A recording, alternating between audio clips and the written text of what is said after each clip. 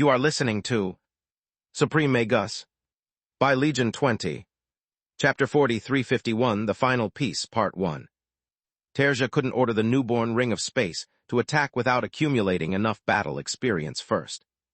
She knew how powerful Tezca was, and there was no guarantee that Terja could craft another Salanoth. Forbidden magic was a fickle mistress.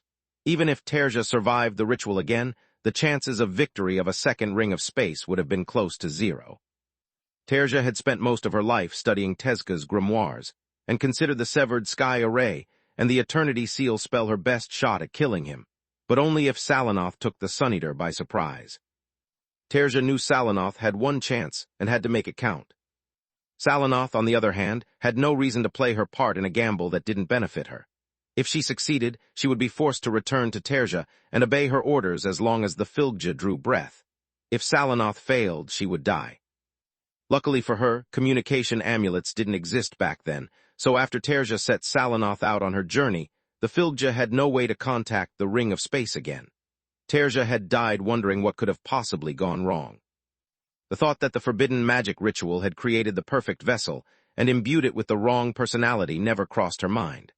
After Terja's death, her orders had become a faint echo in Salanoth's head, and she was finally free to live however she wanted. The Ring of Space still kept her ears open for rumors about Tezca's presence, but now it was to avoid him. If they met, her programming would take over, and the dice she had stalled for so long would finally roll. Now the dice had been cast, and she could only hope that luck would favor her once again. Tezca's cruel smirk disappeared as Salanoth told her story, and by the end of it, his expression became unreadable. She could neither understand if he believed her nor what his intentions were. The only thing that was apparent to the Ring of Space was that Tezca never stopped chasing after her, and his sword kept coming for her true body. "I'm appalled," he said, his voice holding a slight tremor that didn't match the firmness of his grip over endless night. "I never knew my people went through so many ordeals. If we met just a year ago, your words would have hurt me, but they wouldn't have changed my resolve. I've long since embraced the weight of my crimes and traced the only path that will allow me to make amends for them, if not even grant me redemption. I would have still killed you, kid. Yet just a few months ago, I met a young Filgja from the Summoner clan, and she told me a completely different story." His voice rose into a growl, and his eyes burned with the color of the 6 elements and a spark of emerald. "She told me that my clan survived, that they thrived despite all I did to them. She even invited me to rejoin the Summoner clan. Do you know what it means, you filthy liar?" Tezca waited the time for 3 exchanges for an answer. "It means that the only thing you've achieved with your ridiculous story is to make me angry. I'm going to enjoy killing you way more than I should." A pulse of unbreakable bond made Tezca fast enough to sever the right arm of Salanoth's host. The wound healed immediately, but without the connection with the cursed ring, the infinity blade the woman held faded away. It was all that Tezca needed to dice Salanoth and her host with a second pulse of unbreakable bond. "Stop cutting me," the Ring of Space screamed in panic. "If I take any more damage, the Davros of my body will become incapable of containing the power of my enchantments, and I will explode. I will die, but so will you and the people you came here to protect." "You're a funny thing, filthy liar." Tezca laughed in triumph as he kept cutting the ring as soon as the enchanted metal reassembled itself. "I almost regret having to kill you. You'd make an interesting jester. Too bad that I've already learned everything I need from you. Your existence is no longer useful to me, and you've proven to be a threat that can't be underestimated." Salanoth tried to object, but her voice didn't come out. The damage her host had suffered exceeded what even the cursed ring could heal. Each swing of Tezca's blade was infused with chaos, cutting and destroying everything it touched. Death freed the woman, up her from the torment of serving Salanoth, and freed her from the corruption that Orpal's blood inflicted upon her. It also halved the Ring of Space's prowess, making her incapable of resisting what came next. "Thank you," a crying creature of light said before departing towards the sky. It was nothing new for Lith, but a stunning revelation for Tezca. Order and chaos, souls do exist. The surprise didn't stop him from sealing the fragments of the Ring of Space inside the chaos dimension and stopping its attempts to self-repair by applying what he had learned about the Eternity Seal. "Nice trick, He couldn't hear Salanoth's thoughts, but guessing them wasn't hard. "Thanks to your repeated displays of Eternity magic, now I can control not only the space, but also the movements of all those who step inside my chaos dimension." I can stop spells, weapons, and even a body from healing itself. Or rather, I'll be able to do all that and more with a bit of practice. The Davros fragments were slowly moving towards each other, spreading small tendrils of metal to reconnect and form the ring of space. As for you bastards, he turned towards the rest of the uppers, only to notice they weren't there anymore. Sons of the Piss King. The moment Tezca had sealed Salanoth inside Chaos Dimension, the severed sky array had crumbled, removing both the dimensional sealing and the space-compressing array. Uriger's real body contained several warp spells that only lacked the dimensional coordinates of his current position to be activated, leading him to safety. His first move had been to blink Jorl and Acton to his position as he opened and crossed the first steps. After that, he had never stopped casting. Without the severed sky array, Tezca has access to his Suneater spell again. The Book of Knowledge thought. If we couldn't defeat him while his powers were sealed, facing him now would be suicide. Jorl was thankful to Uriger, but crushed by the loss of Salanoth. How will I explain to Orpal how she died? He thought. Even worse, how can I hope to defeat him without her? Tezca didn't just kill a few of my most powerful soldiers. He also killed one of the two only true immortals who can fight the dead king on equal footing. We'll worry about that if we survive, Acton said. That's Tezca the Suneater, and hoping to avoid him by using dimensional magic is as stupid as shooting fireballs at the sun. Meanwhile, Lith and the others were exhausted from the continuous use of invigoration. Chapter 4352, The Final Piece, Part 2. Swirling wind had kept them from being crushed by the Eternity Seal, but it had also depleted their mana cores many times over. When the severed sky array had disappeared, Protector and Nalrond had raised their guard to protect their weakened friends. Where is Jorl? Lith suffered from such severe mana abuse that even the use of the mind link poisoned his core. He knows he can't win. He might try to take us hostages or take us down with him. Shut up and rest. Soulless eyes teared up as she inwardly cursed herself for being unable to use swirling wind properly and help him. We got Tezca on our side. He'll take care of them. Both she and Uriger were right. As soon as the endless power of the sun had restored Tezca's body and core, he had chased after the uppers. The Book of Knowledge hadn't wasted time relaxing the space properly, so Tezca had an easy time reopening Uriger's warp steps. This isn't part of my deal with Freya, but Orpal tried to kill my children. The Suneater's muzzle curled up in a savage smile. It's only right that I kill all of his bastards. There is nothing on Magur that will stop me. He's right behind us, Uriger screamed, sounding high-pitched even in his own mind. I can't shake him off. I've cast multiple collapsed space to make his warp steps explode, but Chaos Dimension stops them. What do we do?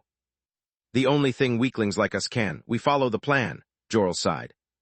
The cursed book opened the last steps leading to the starting point of the expedition, where the rest of the members of the task force waited for the return of their leaders. You took your sweet time, apprentice, and you brought company. The Black Throne's sensory arrays went off the scale the moment they detected Tezca's energy signature. Order and chaos, whoever that is, I don't want him anywhere near me. Tezca had left the area of effect of the Suneater spell, but he had already returned to his peak strength, bringing him above and beyond most of the creatures the Black Throne had ever encountered. A darkness-sealing array spread from the tower's base, forcing the Suneater to a halt. As Tezca unleashed his Tier 5 mirror spell, Rumbling Storm, the Black Throne activated his latest enchantment, fruit of his studies on modern magic. A Silverwing's annihilation erupted from the tower's spire and snuffed the Rumbling Storm out like a candle. The Tower Tier Anti-Guardian spell crashed into the Chaos Dimension, forcing Tezca to give his all to repel the attack. You are the Black Throne? The Filgja recognized the building from the many descriptions and stories he had heard about it over the millennia. I thought you were long gone. Congratulations, you were wrong, the Cursed Tower said. So long, sucker. As soon as Uriger and the others entered the range of his spells, the Black Throne's spirit warped them inside and lifted off the ground without ever stopping to fire the annihilation. The Cursed Tower moved at supersonic speed, and with means that Tezca's dimensional magic couldn't ride, yet that wasn't the reason he didn't even attempt chasing it. This is really my lucky day, the Suneater laughed in exhilaration. I've finally learned the basics of eternity magic, and I've stumbled into the final missing piece for our research. I'd better keep my distance when I tell the Master I found an ancient cursed tower that's capable of upgrading itself and uses modern magic. He might try to kiss me, Tezca smiled. But first things first. Don't you ever think I've forgotten about you, little fellow. I've postponed your execution because I wanted to give you company for your trip to the afterlife, but I've changed my plans. Your friends are more useful to me alive. You instead have outlived your usefulness. The only question left is, how do I kill you without making a scene? Living legacies never go down without a massive explosion, and I don't want to bring even more attention to me right now. Back when he was a full eldritch, Tezca would have unleashed a powerful chaos spell, and chaos warped away before the cursed object exploded in his face. Even if part of the fallout reached him, his black core would have fed upon the energy and used it to heal any damage he might suffer in the process. Now, however, Tezca had a physical body that could die and no desire to test how much punishment it could take. Moreover, the Filgja didn't want to ruin Lith's chances with whatever he had come to do in Giera. The Suneater spell created a localized solar eclipse that only the people in its close vicinity would experience, whereas the uncontrolled death of the Ring of Space was bound to produce a pillar of energy visible for kilometers. On top of that, the collapse of the spatial enchantments of an artifact like the Ring of Space would produce dimensional distortions of catastrophic proportions. The awakened from all over the region, if not even the local guardian, were bound to swarm the place and investigate the event until they found a plausible explanation. Lith is the kind of guy who enjoys his privacy, and so do I. Tezca expanded the dome of Chaos Dimension to 100 meters, 330, as he flew toward the sky, conjuring another Suneater spell that filled his body with unparalleled strength. You won't go out with a boom, Salanath. It would make your death memorable, and you don't deserve it. You'll die with a whimper without anyone noticing aside from those who have your contact rune. In a while, you will be forgotten, and no record will be left of your existence. This is your punishment for lying about my people to me. Tezca moved as far in the outer atmosphere as the world energy allowed him before shooting a hungry void at Salanath. The chaos spell ravaged the already mangled fragments of the Ring of Space, breaking her mana crystals and fracturing her mana lines beyond the point of no return. The resulting explosion would have shone upon Magur like a second sun, if not for Chaos Dimension and Tezca's newfound insight into eternity magic. He combined gravity and dimensional magic to harness the wild energy and split it into countless streams. As his hands and fingers moved, the energy currents formed a vortex that spun faster and faster until it shrank to the size of an orange. Chaos Dimension turned the mana that until a second ago animated Salanath against itself, trapping even the light released by the conflagration within the spell's confines. There, kill confirmed. Tezca clenched his hand, squashing what was left of the cursed ring's mana like an annoying bug. This should be enough to reassure even someone as paranoid as Lith. The Ring of Space was gone, but the actual Davros ring that comprised its body was still there.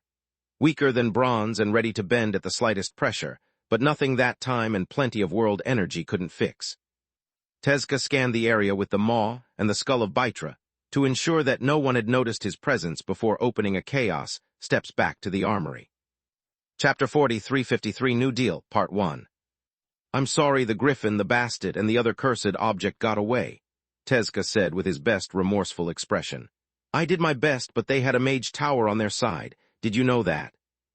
Lith's face was a stone mask, and everyone was a liar skilled enough not to let much transpire from their expressions. Alas, Solus was new to her divine beast body, and her tail whipping the air was quite the tell.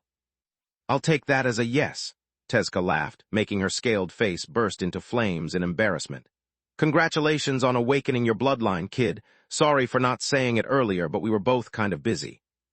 What about the ring? Lith asked, glad that the Suneater didn't pry further. There you go. Tezca handed the small piece of metal to Lith, who checked it for any lingering trace of magic and found none. She's dead. Do you mind if I keep it? Lith asked as he collected the equipment of the dead uppers and the adamant shields of the fallen golems. I had a deal with Freya, and I've already received the payment for my services, little brother. The Suneater shrugged. Whatever you're looking for inside one of the Invincible King's armories, I don't care. It's all yours. You know this place? Solus was flabbergasted. This place in particular, no, but I'm familiar with Teneb's workings, Tezca replied. I've been in a fortress like this in the past.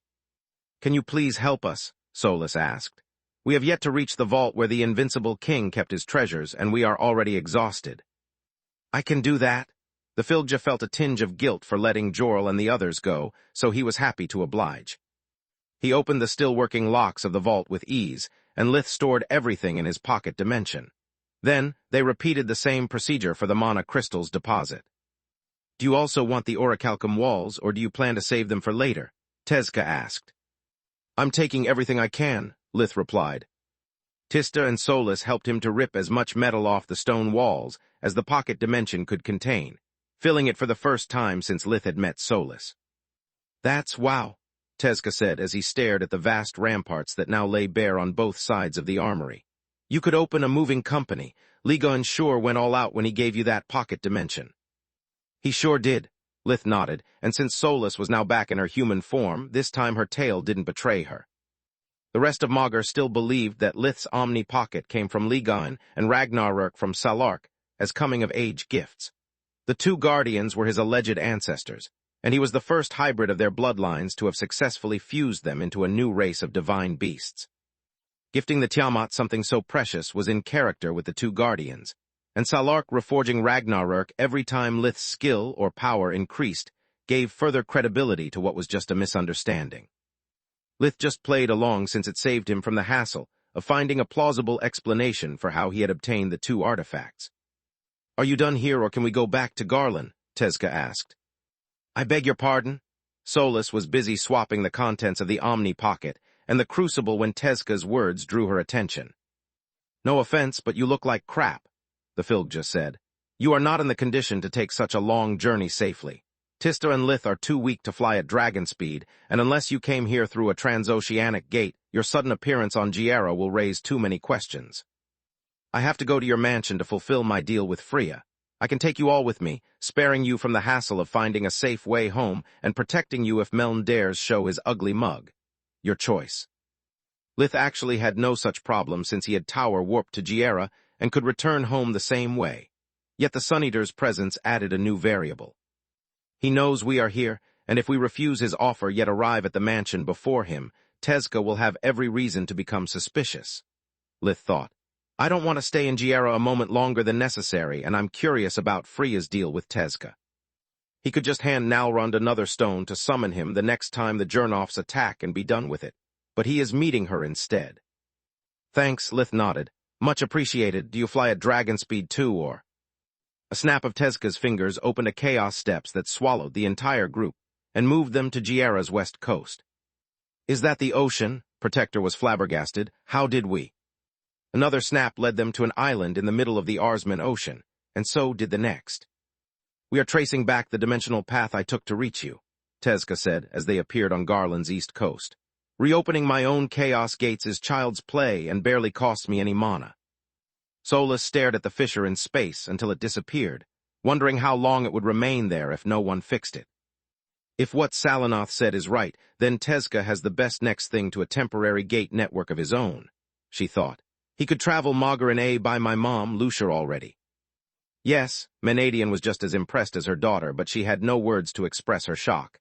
"Tezca's not supposed to have come from Lucia. Either he keeps an eye on you or he's a monster. I think both are true." They reached the outskirts of the Verhin Mansion's defensive formations so fast that if not for the vigorous stream of world energy coming from under their feet, no one would have believed their own eyes. "Tasty?" Tezca licked his lips, feeling his body recover as if he were having a scrumptious meal, while taking a massage and a peaceful nap at the same time. "Do you mind if I come in?" "I'm sorry." Lith was still in a daze and had forgotten that the Sun Eater wasn't among the people who could cross his arrays without triggering the mansion's safety measures. "Please, you are my honored guest." Solus felt invigorated as well, and had the tower appear inside the mansion's keep. "Gods, so much adamant, and the orichalcum is even more."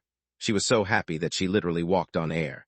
"We have enough for my armor, weapon, and to fill the crucible to the brim with orichalcum once we are done with that." "This is the happiest moment." "No, it isn't. Damn dragon greed." The kids were playing in the park when the group arrived, and stopped their game when they recognized the unexpected guest. Uncle Doggy, the triplets Fenrir and Salkar ran to greet the Sun Eater. Their steeds, however, had never met Tezca before, so they did the only thing that a proud warrior could in such dire circumstances. They flipped on their bellies and pissed themselves, begging for mercy. Chapter 4354 New Deal, Part 2. "Hi kids, man, if you grow up like mushrooms," Tezka said with a laugh, lifting the kids with his tails. Have you been good in my absence? Very good, Falco nodded. Uncle Lith even introduced us to our new friends. Come here, Tempest, meet Tempest. The rye was so still that if not for her chest heaving, one would have thought she was dead. Miadin, are you okay?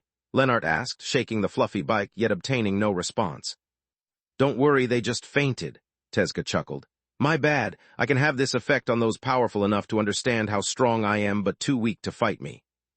A bit of cold water made the magical beasts regain their consciousness, and a hug shielded them from the Sun Eater's aura. He would never harm the kids, so their presence neutralized the aura he exuded. Wimps, Onyx scoffed. Like we reacted any differently, Abominus snorted. Can you play with us later, Uncle Tezka? Aaron had known the Filgja for years now, and considered him one of the many powerful yet harmless friends of his family. If you call Philia and Frey, yes, he nodded. First, I have a few things to settle with your Auntie Freya. Later, guys. Tezka's presence drew many gazes, but everyone knew him and that he posed no threat. Back already? When Nalrun stepped through the door, Freya stood up to welcome him. Was it a bust or Master Tezka? In the fur, he replied. There were complications, but everything is resolved now. Nalrund will explain the details of our business to you. The Sun Eater didn't like talking about his killings in front of the kids, so he let the Agni share everything with Freya with a mind link. I'm glad you got what you wanted, but why did you come here? She tilted her head in confusion. We've already exchanged contact runes. I have nothing more to offer you, and there's nothing you can do for me now.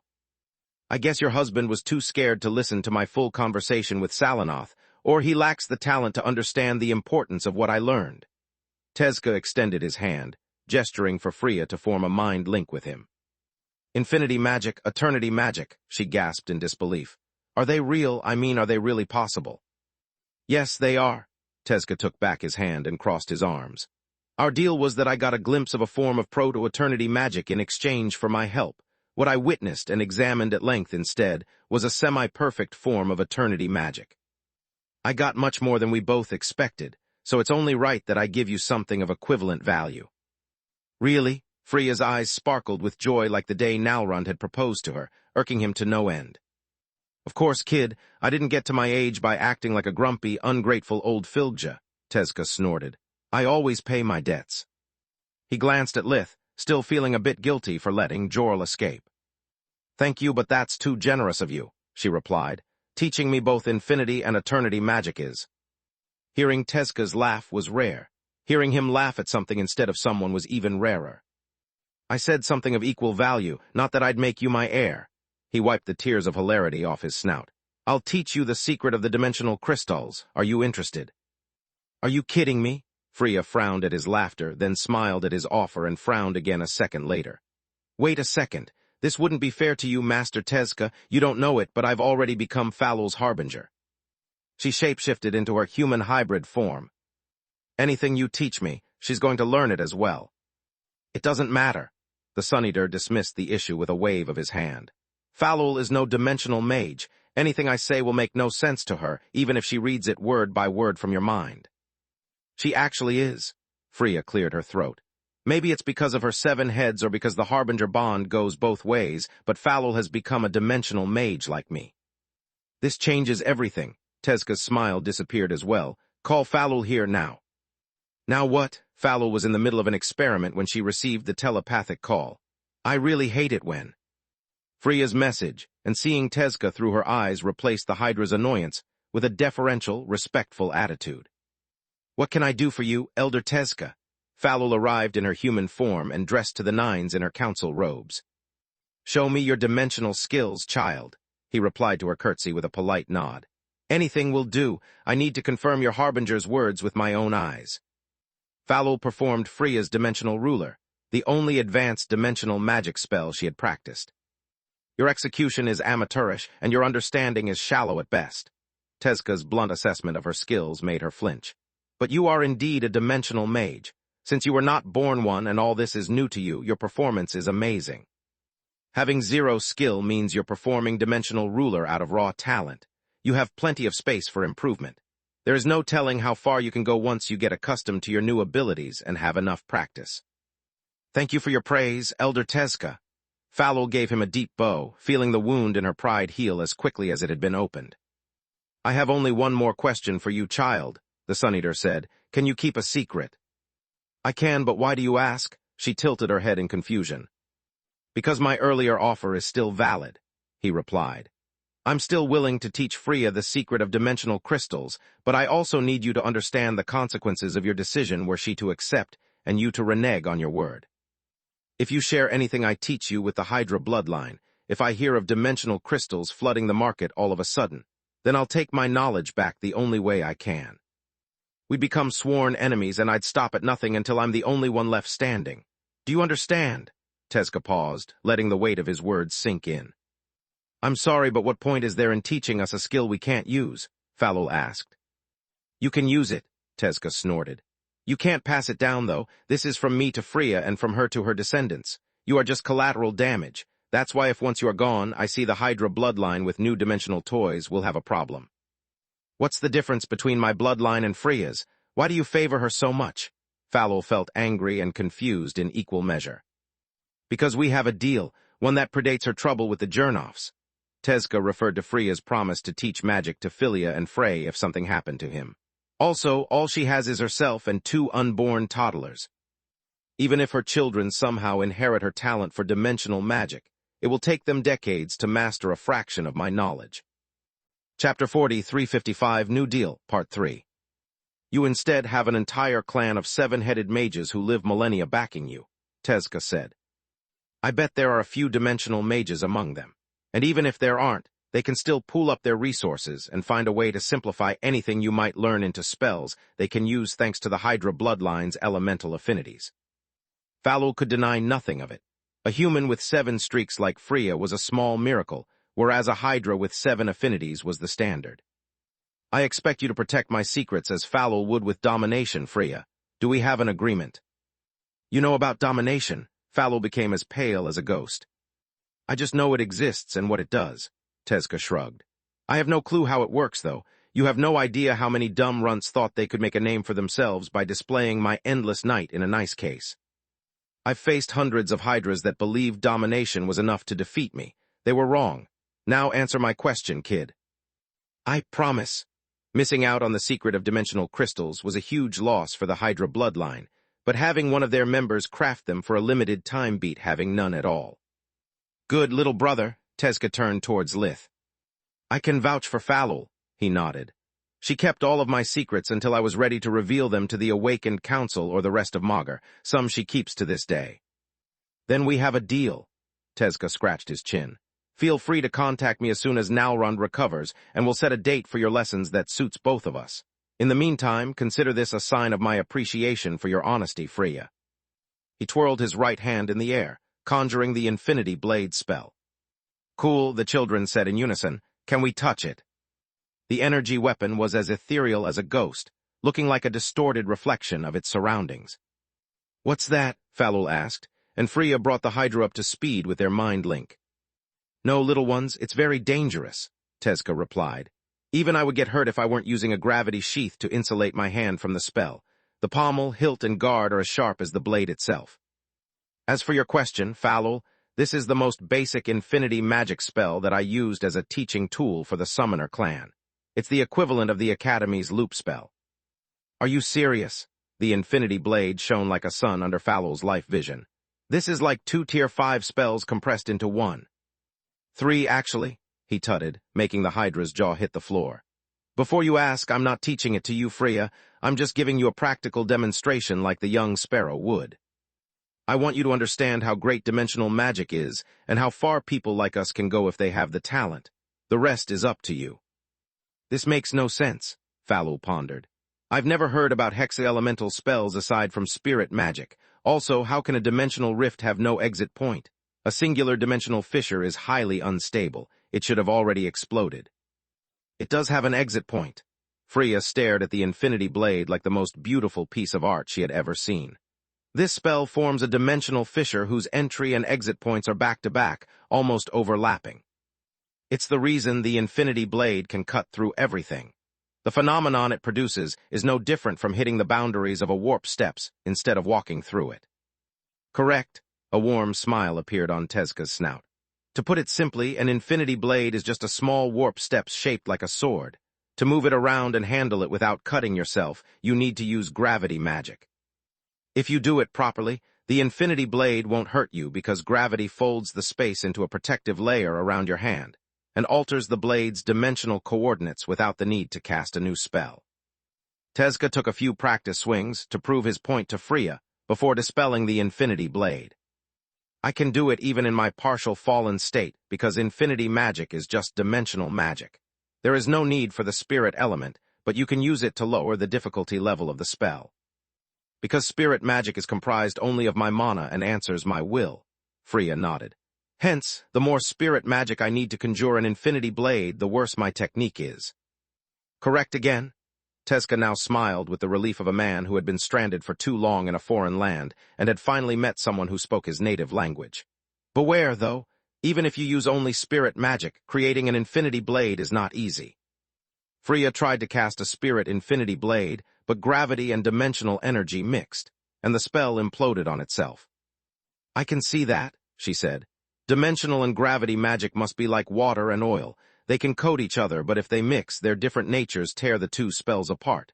What about eternity magic? It's the other side of the same coin, Tezca replied.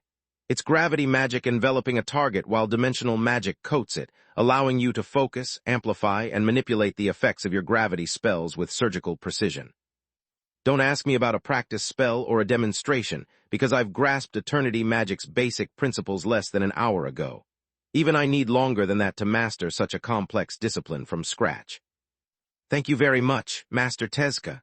Freya understood much and learned little, but it was enough to shatter all the walls that had stopped her growth as a dimensional mage until that moment. Just knowing that the path toward infinity and eternity magic existed, and seeing it with her own eyes filled her mind with countless ideas and theories she was eager to put to the test. I'll treasure your knowledge as the priceless gift it is. My children and the children of my children will forever be in your debt. Stop it, kid, or you'll make me blush. Tezca grinned from ear to ear as Freya refused to stand straight until she felt she had conveyed her gratitude properly. Just one more condition. When you pick the time for our lesson, you'd better have a suitable place for our practice ready. What do you mean, what's wrong with the mansion? Freya asked in confusion. That I can feel my little brother's eyes and arrays staring at me like a kettle of hawks. Tezca laughed heartily. I don't mind showing him the infinity blade because he saw it already during my fight with Salinoth, and he's no dimensional mage. Dimensional crystals, however, are another story. I don't trust his dragon greed farther than I can throw it. Fuck me sideways, he noticed. Lith and Solus inwardly cursed as they recalled the full power of the watchtower, the eyes, and ears of Menadian that had analyzed the Sun Eater's every move until a moment ago. Chapter 40, 356 New Deal, Part 4. Oh, Freya blushed in embarrassment before glowering at her friends. Thanks, guys. If you ruined this for me, I would have never forgiven you. I'm sorry, Solus bowed deeply in apology, foiling Lith's attempt to deny Tezca's claim. I'm just that curious. Don't worry, kid, I'm not angry. The Filja patted her head as if she were a small child. Speaking about curiosity, what is your divine beast form called? Solus opened her mouth to answer, sifting through every book stored inside Soluspedia and Lith's memory. Vritra, she replied. I recently awakened my Vritra bloodline, but keep it a secret, please. I need the advantage of surprise for Meln's next attack. Isn't it too late for that? Tezca asked. Jorl will surely tell him about that. No, it's not, Lith sighed. Take my hand, or this will take a while to explain. Lith shared everything about Jorl's betrayal with Tezca, except the part about the Black Throne. He didn't lie to the Filja. He simply omitted every piece of information about the Cursed Tower, afraid of what Vaster might do with that information. Tezca noticed the lapses in Lith's memories, but said nothing. He already knew about the Black Throne and guessed the rest by himself. When Philia, Frey, and Zinnia arrived at the mansion, the Sun Eater took his leave and joined the kids in their winter games. Damn, I can't believe we've been so lucky, Solus. Lith had a radiant, joyful smile that creeped everyone out but the babies. You can say that. Solus raised an eyebrow as she moved everyone to the crucible. If Freya hadn't struck that deal with Tezca and Nalrond hadn't carried the Summoner Stone on him, we'd be dead. That's old history, he scoffed, brushing the argument away with a sweep of his hand. I'm talking about the mother lode we hit today and the terms of our agreement with our mission partners. He played the hologram of the conversation they had the day before departing for Giera, putting particular emphasis on the parts where everyone settled for a limited share of the loot and left the rest to Lith and Solus. If we shared the adamant equally like usual, we would have incurred a major loss. And I would be much closer to settling my debt. Tista groaned, holding her head in desperation. That's low, Lith, even for you, Protector snorted. We all risked our lives. Yeah, but Tezca did most of the job and killed Salanoth, Lith countered soberly. He left his share of the loot to me, so you can't complain. I can and I will, Morak grunted. But a deal is a deal. Know that I blame Celia for our situation, Ryman. Why, what does my wife have to do with any of this? She wasn't even part of the expedition. Protector was flabbergasted. Maybe, if she didn't pull rip-off deals on Lith since he was a child, he wouldn't have grown into such a peculiar man. Diabet. Elijah had no idea what was happening, but she could taste the salty tears of the defeated and praised her father as the best. Thank you, sweetie. Lith peppered her face with kisses, making her giggle. Look, my children, one day all of this will be yours. He weaved at the mass of shining metal gurling on the lava surface of the crucible. The adamant sparkled under the magical lights of the tower, producing many rainbows and dazzling the small children. Valoran didn't care much, but Lith looking at him as he spoke meant the world to the young boy. I'm sorry, guys, but now I can't be angry at him, Quilla sighed. Lith is not taking the medal to himself, but for his children. In his shoes, I'd do the same thing. Many grumbles followed, but everyone shared Quilla's sentiment. I'll let you keep whatever equipment you forge, Master, with your share of adamant in the spark to make it up to you, Lith said. I can be more generous with the orichalcum, but that will take a while to turn into adamant. Enchanted metal aside, we've gained a lot today, Protector said. Meln and Jorel lost one of their key players, and Freya is bound to become much more powerful once she learns the crafting technique for dimensional crystals. We could even add them to our equipment the next time we upgrade it. Imagine Ragnarök with 8 different elemental crystals. It would be something beyond even the Seaful sword. Thousands of kilometers away, the royals felt a cold shiver running down their spine for no apparent reason. Meanwhile, in the living room, Zinnia discussed the latest news with Alina and Camilla. I was really surprised when Tezca left us all of a sudden and had Nelia replace him, she said. Do you have any idea what business Lith had in Giera and why it was so urgent? I thought that things had been quiet after the event. Camilla's sister was a regular guest and a friend of the family. She and her children had come to visit the Verhins as often as they could after the failed kidnapping attempt. Philia and Frey were self-proclaimed professional kidnapping targets and wanted to support their friends by sharing their experience. Zinnia, instead, wanted to be close to her sister and make up for Vaster's absence. There was always at least one guardian at the mansion, making even a social visit incredibly dangerous for the master. He had no idea Magur had asked the guardians not to kill him, and the guardians had never let him know he was off the hook. I have no idea. Alina poured her friend a cup of warm tea. Lith is always busy with something, and I prefer to stay out of it. He ends up putting himself in danger way too often, and if I know too much, I spend my days worrying about him. I know what Lith was doing, but I can't share it with you, Zin, Camilla sighed. Magus awakened husband-wife confidentiality. You know how much mages love to share their secrets on a need-to-know basis only. Tell me about it, Zinnia sighed harder. Zogger too travels often, and he rarely tells me where or why. I have to be like Alina, yet I'd love to be like Kami, she thought. I wish Zogger stopped treating me like a crystal vase that can shatter just by looking at it too hard. He can trust me with his secrets. I wouldn't worry so much if at least I knew what his secret experiments are about. Maybe. Cookie, a warp steps brought the kids back to their mother, and Valoran II shuffled towards Zinnia, offering her a chocolate cookie with both hands. Thanks, sweetie. She took the biscuit like a treasure and caressed the young boy's head. Gods, this is the best cookie ever. Valoran beamed at those words and rushed to handpick a cookie for Alina and another for Camilla. Dinia, Elijah didn't like being outperformed by her brothers, but unlike Valoran, she was forbidden from getting close to the cookie tray. She had been caught more than once trying to shove the sweets in her own mouth, so she could only display her growing vocabulary. Chapter 40, 357, One-Sided Rivalry, Part 1. Do you remember my name, and can you also speak it? Zinnia lifted the baby girl, who giggled with joy. You are a big girl now, Eli, almost a lady. Elijah looked at Valoran in triumph, only to notice that her brother was too happy for being praised by their grandmother and mother to be envious.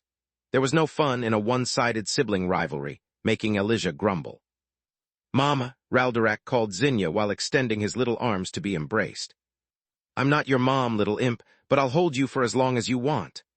Zinnia choked, and her eyes veiled every time she heard the baby word despite her best attempts to act normal.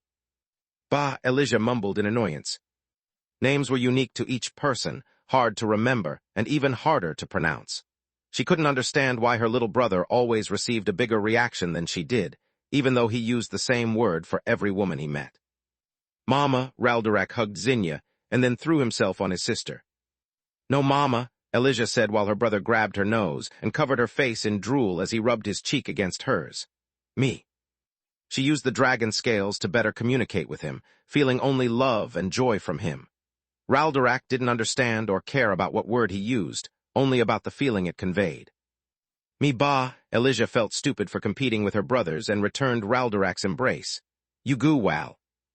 "Me," Valoran asked, pointing his chubby finger at himself. "Ya," Elijah replied, inviting him to join them rather than waste time clearing the misunderstanding. The three kids huddled in Zinnia's arms, forming a bundle of love that made the three women cry and sniffle as silently as they could. "Ya," Elijah replied, inviting him to join them rather than waste time clearing the misunderstanding. The three kids huddled in Zinnia's arms, forming a bundle of love that made the three women cry and sniffle as silently as they could. "Gods, they are so cute."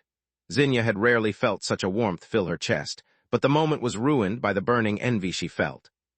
"Kami has her husband's full trust, 2 beautiful children, and she can still have more. I would gladly become blind again if it meant being blessed with such a joy," she inwardly griped. "Do you want to join your friends, sweetie?" Alina asked Surin. "No," the baby girl shook her head to emphasize her answer. "No, no, no." Surin wasn't a fan of cramped spaces, and she loved having her mother's arms and attention all to herself. "What a little rascal," Alina chuckled. "I'm sorry, Zin." "Don't mention it, Alina," she smiled at the little girl clinging to her mother's clothes. "I already have my hands full, literally." They chatted a bit longer about their respective households and the most recent news from the kingdom, until Bash swooped down on the ball that had landed near one of the living room's windows. The Kron's wings darkened the room for a second, and a lot of friendly growls followed his victory screech. 0919. "I'm glad to see that the kids are doing much better already, especially Lennart," Zinnia said, looking at the boy patting Miadin's muscular neck. "They went through a lot, you all did." "You can say that," Alina sighed. "I wasn't sure about giving the triplets a magical beast so soon, but it turned out to be the right move. The kids love their new friends, and taking care of the beasts is teaching them responsibility. Moreover, playing outside helps the kids to stay out of their heads, and the presence of the magical beasts makes them feel safe. Sometimes I wonder how we lived all these years without them." "You don't have a magical beast, Alina, but you seem to have made great progress as well." Zinnia had noticed the changes in her friend. Lith's treatments kept Alina youthful, but now she looked even younger. Her movements had a subtle grace and a vigor that Zinnia was certain Alina had never had before. It was as if everything had gotten lighter and easier for her. "Thank you." Alina took Zinnia's words for a compliment and gave her a warm smile. "It must be because I took the first steps towards overcoming that horrible experience. I still have a long way to go, but at least I'm not a bundle of nerves anymore." "I'm glad to hear that and a little surprised." Zinnia tilted her head. "It took me much longer to recover after my accident. How did you do it?" "I couldn't forgive myself for letting my baby girl get taken away from me, and the thought that it might happen again robbed me of my sleep." Alina put her cup down, shuddering as she spoke. "So after mulling over it for a while, I asked Lith to awaken me. She released a dull yellow aura, and the babies imitated her, thinking it was a game." Zinnia's lap flared with Raoul's orange, Elijah's deep yellow, and Valoran's yellow. The monocore development of the babies was limited by their small bodies, giving Valoran II a slight advantage over Elijah. "You awakened," Zinnia was flabbergasted. "What did Raz say?" "He asked to be awakened as well." Camilla studied her sister's reaction carefully, knowing what was at stake. "That's not all. Renaud and Senton made the same decision." There is no point in hiding the truth from Zin, she thought. I'm certain that Tezka already noticed the mana flows of the newly awakened, and even if he didn't, Zagar would the first time we go to his home. I'm worried about Zin doing something rash, but she's an adult woman. I must trust her judgment. Are all the Verhans awakened now? The news hit Zinnia harder than she expected. She wanted to be happy for them, yet she felt betrayed and left behind instead. Of course not, Elena chuckled. The triplets are not awakened, and neither is Surin. Lith told them to work on it themselves, as Aaron and Lyria did. There was no deep meaning behind that remark, but it stung Zinnia nonetheless. Aaron and Lyria self-awakened because they were blessed with powerful cores, and their parents allowed Lith to teach them magic. Philia and Frey might have been as powerful as them if it weren't for me. My children always showed a great interest in magic despite their weak cores, and Tezka said they are talented, but I always forbade him to teach them anything. I've let my fears clip my children's wings, forcing them to crawl while everyone else flew over their heads. She did her best to suppress those thoughts, but Camilla noticed the fleeting expression of outrage as it flashed over her sister's face. "Tell me about your training, Elena," Zinnia said with a warm smile that didn't extend to his eyes until she managed to calm down her inner turmoil. "Is learning magic hard?" "More than you think," Elena groaned at the memory. "I have to read a lot of complex books, exercise like a soldier, and spend my free time breathing." "That last part doesn't sound that hard," Zinnia chuckled. "It's not hard, it's boring," Elena replied. "Imagine spending hours doing nothing but focusing on your breathing. At least reading and exercising give you a sense of accomplishment. Breathing just makes you feel dumb." Zinnia and her kids stayed at the mansion for lunch and returned to the Vaster household in the late evening for dinner. Chapter 4358, One-Sided Rivalry, Part 2. By then, the master was done working on his academy lessons, the development projects for the Essagar region, and his schemes as the master. "I'm sorry for being out all day, but with spring approaching, the academy is throwing paperwork at me like rice at a wedding." He sounded casual, but he hadn't missed the tension in the air. "How was your day?" "Amazing," Philia said. "Now that the triplets and Fenrir have magical beasts as well, we have enough people to organize real tourneys instead of always playing in the same two teams." "Ely and Ral are growing up quickly, Dad," Frey said. "You should visit them more often, or they won't remember you growing up." "I know, and I'm sorry, son." Vaster would have loved spending more time with Lith's children, and not only as a family friend. The master was also an evolved human, and was certain that by studying the budding Indech life force of the babies, he would uncover a method to advance his own evolution. "What about you, Zin? Did you have a good time with your sister?" The children were as happy and carefree as he expected them to be.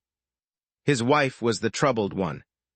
"I had a great time, but also the opportunity to think about our future." Zinnia put her cutlery down on her plate, taking a deep breath. "Do you know that Lith awakened his parents and sister?" He did. The surprise on Vaster's face was only matched by that on Philia's and Frey's. "Is it because of what happened at Zekel's house?" Elena, Raz, and Renad didn't want to feel helpless anymore, so they asked him to awaken them.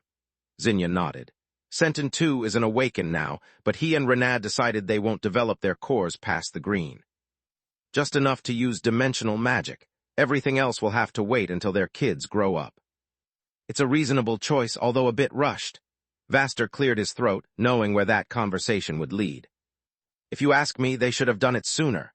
The master clenched his knee from below the table, waiting for the blow to land. "There is nothing to lose from awakening and much to gain. I don't know why it took me so long to realize it, and there's no point in dwelling on it any longer. I'm sorry, kids. You were right and I was wrong. I should have allowed your father to awaken you the first time you asked." "Can we really awaken, Mom?" Philia and Frey said in unison. "Will we train with our friends?" "Yes, and maybe in the future," Zinnia shrugged. "Aaron and Lyria had years to practice while I kept you at the starting line. If you want to catch up with them, you'll have to work hard. Yet don't forget that you are still children, and we don't know if you'll like practicing magic. Please, take it easy and don't rush things. Everyone has their path in life, and magic doesn't need to be yours. Do you understand what I'm saying?" "Yes, Mom," Philia and Frey nodded. "What about you, Zin? Wouldn't that make you feel left out?" Vaster asked, even though he already knew the answer. "No, Zagar, because I want you to awaken me as well." There was a hardness in her gaze and a finality in her voice that the master knew all too well. He had seen those eyes in his mirror for decades, and heard that tone whenever he spoke. They were the telltale signs of someone who was deeply disappointed in themselves. Someone who would do anything to change the bad hand fate had dealt them, even if that meant taking the wrong path and doing things they would forever regret. If that's what you want, we can do it right after dinner. Vaster didn't question her decision, knowing it would be a stab at Zinya's already wounded pride. She loved her nephews and niece, yet every time she visited them, it was a painful reminder of what life had denied her. Alina awakening meant that not only Camilla, but also Alina would remain young and beautiful as Zinya aged. The invisible and one-sided score that Zinya kept with the Verhins had reached the breaking point, and there was no turning back. If he tried to stop her now, she would live it as an attempt to harm her children's future. I'm not worried about Frey and Filia. Tezka is always by their side, and they love and respect him enough to take his advice to heart. Zinya, instead, is filled with this desire to prove something to herself and me. If she thinks I'm trying to hold her back, she might not listen to me and do something stupid, he thought. I'll talk to her in private later once she's calmed down a bit. Thank you, Zager. Zinya jumped out of her seat to hug him, quickly followed by the children. I promise that I will follow your instructions to the letter. Please keep an eye on us all. I don't want anything bad to happen. Filia and Frey didn't need to be told the risks that awakening entailed, because Zinya had listed them countless times in the hope that her children would relent pestering her about letting them study magic. Remember your words, because I sure will. The master embraced his family and had a remember a record that moment. Now let's finish our dinner. You're going to need a lot of energy to awaken. Tezka sat at the table as well, but the moment the children turned their backs on him, he frowned. He was as worried about Zinya as Vaster, but that wasn't all. It would be months before a deep red core like her could hurt others, and years before Zinya's magic could hurt her. The entire organization had plenty of time to make the necessary preparations to ensure that nothing bad would happen to Zinya. The Black Throne, instead, was a matter of extreme urgency. The organization needed to get its hands on the cursed tower before the dead king, the kingdom, or any other faction already aware of his return. The Black Throne's outdated design and cursed nature were irrelevant to the organization's plans. It was still a mage tower, and the perfect test subject for Baitra. The fourth ruler of the Flames' compassion didn't extend to someone with the Black Throne's track record, and his alliance with the Uppers only proved he had no desire or will to change his ways. Baitra wouldn't lose a single night's sleep, even if she had to dismantle the cursed tower brick by brick. Once she uncovered the Black Throne's secrets, the organization would have everything they needed to craft as many mage towers as needed. Giera Continent, Menka region, inside the Black Throne a few hours earlier. You're lucky I was close, apprentice, and for more than one reason. The cursed tower had never left his mana geyser, waiting for Jorl to return with his prize. You may have escaped the Sun Eater's clutches, but you still carry a much more insidious enemy inside you. Your Vertilac side has devoured part of your Griffin life force, and there is no way to reverse the process. Chapter 4359 Poisonous Seed, Part 1. The balance between your hybrid sides is broken, and it's only a matter of time before Jorl the Storm Griffin Upper is gone, and only Jorl the Vertilac remains, the Black Throne said. Ever since Light Soul had saved Jorl from death, something felt terribly wrong since the moment he had reverted into his Griffin form. The edges of the Upper's hide ached and burned as if the rest of the body failed to recognize the new tissues and fought them like an infection. Is there anything you can do about it? Jorl almost fainted when he tried to use invigoration to recover his strength. The world energy turned into mana upon entering his core, but the energy signature changed again the moment the mana flowed through the upper tissues. It wasn't as dangerous as mana poisoning, but it was just as painful. Luckily for you, yes, the Black Throne replied. Ever since we discovered the parasitic nature of Orpal's bloodline, I've taken a full scan of your life force in the event that something like this happened. I can restore your Griffin life force with body sculpting, but there are a few catches. Wait, you knew our upper side is just a parasite and you didn't tell us, Uriger said in outrage. Upper or Vertilac makes no difference to you as long as your host is a divine beast, Jorl groaned in pain. Your real body is a Davros book, and whatever might happen to Acton or me if Orpal's blood overtakes us won't affect you. Your nature as a cursed object makes you immune to the Vertilac's curse. Your mind and body will always be your own. Your host is just your puppet.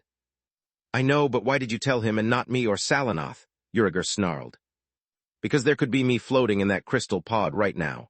Acton snarled back. I'm a bastard, and I want to stay a bastard. You just wanted a divine beast host, and you got it, so shut up. The kitten has a point. The Black Throne suppressed his noisy guests with his aura. I needed to record Acton's and Joral's energy signature to save them, whereas you should undergo the full mutation as quickly as you can, Trinket.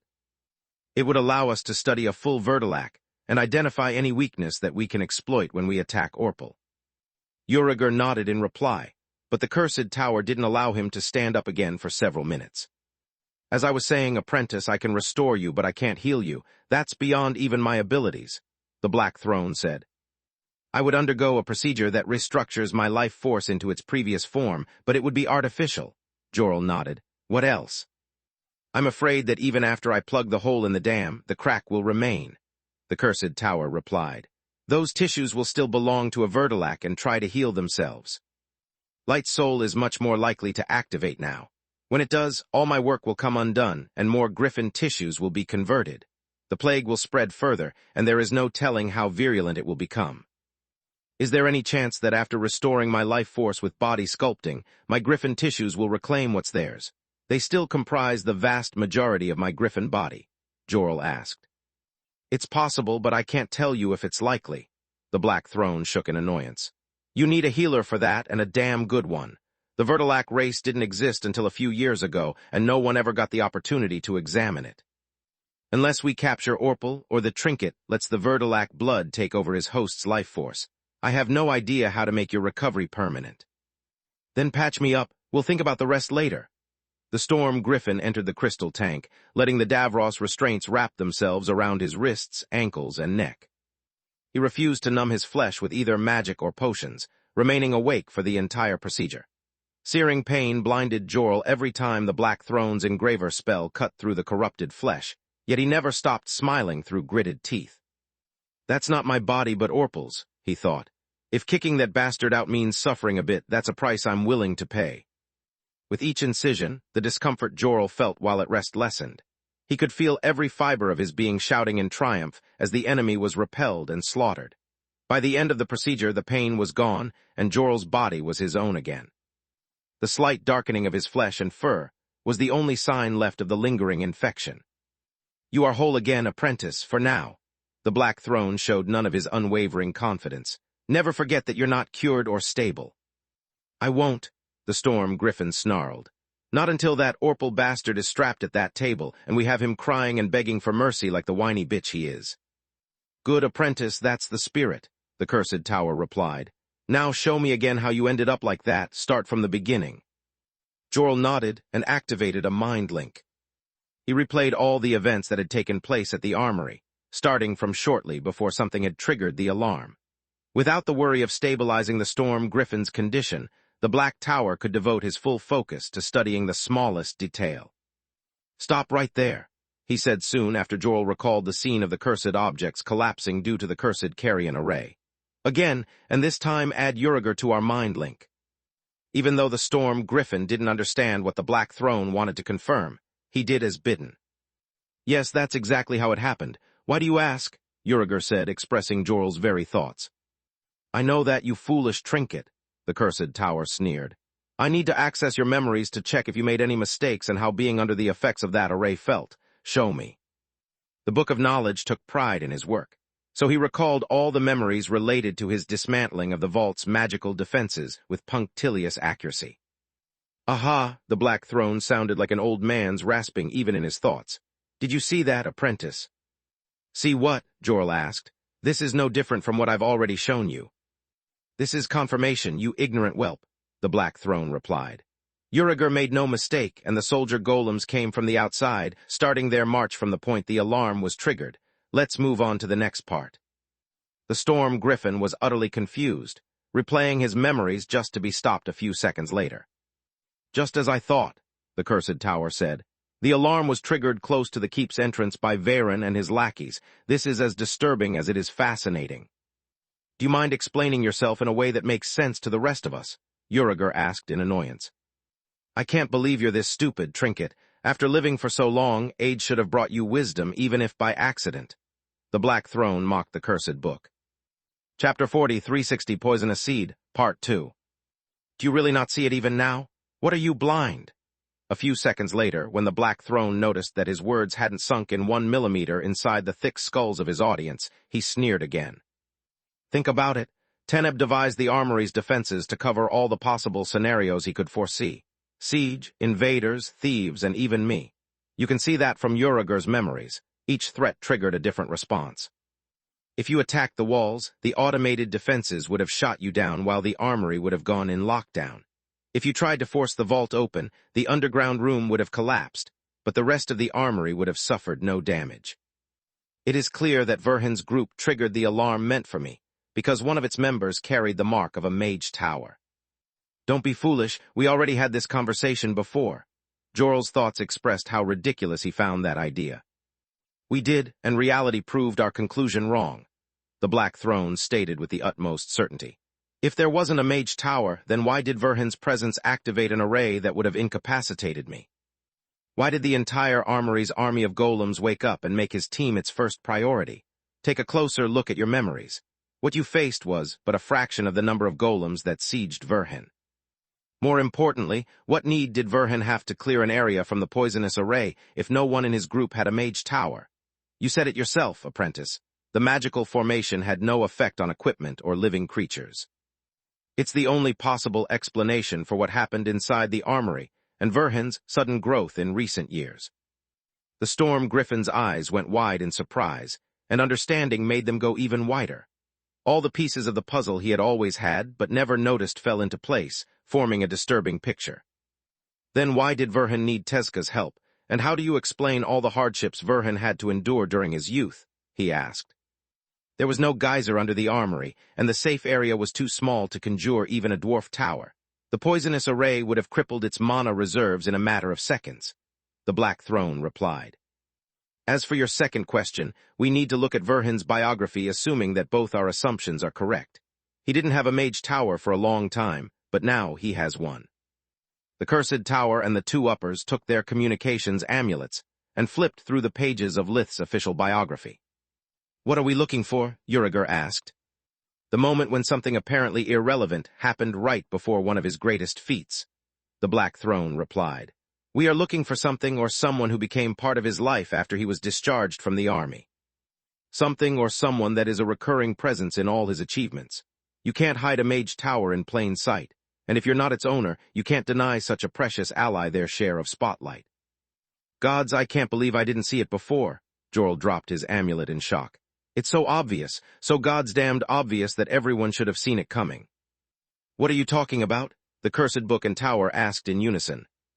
The girl, soulless Verhin, she has the tower, the Storm Griffin replied. She appeared out of nowhere. She is both a Verhin and the only living heir of Menadian. She helped Verhin create his void magic and has been by his side ever since he returned from the desert. Also, take a closer look at her divine beast form. Those crystal eyes and feathers must be a side effect of her bond with Menadian's tower. I knew I did the right thing taking you as my apprentice. The Black Throne laughed in joy. You are right. It makes perfect sense. Salark didn't keep only Menadian's bloodline safe during the past 700 years, she also preserved the tower.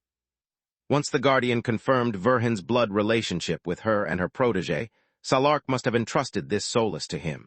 It's because of Verhin that Solus was introduced to the kingdom and the awakened council without arousing suspicions.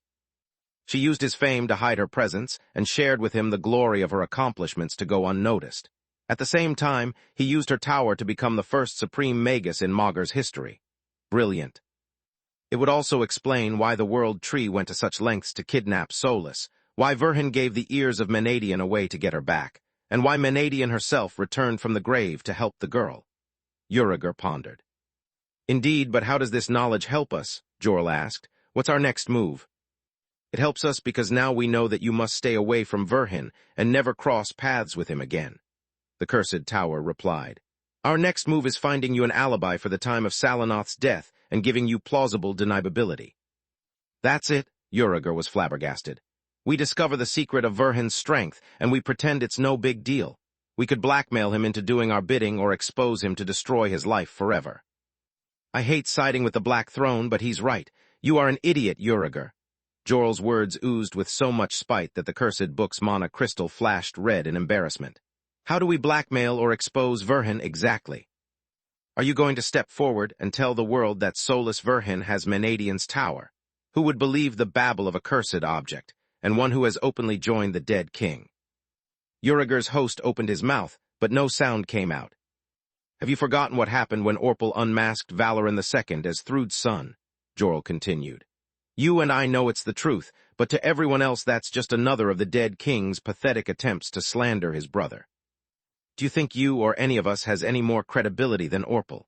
We have no proof, and the moment people ask us how we discovered Solus' secret, we have no way to answer their questions without revealing our betrayal. Even if we told the truth, Orpal would kill us, and no one would believe us anyway. It's Verhin's word against ours. Who do you think people would believe? The hero of the kingdom who holds the secret to human evolution, or a two-time traitor born of forbidden magic? You wish it were that simple. The Black Throne laughed at the cursed book with unbound cruelty. It's Salark's word against yours, you fool. She guaranteed for Solus Verhin. She even gave the girl a phoenix bloodline brooch. Do you really think she went to such lengths to hide Solus Verhin's secret, just to let an idiot like you ruin everything? She would back Verhin's word, and so would the first ruler of the Flames. No one with half a brain would ever risk going against the desert's overlord, and making an enemy out of two magi on a groundless rumor. Chapter 40, 361, Bleak Future, Part 1. You, however, would expose your treachery to Orpal and make an enemy out of Salark, the Black Throne said. Do you want her eye to scour Garland for us more than she already does? Can we succeed in the most basic task if she deploys her nest against us the moment her network of spies spots our presence? Uriger lowered his gaze in humiliation, shaking his head. That's not all, Jorl crossed his arms. Verhin hasn't exposed our treachery, nor did he spread a word about the Black Throne, not out of the goodness of his heart, but because we share the same goal. He wants Orpal dead, and so do we. If we threaten the secret of his power, he'll return the favor. Just revealing that the Black Throne exists, and we know how to find him would make us the most wanted creatures on Magur. Everyone would believe Verhin and start hunting the Black Throne down to uncover the secret of tower crafting. He is a cursed object, and no one would hesitate for 1 second to examine him with any means necessary. Learning about Solus Verhin's alleged tower helps us plan our next moves around him, but that's it. We have nothing to gain from exposing her secret and everything to lose. From now on, we'll avoid her and Verhin. If we can't avoid them, we'll run. Fighting is not an option, especially above Amana Geyser. If she really possesses the Tower of Menadian, I can't hold a candle to its battle form.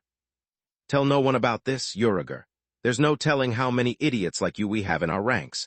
I'll inform Acton because I can't afford one of my generals not to see the bigger picture, and I trust him to do the right thing. The Book of Knowledge thought long and hard, looking for a way to earn more than a painful death from blackmailing Lith if he truly had access to the legendary Tower of Menadian. He found none. Verhin Mansion the morning after. I can't believe we have so much adamant that I could craft an entire armor set for myself. Solus performed the Verhin dance of joy accompanied by Aaron, Laren, and the triplets. Enough to make equipment for everyone, Aaron said. Everyone, the triplets echoed. For the last time, I'll only make you wormling-sized equipment on my dime. Lith snorted. If you awaken your bloodline and become demons, the materials for your divine beast equipment are on you. Please, Uncle Big Brother Lith, don't be so stingy. The children attacked with a barrage of cute voices and puppy eyes, but Lith countered fire with fire. He shoved Elijah and Raldorak in the kids' faces, who were drowned in much cuter noise and the innocent eyes that only a baby could have. Awah! Elijah hugged her uncle, making him feel like the scum of Magur. Mama! Raldorak nuzzled at the triplets, bringing them to their knees in guilt. What about my children, then? Lith asked. Would you have them go out in the world helpless because I had to put you first? No, Lyria whimpered. Elijah calling her Lelia almost broke her heart. You are their dad, and we'd never get between you. What about Cousin Val? Falco asked. Aren't you worried about him? No, because he has a full set of equipment waiting for him already. Lith shook his head. As for you, Solus, we can forge-master you in armor, but then we wouldn't have enough for a weapon. You need your own version of double edge, or the moment an opponent goes beyond the size of a human, you'd be as good as unarmed. I'm already as good as unarmed, she sighed. Just look at what happened when I fought Jorl. My fury is an unparalleled masterpiece, but it couldn't take a single blow from his divine beast-sized maces. Thank Mom I had the Fury's copies to block. I don't want to even think what would have happened if I had to use the real Fury or my poor staff. Please don't, the sage staff quivered at the idea. Me no like, no like. Don't worry, I won't, Solus patted the staff's head. Say what you want, But the Verhan dance of greed is even creepier than a talking piece of wood with human eyes for decoration. Menadian snorted. Mom, Solus grunted in anger. The sage staff is not creepy, and that was the dance of joy. Joy for a bunch of magic metal, Menadian replied. That sounds like greed to me. What about you, Kami? Definitely greed, Camilla sighed. Dragon greed, if you ask me. You too, Kami? Solus and the children felt betrayed. Then what about Freya? She's been walking on air since Tezca promised her to teach her how to craft dimensional crystals. Is she greedy too? No, she's just a weirdo, Camilla shrugged. Hey, I resent that, Freya said. I am a weird, a dimensional mage who has the opportunity to perfect her craft under the guidance of the inventor of dimensional magic himself. How else am I supposed to react? You're right, and I'm sorry. Camilla raised her hands. You're not just a weirdo, you are a dimensional magic fanatic weirdo. Thanks, hey. She has a point, dear, Nalrun sighed. You have not stopped talking about dimensional magic ever since Tezca left the mansion. Because he showed me infinity magic and explained eternity magic to me, Freya replied in outrage. Just the discovery of the existence of the apex forms of dimensional and gravity magic opens countless possibilities. Anyone who could understand the theory behind infinity and eternity magic would be hailed as a new Magus. All the textbooks of the 6 great academies would need to be rewritten from scratch, Nalrund said, with a squeaky, high-pitched voice that was his best impression of Freya. I know, damn it. I understood that the first 100 times you said it. The other 1,000 only made my ears bleed. You're being dramatic, Freya blushed in embarrassment. Be honest with me, guys, was I really? Yes, everyone said, even Ragnarok. The angry blade always kept to itself, rarely speaking unless spoken to or possessed by the frenzy of the battle. Hearing Ragnarok's voice shocked everyone and was the final nail in the coffin of Freya's denial. Fine, I'm sorry. I'll limit my enthusiastic rants about dimensional magic to twice per day, she whined. And we appreciate you for it. Nalrun massaged his sore ears. By the way, how did Falul take Tezca's demands? She didn't like them much, but she got over it quickly. Freya swallowed a long speech about how hard studying infinity magic would be with just her and the Hydra. After all, she gets to attend Tezca's lessons. She'll be the first Hydra ever to craft dimensional crystals, and that will increase both her reputation as a mage and how much she charges for her forgemastering works. Firewall, on the other hand, took it as a personal offense. She hoped to add you-know-what to her feats as the new leader of the Hydra clan, but she knows that Tezca isn't someone she can take lightly. She's still in a corner of her lair, crying at the idea of how much she lost in potential profits. Chapter 4362 Bleak Future, Part 2.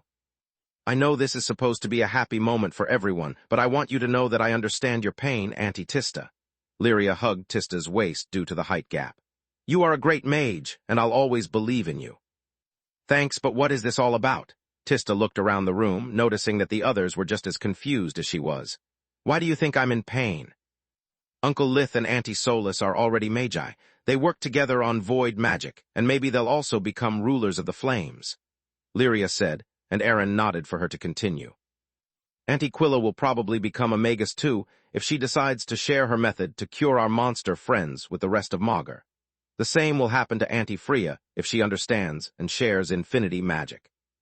You are the only one who doesn't have the ghost of a chance of becoming a Magus, Auntie Tista. In your shoes, I'd feel sad and left behind. Tista had never considered the issue until that moment. The realization hit her like a ton of bricks, and her expression showed it all. Lyria is right, that's really sad, Aaron nodded. Don't worry, big sis, when I become a Magus, I'll mention you in my acceptance speech. And so will we. The triplets joined the hug, sniffling. You don't have to put on a brave face in front of us, Auntie Tista, we're family. A wide range of expressions flashed on Tista's face, but no one lasted as long as the angry twitch of her left eye. Thanks, guys, she said, needing sheer focus to keep the edge out of her voice. I mean it.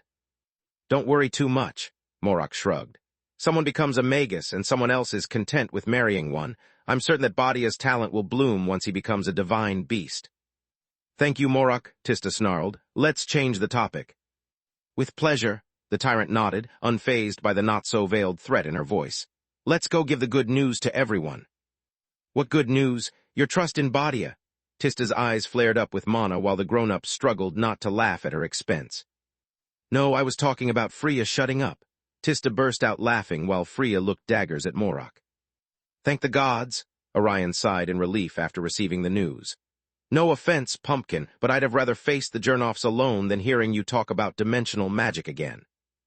None taken, Dad, Freya whimpered too loudly to be believable. I'm happy for both you and Solus, Freya. Protector had an uncharacteristic worried expression. She has enough for her armor, and you've earned yourself a priceless opportunity. I hope I'll have good news of my own to share. Wish me luck. What good news? What's happening? Lith furrowed his brows. Now that Laren is feeling better, we've decided to take a walk in Lucia and see if we still have a home to which to return there. Ryman replied. I've waited to face our neighbors until now because my son was already going through a lot. Celia and I have discussed the matter with the children, explaining what they should expect even in the worst-case scenario. Laren says he's ready, and I believe him. Do you want me to come with you? Lith asked. My presence should be enough to quell the people's fear and help them keep a cool head. Thanks, but no thanks, Celia said. If you accompany us, the Lucians would react to Lith Verhan the divine beast Magus, not to my emperor beast husband or my hybrid children. I need the Lucians to express their honest feelings, without being afraid of incurring your anger. Are you sure? Lith said. Damn sure, Celia replied. I've lived there all my life. If the people of Lucia don't trust me enough to give my family the benefit of the doubt, then I'd rather move to another place. I want to give my children a normal life. No matter if we have to keep moving until we find a town where nobody knows who we are or whose people are willing to accept us. Don't worry, Uncle Lith, Fenrir said with a guttural growl. I promise we won't hurt anyone too much. Salkar barked in approval, but the baby boy had no idea what they were talking about. It won't come to that, lil sis, Lyria said, trying to act confident. We can always warp away. Seeing the tension on the young girls and Laren's faces made the triplets flinch. I don't care what everybody says, Falco hugged them both. You are my heroes. Thank you for saving my siblings. Thank you, Lilia. Thank you, Laren. Tyrion and Lennart came next, quickly followed by Renaa and Alina. You've risked your lives to save my baby girl and grandchildren. If someone so much as touches one of your hairs, I'll send Lith to teach them a lesson, Alina said. Thanks, Auntie, the Fastro kids chuckled. Celia and Protector led the kids towards the warp gate in the main hall after waving goodbye to their friends, hoping that Alina wouldn't have to make good on her word. I don't care what Auntie Celia says. I'm calling Grandpa Zekel for reinforcements, Lyria said when Life Vision showed her that the Fasteros had disappeared past the gate. He'll know what to do. Good idea, Nalrun nodded, taking his communication amulet out as well. I honestly can't believe it even after seeing it with my own eyes time and time again. Celia couldn't help but smile even though her gut kept twisting into knots. A warp gate in a barn is something out of a children's book. The familiar sensation of hay under her feet, the smell of animal feed, and the stark contrast between the marvel of magic and the mundanity of the farm supplies surrounding. It helped the huntress relax a bit. Why do you say that, Mom? Laren said. This barn is just like us, more than meets the eye. Well said, young man. Protector ruffled his son's hair. Still, your mother is right. Imagine if the king or another important noble had to walk through this place while wearing their fancy clothes to meet the kingdom's supreme Magus. That would be funny, Lyria chuckled, patting the head of a cow who had craned its neck out of the stall in the hope of a new salt lick. Once the Fasteros stepped out of the barn, they were greeted by the farmhands who were checking the defrosting of the cultivated fields and making sure no one had sabotaged their work. Raz was just a farmer, but he was also the major landowner of Lucia, and his name carried as much weight as envy. There was always someone who resorted to petty schemes, but they rarely did more than cause minor annoyances. Lith tolerated that kind of people because their presence gave his parents a semblance of normalcy and forced the farmhands not to get complacent in their work. Those who instead tried to poison the land or place deadly traps were identified by the tower and turned into ashes that fertilized the fields. Chapter 40, 363 Closed Doors, Part 1. So far, so good, Protector thought, aware that anyone living near Lith's house had seen too many extraordinary things to be bothered by something trivial like a mixed couple and their hybrid children. The farmhands stopped working just long enough to take a good look at Slash and Crash. The two emperor beasts belonged to unknown species, arousing the farmers' curiosity and sparking discussions about their prowess. The walk towards Lucia passed in silence. Fenrir and Salkar were too young to understand what was going on, but they felt the tension in their parents' steps and became quiet. The young girl raised her eyes to the sky from time to time, finding comfort in Bash's figure that circled them from above. The Kron could neither shapeshift nor shrink his size, forcing him to follow the Fasteros from a distance. "Don't worry, kids," Ryman said. "Knowing Lith, he must be in the Tron Woods clearing, ready to rain death from his tower." "That sounds like Uncle Lith," the kids chuckled, unaware that their father was right. Lith respected Celia's and Protector's decision and wouldn't interfere in their business. That, however, didn't mean that he wouldn't take names and memorize the faces of those who crossed the line to deal with them later. "Why are we going this way?" Celia asked when she noticed they were entering Lucia from a different road than usual. "The Temple of the All-Father is in that direction." "Because it would give us false hope," Protector said, trying to sound neutral. "Zekel and Lith's fans would give us a warm welcome, but they would also force their mood on the rest of the Lucians. Who in their right mind would make an enemy out of the city's most important merchant, and anger the people who offer free treatments to those in need?" "You are right," she nodded. "Most Lucians would fall into line out of convenience, not because they're actually friendly." By the Great Mother, they had just reached the city when a woman's gasp made them flinch. "What a majestic beast!" A middle-aged woman with a kind face approached Slash, staring at her from a respectful distance. Slash and Crash had shrunk to the size of magical beasts, not to scare the Lucians too much, and barely reached Celia's hips. "Can I pet him?" Laren corrected the woman. "Slash is a female, also you should ask her, ma'am." "You're right, young man," the woman nodded. "Can I pat your head, Slash?" The Jerry wanted to refuse the request, but she nodded instead, hoping her goodwill would help Laren. "Gods, where are my manners? I'm Hida, the owner of the Drinking Wolf Tavern."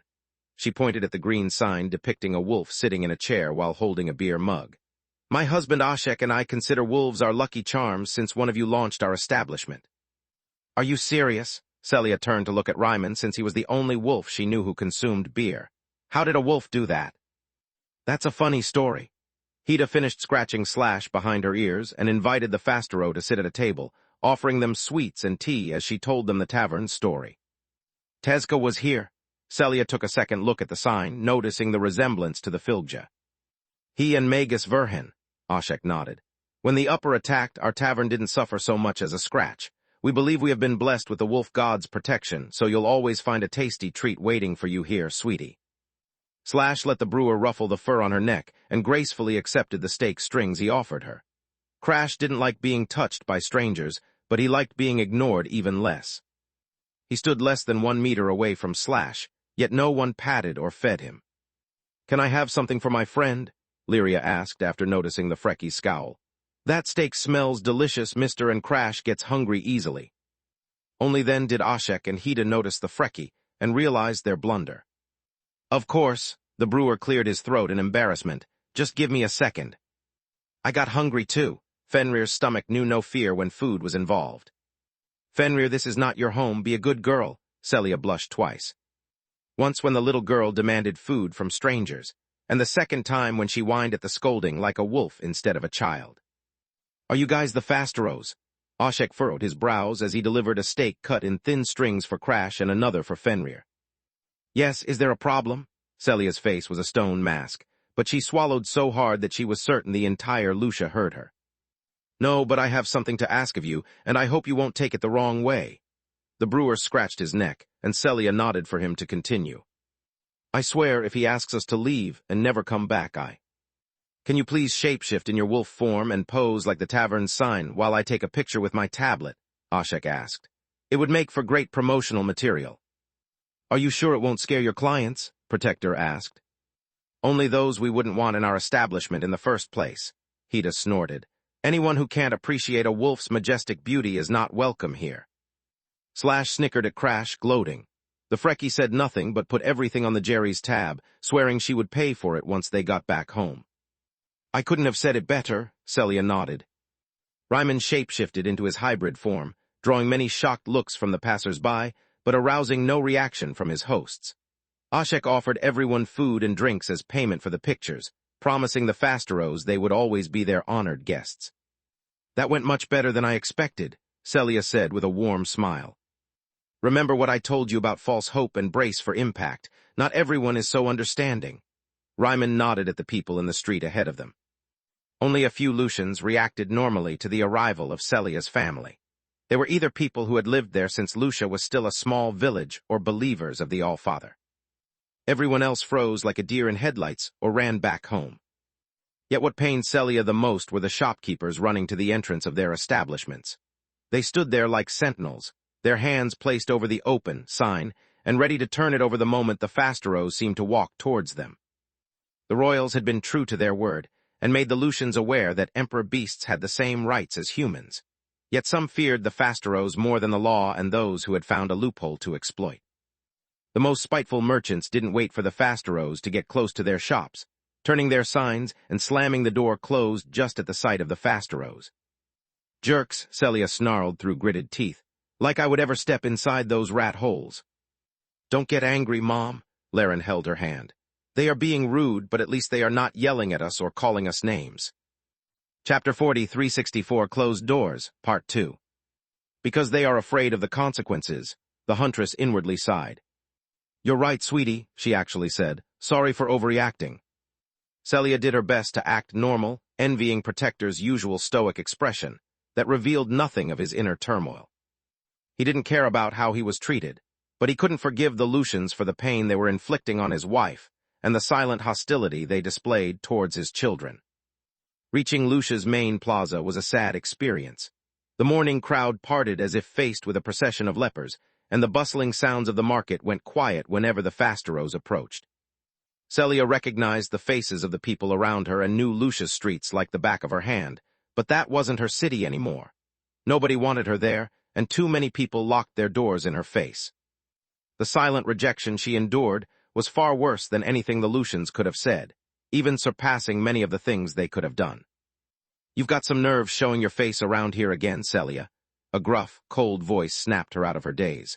"I thought you had run away with your tail between your legs like your hybrid children." The huntress raised her eyes to meet the scornful gaze of Vexel Cornerstone, Lucia's baker, and Zekel's nemesis in the city council. He stared at the Fasteros while standing in front of the door of his bakery with his arms crossed, barring them from entrance like many shopkeepers had done before him. The people of Lucia looked at him, waiting for the second richest merchant to put Celia and her family of mutts in their place. "I'm glad to see I was wrong. I got something for you." Vexel walked towards her with a stern expression, at least until he knelt to get to the kid's eye level. "What you did takes a lot of courage. Thank you for protecting my city from those crazy bastards. A lot of good people got hurt when they attacked Zekel's, and things could have gone much worse without your help." He handed Lilia and Laren their favorite sweets and a small pile of pastries to slash and crash. The emperor beasts weren't hungry anymore, but they gobbled down everything to be polite. "I'm sorry I've got nothing for you, big guy." Vexel stood up, giving Celia a king-size cream puff with extra cream. "You never ate at my shop, so I've no idea what you like." "I'm fine, thank you," Protector replied in confusion. "I just had a steak." "I bet you ate at the Drinking Wolf," Vexel sighed. "Their food isn't that good, and it's too early for their delicious beer. Do you want some tea to wash your mouth from the taste of meat?" "Yes, thank you." Ryman stood there while the baker walked away. "What are you waiting for, a written invitation?" Vexel scoffed. "Come in and pick something to eat, my treat." Celia's jaw hit the floor, but those of the rest of the Lucians went down hard enough to open a crater. The baker made Protector skip the line, served him personally, and walked him outside only because he was bringing tea and more sweets to the rest of the family. Vexel made small talk with the Fasteros for a while, complimenting the kids for their magical skills until he got sick of people staring at him. "Do you guys not have anything to do aside from loitering around my shop?" he grunted at the crowd. "If you're not here to buy, then beat it." "But Vexel, those are—" The woman let her words trail off, waiting for a support that never came. "They are children, and these are their parents," the baker sneered. "And brave children at that. Where were you when those crazy bastards blew Zekel's roof and kidnapped his grandchildren?" "Because I sure don't remember you chasing after them, Arin." All eyes shifted on the woman who made herself small, trying and failing to disappear. "And where were all of you while the branch of the Mage Association was under attack?" "Hiding under your beds and crying for your mommies, I bet." Vexel addressed the crowd with a spite that eclipsed what they felt for the Fasteros. "You're nothing but a bunch of two-faced cowards." "What about you, then?" a man angry enough to stand out from the crowd said. "What did you do to stop those bloodthirsty mages?" I was hiding under my countertop and crying for my mother. May the gods rest her soul. Vexel replied with an honesty that cut off any further argument. The difference between you and me is that I don't pretend to be someone I'm not. I know I'm no legendary warrior, but at least I'm a decent man. I don't bully children, nor do I act cocky just because I think I won't get a well-deserved punch in my face. That's you guys. A long, awkward silence fell across the plaza as the baker's words sank in. I know that most of you shat their pants that day, just like me. You heard those poor children screaming for help and did nothing, just like me. You probably have someone that age in your family, yet you waited for someone else to do something, just like me. Yet I'm not proud of what I did. Vexel threw his hat on the ground and stomped on it. I hate myself for being so weak, and I thank the gods those weren't my grandchildren. I may be a coward, but you guys are not even human. You let the real criminals go and mistreat those who have the gall to fight them. To fight for you. He pointed at Laren, who was shorter and thinner than all the adults in the plaza. When dragons, hydras, and those other beasts saved us from the uppers and died to protect us, I don't remember any of you complaining. You thanked them, paid your respects to their fallen, and accepted the food the beasts handed you. How is what these kids did any different? Vexel's voice was cold, but his face was red, and his fists clenched in fury. They put their lives on the line to face monsters much bigger than them, yet you treat them as criminals. Look. The baker bent down and puffed with effort as he lifted Laren above his head. I'm not that strong. This kid weighs no more than any 6-year-old of Lucia, yet he didn't hesitate to face a powerful mage to defend someone even smaller than him. Did it ever cross your mind that what happened to Zekel might have happened to any of us? Renaa may be Lith's sister, but she is just a woman, and her triplet's only special ability is to be annoying. Those rotten mages broke into your neighbor's home, kidnapped their children, and you dare take it out on the only people who did something about it. Vexel put Laren down, panting. You better pray that the uppers do not attack Lucia again, because if that happens, I'll tell the beasts what you really think of them. I'll tell them what you do to their little ones when you don't need their help anymore. The baker stared at the crowd until everyone was staring at their feet in shame. Chapter 4365, Future Trouble, Part 1. I'll tell you what, the next time Lith comes to buy his bread, I'll tell him how you treated the people who saved his niece, nephews, and baby sister. I'm sure he'll be happy to know that not all Lucia is worth saving. Vexel snarled, his voice cutting through the silence like a blade. He'll save himself a lot of money by not helping you lot when the incontinent king returns, and so will I. I can't believe I wasted my bread on a bunch of ungrateful pigs like you. You disgust me.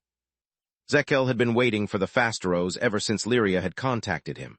He couldn't know that they had stopped at the Drinking Wolf Tavern, and after not seeing them coming for a while, he had gotten worried. Afraid that the worst had happened, Zekel had looked around Lucia for signs of a brawl, returning home when Vexel was already giving the Lucians an earful. The blacksmith had waited for his moment, but it had never come. The baker had said everything Zekel had prepared, and then more, keeping him from getting a single word in edgewise. Yet the blacksmith couldn't let his rival win. He had to have the last word and let everyone know that he was the man they had to fear. What he said, Zekel yelled, drawing all eyes on him. The walk back to the warp gate in the barn was very different.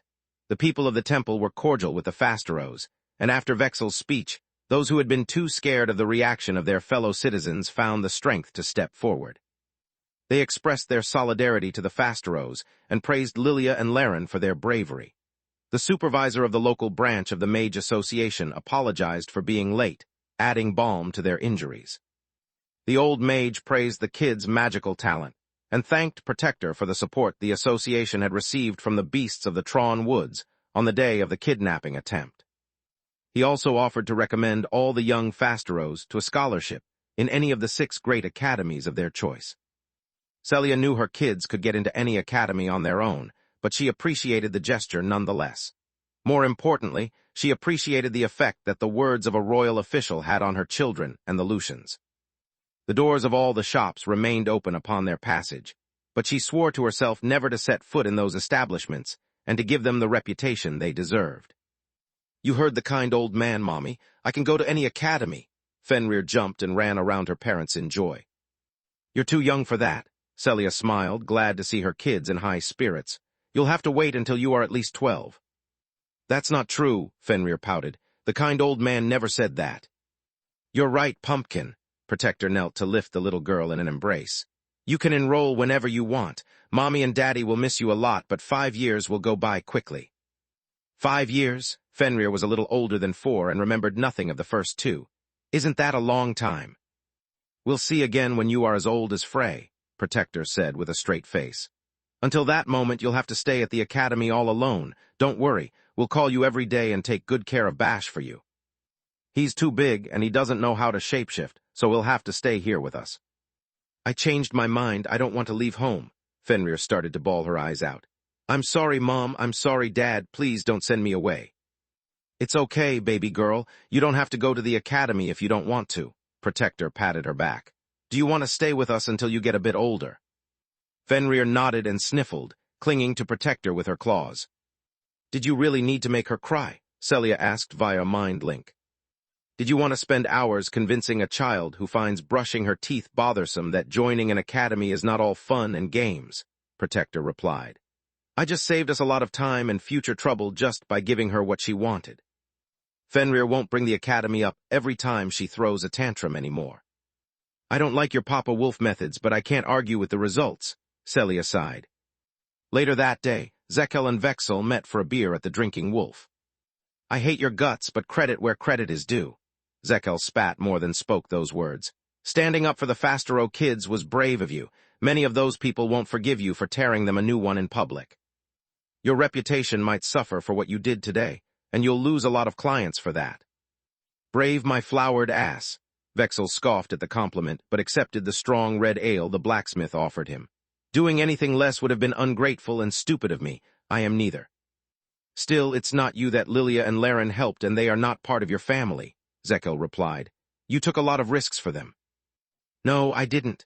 The baker took a big gulp of beer before speaking again.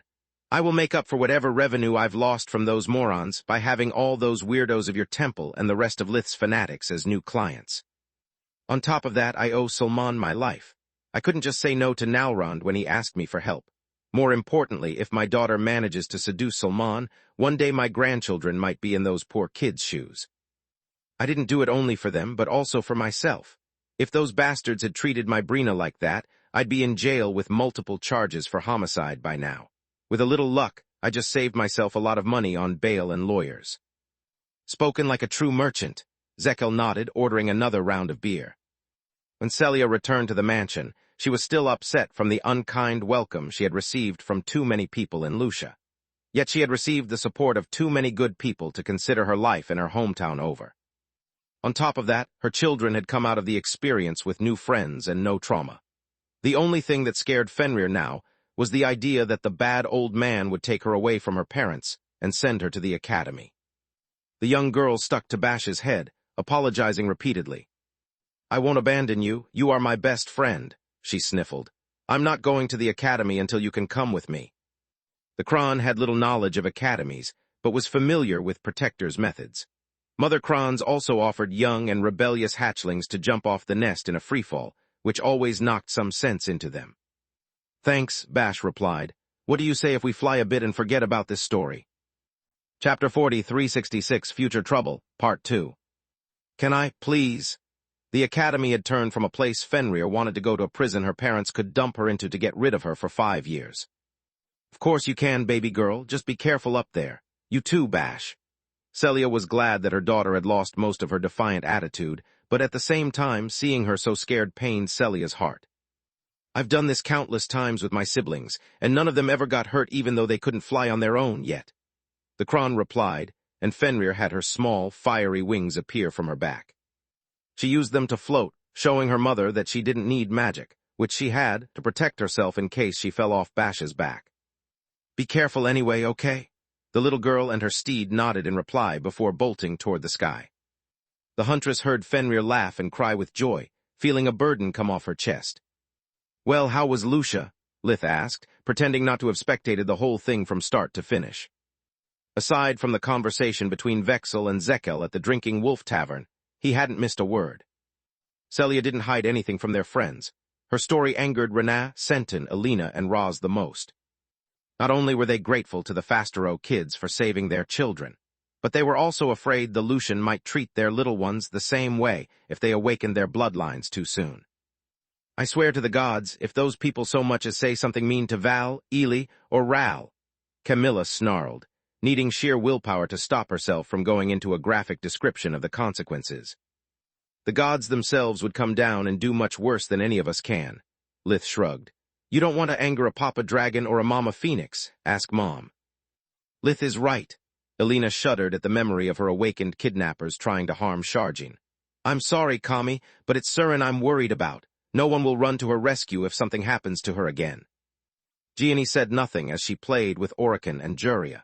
She jotted down new laws concerning the protection of hybrid children for the Urna's region and handed them to Orion for a double check. Seems good to me, he nodded. I'll have Marth submit them to the royal court at the next hearing. He'll be as passionate about it as we are.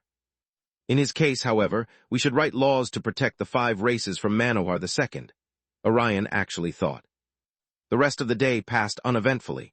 The children played all day, the parents rested, and Lith made his preparations. He waited until sunrise to make his next move. Lith went to Lucia under the pretext of inspecting Roz's fields and cattle, and performing the regular checkups on the farmhands and their families. Healer assistance was one of the benefits of working for the Verhins, and with winter about to end, Lith made sure everyone was in perfect shape for the coming spring. The children would need their full strength to play all day, and their parents to perform their tasks without worries. After he was done with that, Lith took a spontaneous walk to Lucia to reserve the tables for a family dinner at the Drinking Wolf Tavern. Now that my little imp is born, I have a lot of catching up to do with your beers, Ashek, Lith said. I can finally drink to my heart's content, so I hope you have prepared enough for everyone. I doubt that, but I did everything I could. Ashek could barely contain the joy at the honor of having the entire Verhin family at his establishment, and the prospect of making that much money in a single evening. Buying the ingredients for my brewery in bulk from your father helps, but there's only so many kegs I can prepare without it affecting the quality of my product. I'll trust you on that, Lith nodded. About the menu. Don't worry, we've received enough feedback on our food to learn our lesson, Hida said. We've hired a great cook that will make up for our culinary skills, and maybe we'll learn a thing or two from him. I was about to suggest just that. Lith scratched his head in embarrassment. I'm sorry for being rude, but Ashek's amazing beers deserve to be accompanied with delicious food to make the experience unforgettable. We are the ones who should apologize, Magus Verhin, the couple bowed deeply. You've blessed us with your regular patronage, and we've served you mediocre food. You have nothing to apologize for. Lith gestured for them to stand straight. You came here with nothing and did the best you could. I didn't mention the issue before because it would have been insensitive to suggest you spend money you didn't have. He let them take promotional pictures with him for the tavern, and promised they would be able to take more with the other members of his family. I always pay my debts, Lith thought. Kindness begets kindness, while grudges beget the beating of a lifetime. He went to Vexel's bakery next to buy the bread for the next few days, and put the baker's word to the test. Vexel personally served Lith and gave him a full report of the events of the previous day. He omitted nothing, giving him the names of the Lucians Lith knew, a description of those he didn't, and a list of the establishments who had refused service to the Fasteros. The clients of the bakery studied Lith's expression, hoping to be in for some juicy gossip, but he just frowned from time to time. Thanks, Vexel, he said. I had no idea such a thing happened during my absence. I need to come here more often, for Lucia and your bread. The baker was still puffing his chest out with pride when Lith walked through the door without saying a word. He stopped before the store's wooden sign that claimed Vexel's was Lucia's first bakery and the Verhin's favorite. Lith took out Forgemastery ink and a few common ingredients out of his pocket dimension, using them to conjure a minor enchantment. He spoke the magic words and traced the hand signs to give more weight to the act. Once he was done, the wooden sign shone like a neon sign, and a thin barrier would protect it from bad weather and intentional blows. Most important of all, Lith's full signature was now engraved in the bottom right corner. Each letter was pristine white and framed by golden edges, matching his supreme mage robe. It was the same he used for Zekel's more valuable products, which made them recognizable and impossible to counterfeit. Vexel lost quite a few clients that day, but when the picture of the wooden insignia spread throughout the kingdom via the web of knowledge, anyone who could afford the Warp Gate fare came to Lucia just to buy his bread. Giera Continent, ruined city of Telekit a few hours earlier. Jorl and the other members of his unit returned to Orpal's headquarters separately at different times, giving the impression they had gone out on their own business and had no connection with the others. Chapter 4367, Court Justice, Part 1. Acting normal wasn't hard for Jorl. Waiting for Orpal to notice Salanoth's death and preparing himself to act shocked at the news instead was one of the hardest things he had ever done. He constantly checked his amulet, afraid that Lith might expose him and doom his rebellion to end at the hand of the dead king.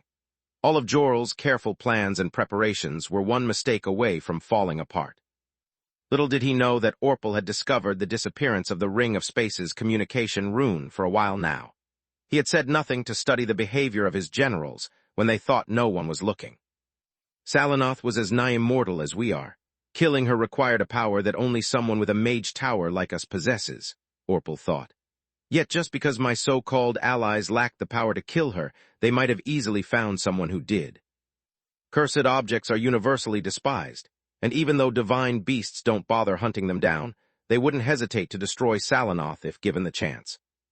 Yet this still doesn't make sense. Salanoth didn't call for help, nor did she leave a message before she was destroyed. Moreover, anyone powerful enough to kill her would have also interrogated her and tried to learn about our whereabouts. Indeed, Knight replied. We've stored everything important in our pocket dimension and kept Moonlight at the ready for an attack that never came. We waited for over 24 hours after Salanoth's destruction, yet nothing. Divine beasts and white cores don't need so much time to prepare. My mother would have come here with her firstborns and my sister, while divine beasts wouldn't wait for those slowpokes of the council. They would just swarm us with numbers and slaughter our minions. She looked at Irian and the many uppers who went on with their day, blissfully ignorant of the alleged storm that threatened their existence. Jorl and Acton acted suspiciously, but that was their baseline. Knight was aware of her generals' ambitions and never let her guard down around them. She suspected her generals to plot against Orpal even when they left for the restroom. Where is Uriger? Orpal wondered. He's gone missing almost at the same time as Salanoth. His rune is still on, but he's been unavailable since he left the fortress with her. Can he be the culprit? The answer came around sunrise, when the Book of Knowledge sounded the alarm, and his locator beacon appeared at a great distance from T-Leckett. Orpal donned his equipment, activated the defensive arrays of the fortress, and mobilized his army before answering the distress signal. He followed protocol by the book, as Uriger expected him to do. What happened? Orpal warped thousands of kilometers away with Moonlight before calling the Book of Knowledge, so that its signal couldn't be traced to T-Leckett. The Sun-Eater, Uriger said with visible panic on the features of his host. He killed Salanoth and may be coming for me. I need to disappear for a while or we are all dead. I can explain everything to you now or in a few weeks. Your choice. Meet me at Site 147, Orpal replied. There were actually only 20 agreed-upon meeting places, but their code name used a higher number to fool whoever might be listening. The dead king and the Book of Knowledge met at the convened spot after they both performed a deep scan of the area as far as their abilities allowed them. Give me your hand. We don't have a second to lose. Uriger formed a mind link that showed Orpal only the parts of the fight involving Tezca and the two cursed objects. Orpal listened to Salanoth's origin story and understood why only the Book of Knowledge had come out of the encounter alive. What rotten luck! Orpal gritted his teeth so hard that his jaw popped. And you ran away like that, leaving our sister for dead. Wouldn't you? Uriger scoffed. Salanoth didn't want to fight, she just had no other choice. Also, I didn't abandon her the moment Tezca showed his muzzle. I fought until we had a ghost of a chance of victory. I'm neither a hero nor suicidal. The Horseman of Night couldn't refute the Book of Knowledge's reasoning and asked only one question. Everything else was painfully obvious. What were you doing in that cave? Looking for magical resources. Uriger's thoughts couldn't lie, and he didn't need to. We couldn't wait for you to find the adamant for a full suit of equipment. Salanoth and I knew that if we told you about the storage, you'd use the adamant for yourself first.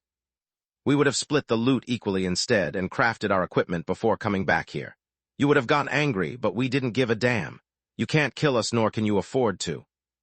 True, Knight begrudgingly admitted. Is Tezca still after you? He's after all of us. Uriger shared with her the memory about Tezca claiming he would slaughter all the uppers as payback for Orpal's attempt to murder the Vasters. It's the only reason I'm here. I needed to warn you. Thanks, Orpal replied. And thank you for waiting for so long before contacting me. If the Sun Eater were still after you, you would have faced his wrath alone to protect the rest of us. Don't flatter yourself, boy, the Book of Knowledge retched at the idea. I hate losing, and if I had to die at Tezca's hand, the last thing I wanted was to give him my life and everything he wanted. It wasn't about protecting you, I only cared about pissing him off. More truth and the characteristic selfishness of the cursed object dispelled the suspicions Orpal still had about Jorl. Now go, Uriger said. You fly and I'll warp. This way, if the Sun Eater is spying on us, he'll have to choose, and he can't trace you if you don't use dimensional magic. When will you come back? Orpal asked. As soon as someone spots Tezca anywhere on Magur, the cursed book replied. Beware, kid. He hates us all because of you. Be smart and stay away from Vaster. Don't make yourself Tezca's priority. The idea of giving up on his revenge made Orpal's blood boil, but he nodded in understanding. I hate that fat pig, but he's not worth losing our immortal life. Not now, not ever. Garland Continent, City of Valoran, Royal Palace later that day. It wasn't the first time the royal court had assembled to discuss that same issue, and King Meron doubted it would be the last. Queen Silpha, instead, had bet against the discussion going anywhere. As too often happened, their supreme Magus caused as many political problems for them as many wonders he performed. Bringing Elphium's murder to justice was a noble act, but destroying the magical formations of a noble household in the process had left the royal court aghast. On top of that, everyone knew that Lith had set up countless contingency measures in Lucia to keep his family safe ever since he was a boy. But no one expected him to have the magical beasts of the Tron Woods, their kings, and a Hydra at his beck and call. Chapter 40, 368 Court Justice, Part 2. The royals had just begun to make the noble households forget about the fall of House Frorl, when the attempted kidnapping of the young Verhins had opened another can of Leviathan-sized worms. There were two issues that were raised before the king on a daily basis for over 1 week now, and both were classified as matters of national security. The first one was about Lith's proven ability to break through the magical formations that had kept the members of the royal court safe from all threats since the founding of the kingdom. Unlike the god of death or the dead king, Lith needed no army or preparation to bring an ancient household to its knees. To make matters worse, he had taken House Frorl down so quickly that by the time the army and the Mage Association had answered the distress call, all they could do was count the bodies and clean up. The nobles feared they might suffer the same fate if one of their problematic members incurred the supreme Magus' wrath. It was the reason they demanded to know what contingency measures the crown had prepared to deal with Lith in the eventuality he went rogue. The world of politics was full of power plays and old grudges, but until that moment, the nobles had always assumed that no matter how dangerous their enemies were, they would always be safe inside their own homes. Lith had shattered that certainty, making the nobles aware of their helplessness before a power that no piece of paper could stop. The supreme Magus was famous for having no interest in politics, but knowing that noble lives might end on his whim kept the royal court up at night. The second issue was as bad as the first, and together they made every day a waking nightmare for the noble households. According to the Griffin Kingdom's law, only the royals were allowed to have an army. Anyone else, no matter how high their ranking or how great their magical talent, was allowed to have a personal guard that couldn't exceed a single army company. Lith, however, had proved to have much more than 200 soldiers at his service. According to the most conservative estimates, the warriors of the 5 clans of the woods numbered around 700 units, and they were all magical beasts. Each of them could easily tear an entire team of professional soldiers apart and cast powerful spells without the need for expensive training or equipment. As for the Emperor beasts, they were capable of butchering an army company on their own, and could conjure spells that only the elites among the graduates of the 6 great academies were supposed to learn. In the eyes of the nobles, Lith was someone who could disregard the sanctity of their homes whenever he liked and deploy troops that no noble family could match. For the last time, our master wardens can't prepare magical formations to stop Magus Verhin's spells if they don't know what kind of spells he used against House Frorl. Meron sighed. Asking the Supreme Magus to reveal his secrets would be a severe violation of our law and create a dangerous precedent. Once that door is open, there is no closing it. Any spell that the crown deems a matter of national security would be seized. At that point, no mage will feel safe in the kingdom. They will defect to other countries and will lose the backbone of our military power. If we punish mages for being brilliant and steal the fruits of their hard work, our magical research will stagnate. That argument had been enough to keep the noble households at bay until the day of the kidnapping attempt. All the most powerful noble families had mages and their own bloodline legacies. No one wanted to give up their secrets or ruin the years of hard work of their most talented geniuses. We understand that, Your Majesty, but that doesn't change the fact that Supreme Magus Verhin has brought this to himself, Archduke Tebben said. He exploited his power and position to covertly raise an army of magical beasts. Look at the footage, my king. He gave them weapons and armor and taught them magic. This goes against the law of the kingdom and the 6 great academies. He can't employ more than 200 soldiers, nor can he share the secrets of the specializations. The throne room erupted into an uproar as the nobles applauded Tebben's words and demanded answers. What about the so-called Verhin magical bloodline? Marchioness Zebes almost spat every word out like venom. It's all a lie. Verhin awakened his sister and younger relatives. Tista, Aaron, and Lyria Verhin possess no real magical talent. Any of us could have done the same to their heirs, granting them great magical powers. The Supreme Magus holds an unfair advantage over the rest of the kingdom, and we demand justice. More outraged screams followed the Marchioness' words, as every powerful noble craved the longevity, and might that becoming awakened would grant them. I would like to point out that awakening makes no one a mage, Silpha thought. Lots of promising fake mages join one of the 6 great academies just to be kicked out because they lack the will, talent, or discipline that magic requires. Finding these 3 qualities in children below 10 years of age is unheard of. Aaron and Lyria Verhin are not spoiled brats, but natural-born mages. Tell me about it, Maron grunted, raising his hand for silence. Luckily for us, explaining how awakening works to these morons is not our problem. In the heat of the moment, the nobles failed to obey as quickly as protocol demanded, so the arrays of the throne room brought them to their knees, hushing them. Much better, the king toasted to the silence with a sip of water. Before moving on to the issue raised by our esteemed Marchioness Zebes, allow me to remind you all how the law of all countries across all Magar works. The rules that King Valoran came up with after establishing his kingdom, and that his successors modified over the centuries, are intended for humans. Anyone with a shred of common sense knows that telling a wolf not to eat a lamb or a lamb not to eat from a carrot patch is a waste of time. That's why the law expressively mentions soldiers, people you can train or hire, bartering the right price for their service and loyalty. The law forbids no one to raise as many dogs, birds, or cats as one wants. If you can train them, evolve them into magical beasts, and keep them by your side after they gain human-level intelligence, good for you. The real issue here is that no one ever managed to do such a thing and probably never will. How many of you have spent a single minute befriending the magical beasts who live in the woods of your fiefs? How many of you have ever considered them precious allies instead of a necessary annoyance? Do you think I'm not aware that most of you begrudgingly tolerate the magical beast clans, only because they keep the number of monsters that roam across your lands under control without getting paid for it? Chapter 40, 369, Awaken Justice, Part 1. Raise your hands if the words I've just used don't describe your current relationship with the magical beasts who reside in your fiefs.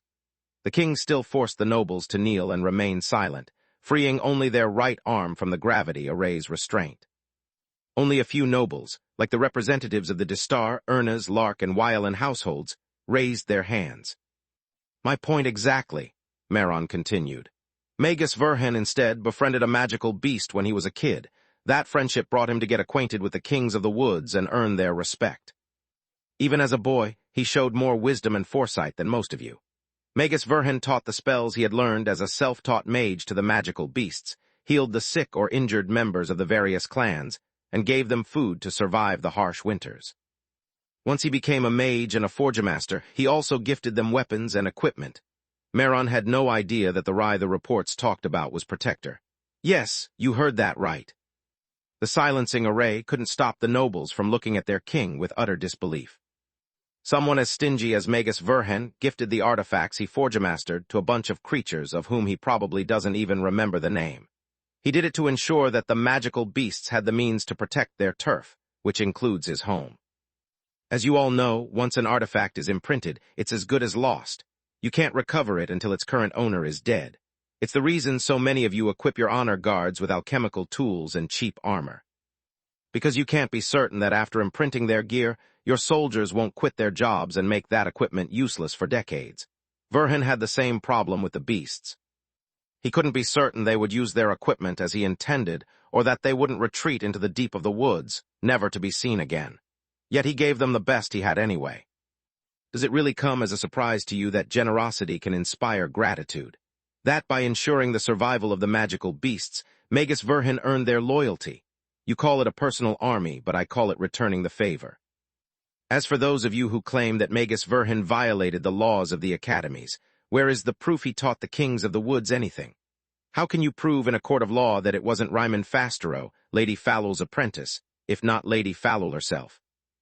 Emperor beasts have always possessed a magical knowledge that rivals our own, and unlike us, they make no secret of it.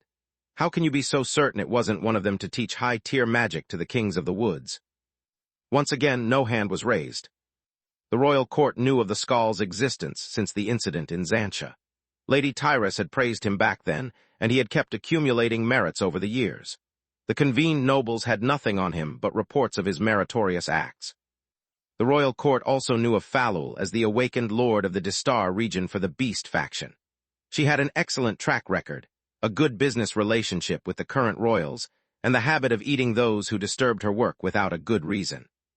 Questioning her about who she took as an apprentice, and why was the shortest path to a tour of her digestive system. "Don't worry, Marchioness Zebas, we haven't forgotten about the point you so cleverly raised," the queen said. "Magus Verhin is indeed an awakened, and he has an unfair advantage over all of you, over all of us." Maron had explained to Silpha how he had managed to awaken to the best of his abilities, but she had yet to succeed. The mana flow of her powerful bright violet core blinded her senses to the world energy, and unlike Maron, she hadn't reached enlightenment. That, however, is not a problem that falls under the purview of this court. Awakened have existed long before our kingdom was established, and they would have never revealed their presence among us if not for Thrud's invasion. The War of the Griffins forced the Awakened Council to step into the light to ensure our survival and the defeat of the Mad Queen. As part of our treaty, the Awakened Council gave up on their secrecy, but not its authority.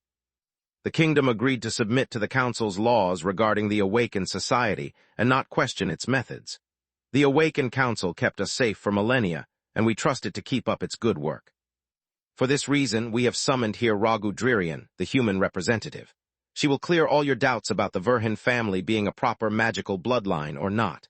Representative Dririan. Ragu appeared in a blur, as if calling her name had conjured her presence. She had simply walked from a side room too fast for human eyes to follow her. She looked like a woman in her late 50s, barely 1.6 meters, 53, tall with a frame thin enough that a casual onlooker would have been worried that a sudden gust of wind might blow her away. Her long black hair had partially turned silvery white and was held up in a chignon. She had delicate features, but her expression was devoid of any warmth.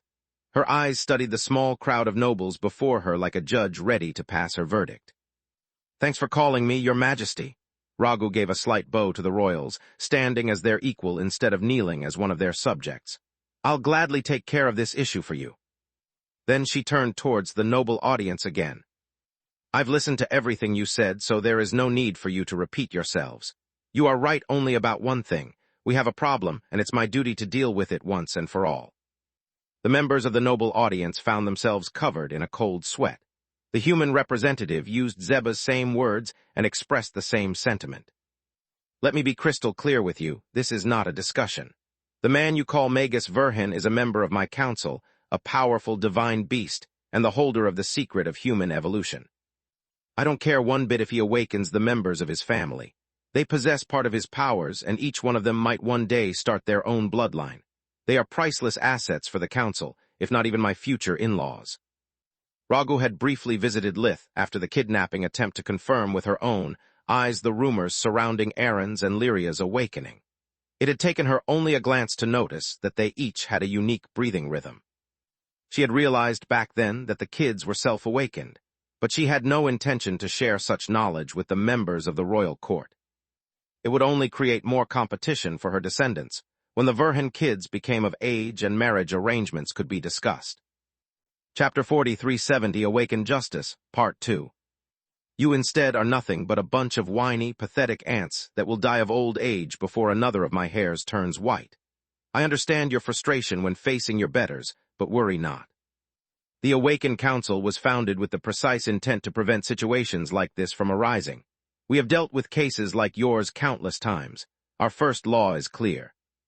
Anyone who tries to steal the secret of awakening, instead of earning, it must be eliminated. A wave of her hand broke Marchioness Zebaz's every bone, producing the crunching sound of a giant eating cereal. The Marchioness was still alive, and the nobles watched her eyes fill with tears of pain as life slowly abandoned them.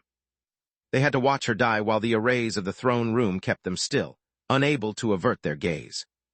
Anyone else who lays claim to the secret of awakening, please raise your hand, Ragu said, as a snap of her fingers turned Marchioness Zeba's corpse into a fine dust. No, very well, she nodded. I hope to never see you again, my fellow humans, because if we do, it means you have become a problem I have to deal with. Do you have any questions before I leave? Terrified silence followed her words. No noble dared move a muscle even after the royals lifted the gravity array. I'll take my leave then, Ragu said, Your Majesties. She disappeared as fast as she had appeared, leaving the royal court stunned and afraid she might still be within earshot. Violence is not how the crown addresses disagreement, my loyal retainers, King Meron said. Marchioness Zeba's death pains me, and so does staining these halls with blood. Yet as my dear queen reminded you, awakened matters must follow awakened law. It's part of our treaty with the council, a document you all read and signed in time of war. That treaty still stands. Peace doesn't allow you to renege on your word. You can challenge the authority of the council, but if you choose to take that path, you will be considered as any other citizen of the kingdom, not as a member of this court. The crown won't support your treachery and our law will not protect you. Dismissed. Verhan Mansion, a few days later. Lith and his friends took their time examining the spoils of battle before dismantling everything and adding them to the crucible. Teneb's magic was outdated by millennia, but Menadian studied it like the treasure it was. Ancient magic doesn't equal bad magic, she said. The invincible king had great ideas that were millennia ahead of his time. He implemented them poorly only because he lacked the means to tap into the full potential of his creations. If we learn his technique and adapt it to modern magic, it might be useful to us in the future. The equipment collected from the dead uppers, instead, was nothing special, but it still gave Lith insight into the means currently available to the dead king's army. This isn't bad, but it's nothing special either. Lith used the thievery to quickly uncover the nature of the power cores. It seems that Meln suffers from an adamant shortage just like us. His lackeys still use the artifact they received from their bloodlines or that they bought for themselves before becoming uppers.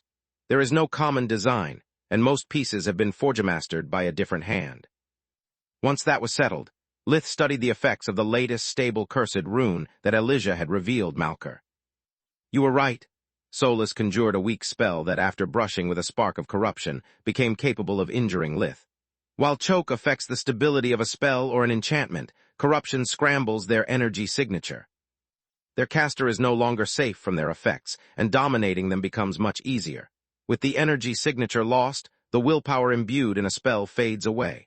A Tier 5 spell becomes no different from a Tier 4.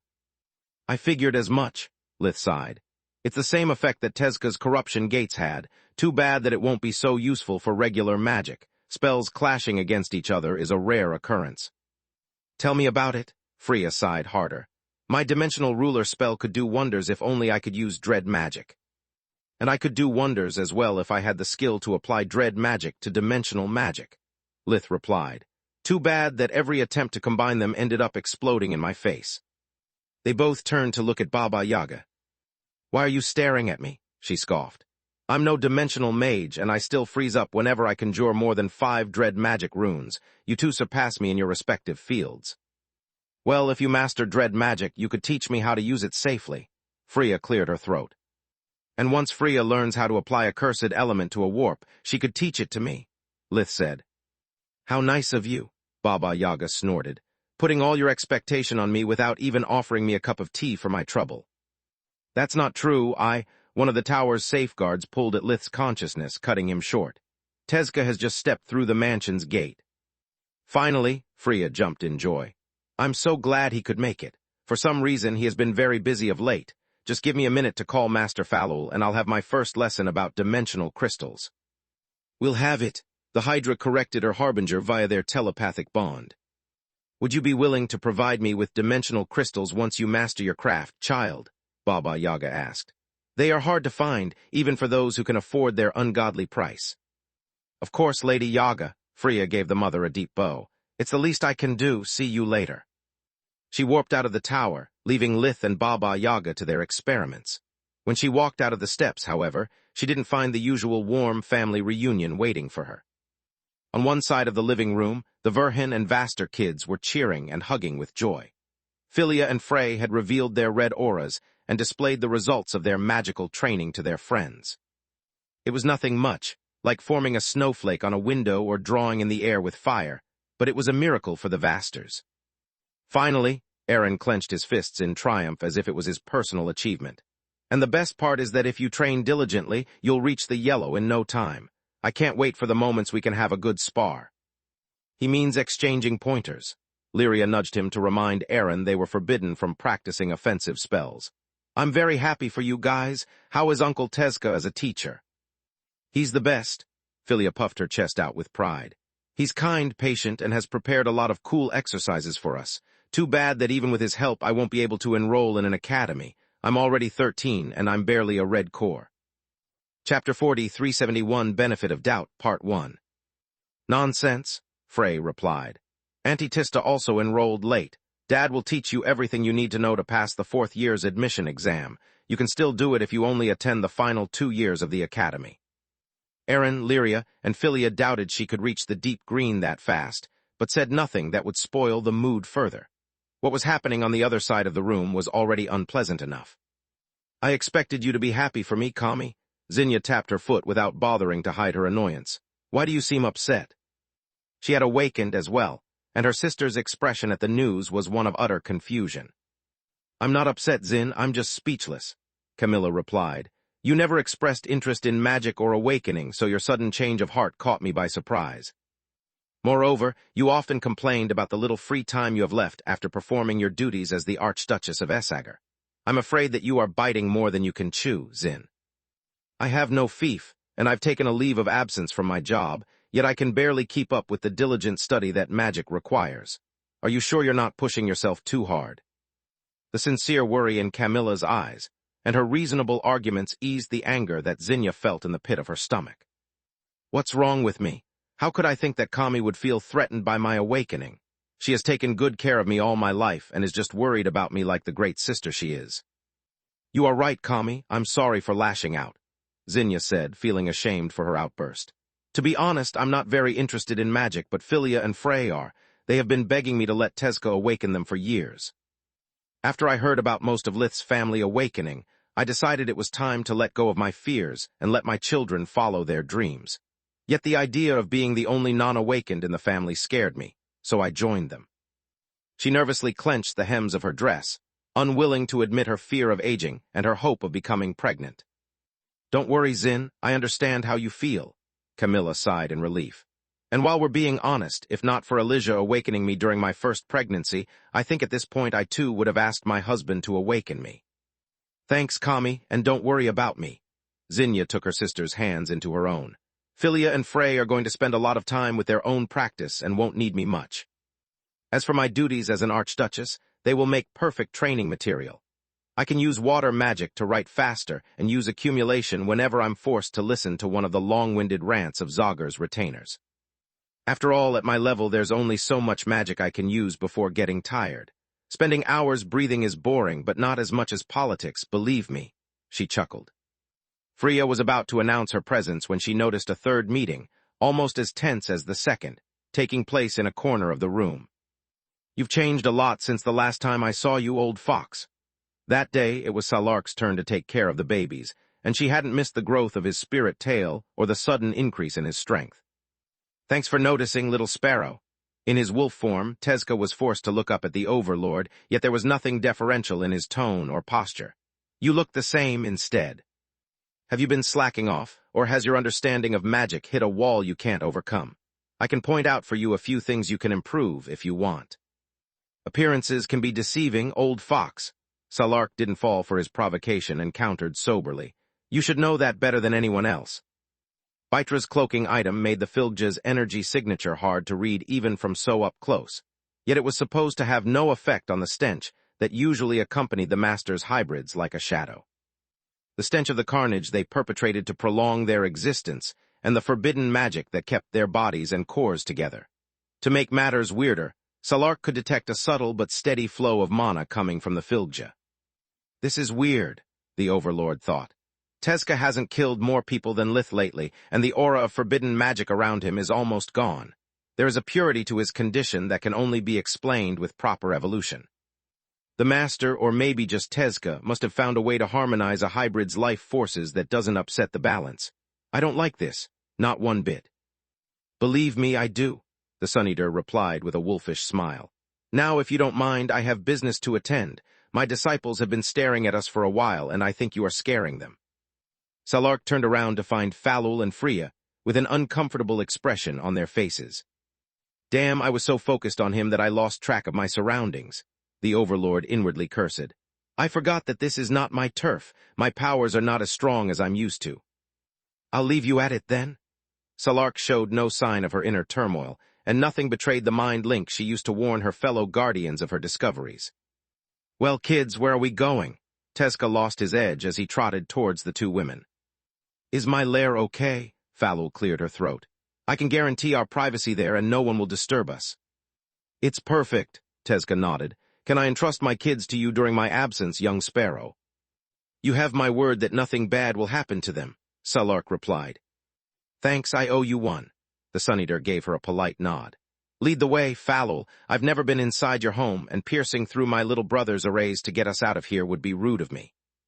Lith had bestowed upon those who had his absolute trust a mystical plaque that allowed them to use all kinds of dimensional magic within the mansion's premises, and Tezca wasn't one of them. The relationship between the Sun Eater and Lith was friendly, but the too many secrets they held from each other kept them from becoming friends.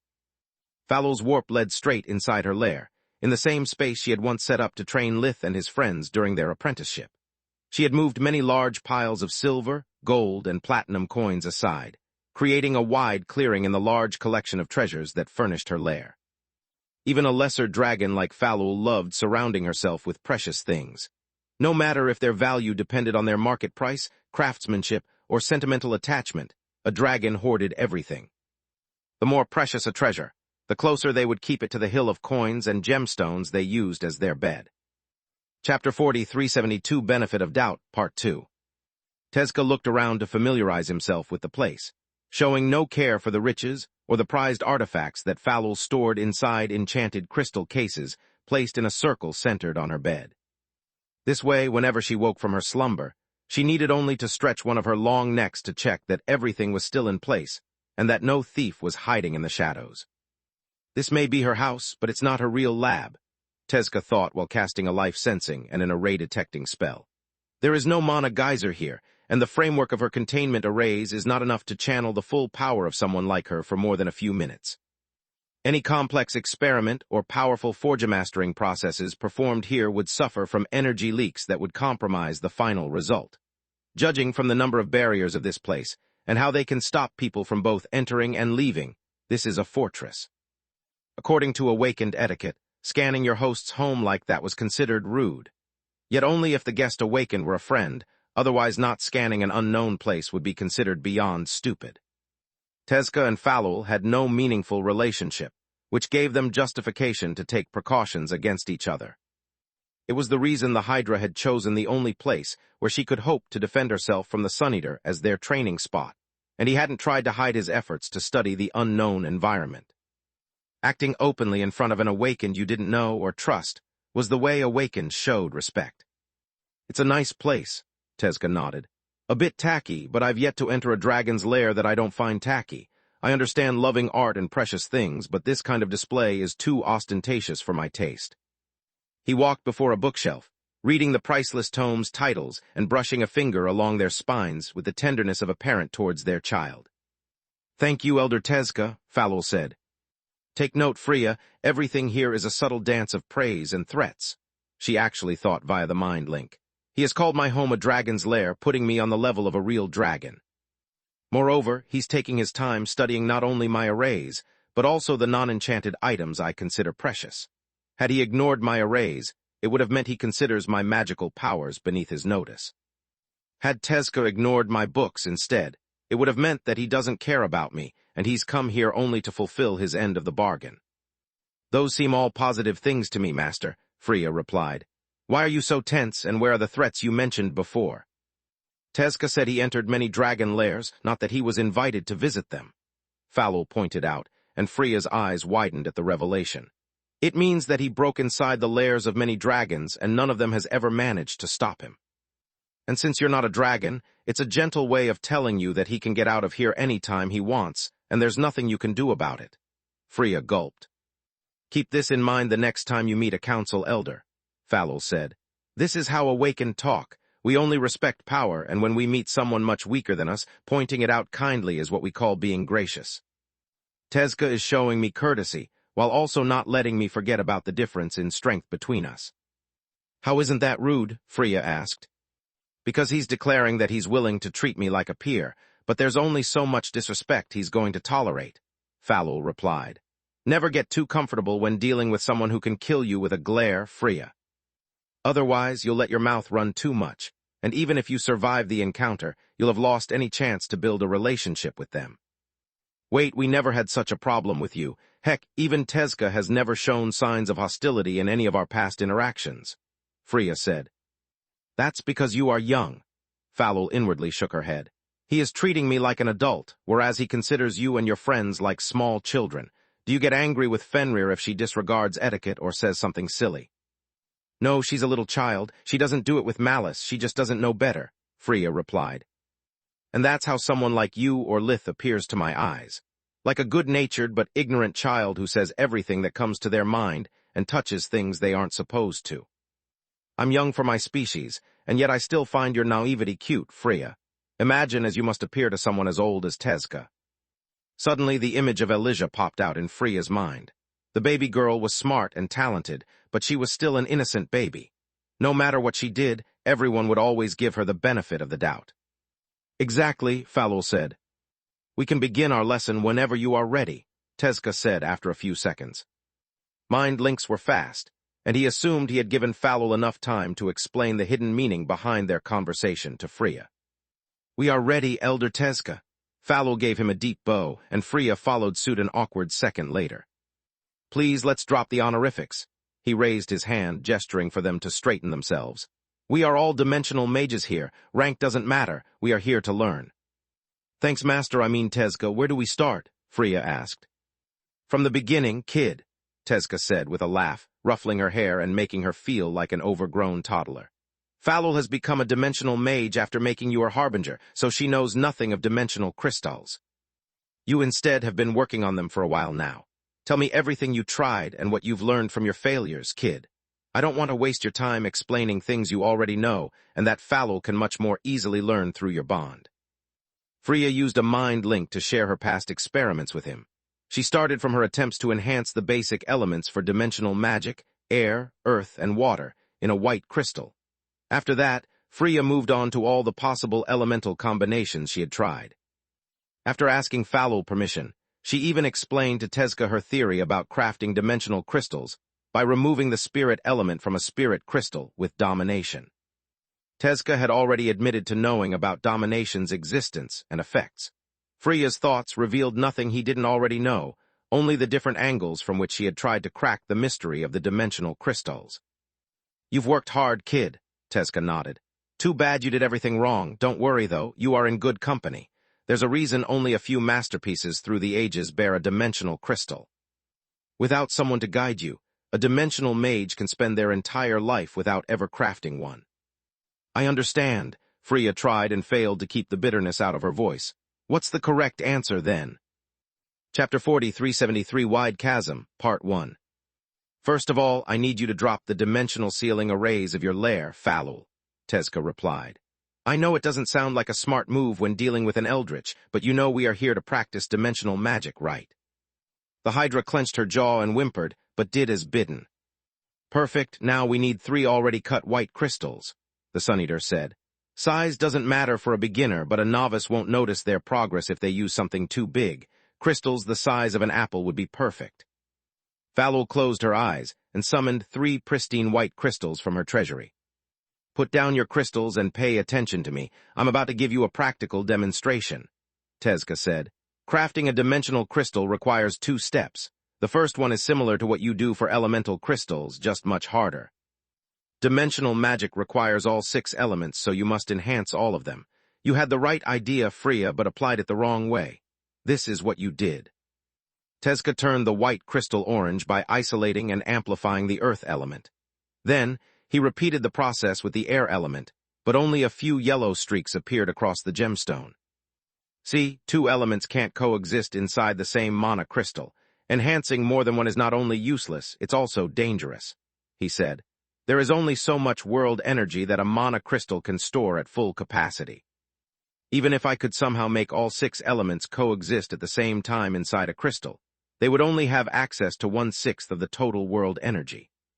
As you know, weaving a dimensional spell requires a delicate balance that changes according to factors like the distance you need to travel, the size of the dimensional passage you want to open, and even your current environment. Cha. Blinking amid a storm requires little water and air elements, but a lot of earth element. In such a situation, 1/6 of the world energy would not contain enough earth element to blink, making your dimensional crystal useless. On top of that, once isolated inside a mana crystal, an element becomes unable to interact with other elements. Otherwise, mages specialized in a specific branch of magic would use what I call combination crystals.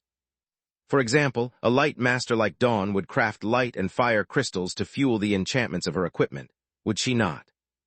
I hadn't thought of that, Freya admitted. Why dangerous, though? Look closely, Tezka extended his hand towards her. I've amplified only 2 elements to the same degree, yet this is the result. Freya could feel the heat radiating from the conflicting energies. The air steamed near the crystal, and its facets quivered uncontrollably despite the Sun Eater's firm grip. Falul, the Hydra had been so engrossed in the potential of the hypothetical combination crystals that she had spaced out for a moment. She leaned in closer, admiring Tezka's handiwork despite his failure. I've never managed to do something like this, she thought. A failed elemental crystal is supposed to revert to white, yet Tezka's mastery over the elements is so great that he can bend the world energy contained in a mana crystal to his will until it cracks. I see, she nodded. But I still don't understand how this is supposed to work. You just said that dimensional magic requires 6 elements, and then that you can't enhance more than 1. Isn't that a contradiction? What if it's something akin to the white crystals on Soulless Fury, Master Falul? Freya asked via the mind link. They can turn into all kinds of elemental crystals, but they can still enhance only 1 element at a time. That's one of Salark's secrets, and one I doubt she'd like you to mention to one of her fiercest rivals, Falul replied. Keep it to yourself. But Baitra and Xenagrosh know about them already, Freya countered. Yeah, just like they know that Solus is Effie and Lith owns Rifa's tower, the Hydra snorted. Yet they kept both pieces of information secret from the organization. Don't let your admiration for Tezka blind you to his real nature.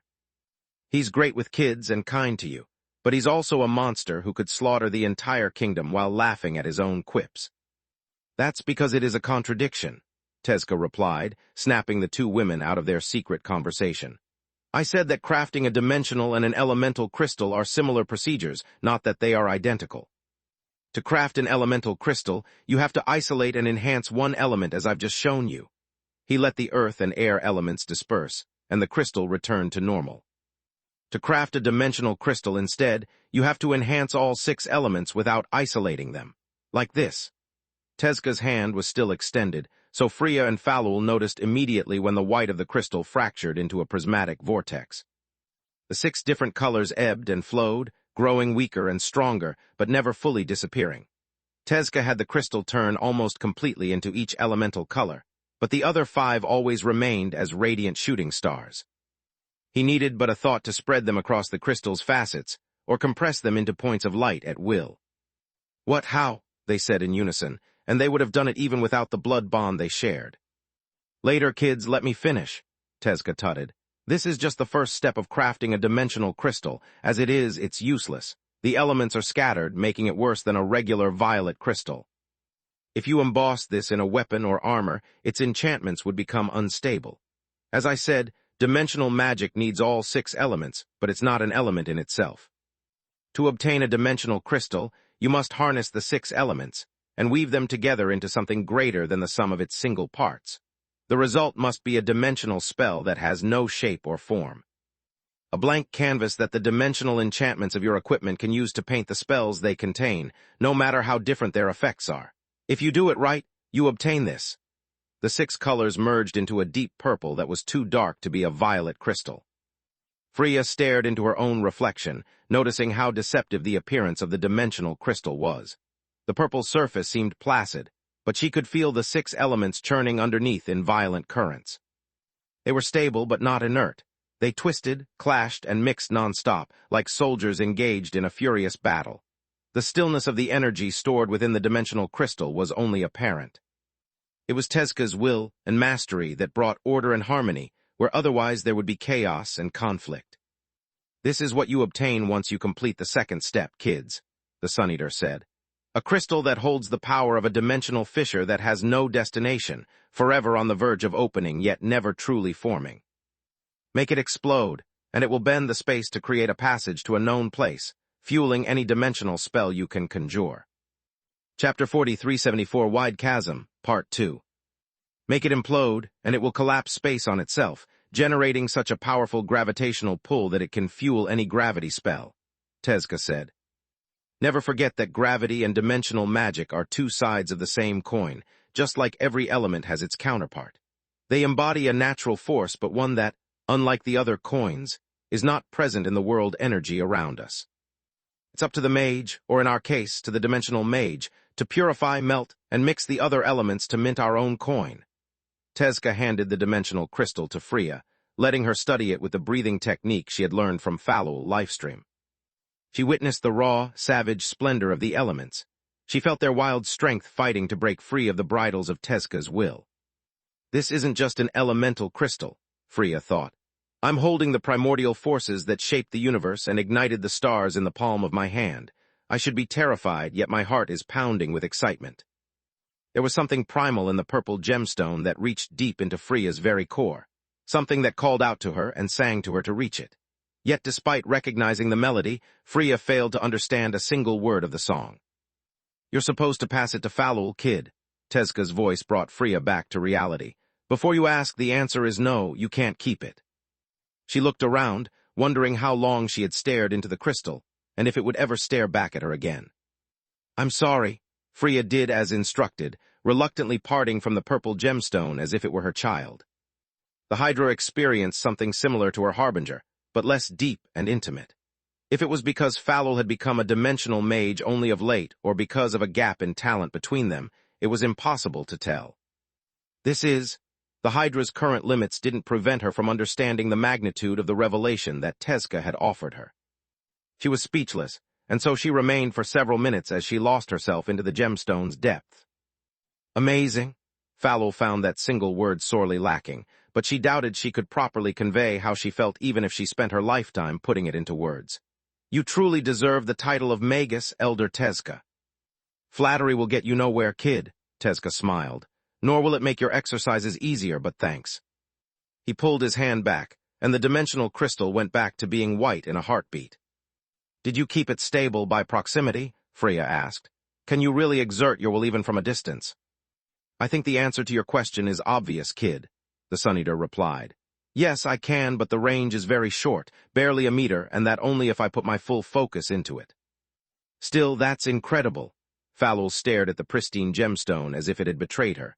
Any elemental crystal I craft loses its power the moment it's off my hands. It's only a matter of practice.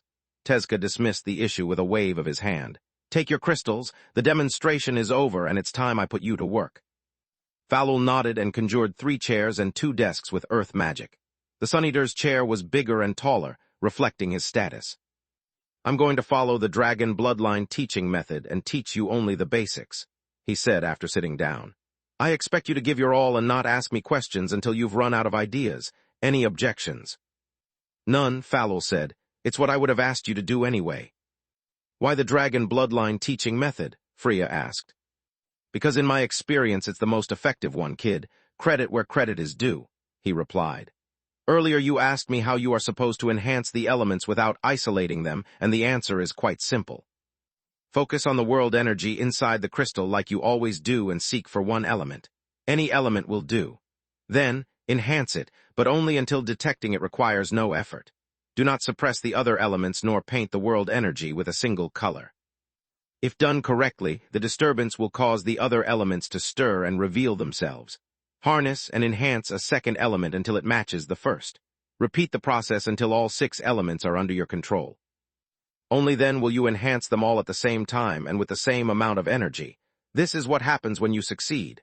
He showed them the prismatic crystal again. This is what happens when you fail instead. The white crystal became turbid gray for a few seconds before reverting into white. Don't try to hold together a collapsing building. Once the balance is lost, let it crumble and start over. That's it, Falul asked. That's it, Tezca echoed with a wolfish smile. It's just that simple. I'll explain the second step to you as soon as you complete the first. Freya exchanged a confused look with Falul, even wondering how she could have not thought about it on her own. I expected something more difficult, the Hydra thought. This is no different from crafting 6 different elemental crystals with a few extra steps. It's not fuck. After decades of practice, finding the fire element was easy, and so was enhancing it. Knowing when to stop, however, was an entirely different matter. Too much and Falul would get a fire crystal without even noticing. Too little, and she'd lose her grasp on the fire element while fishing for the water element. Freya had much less experience and more problems.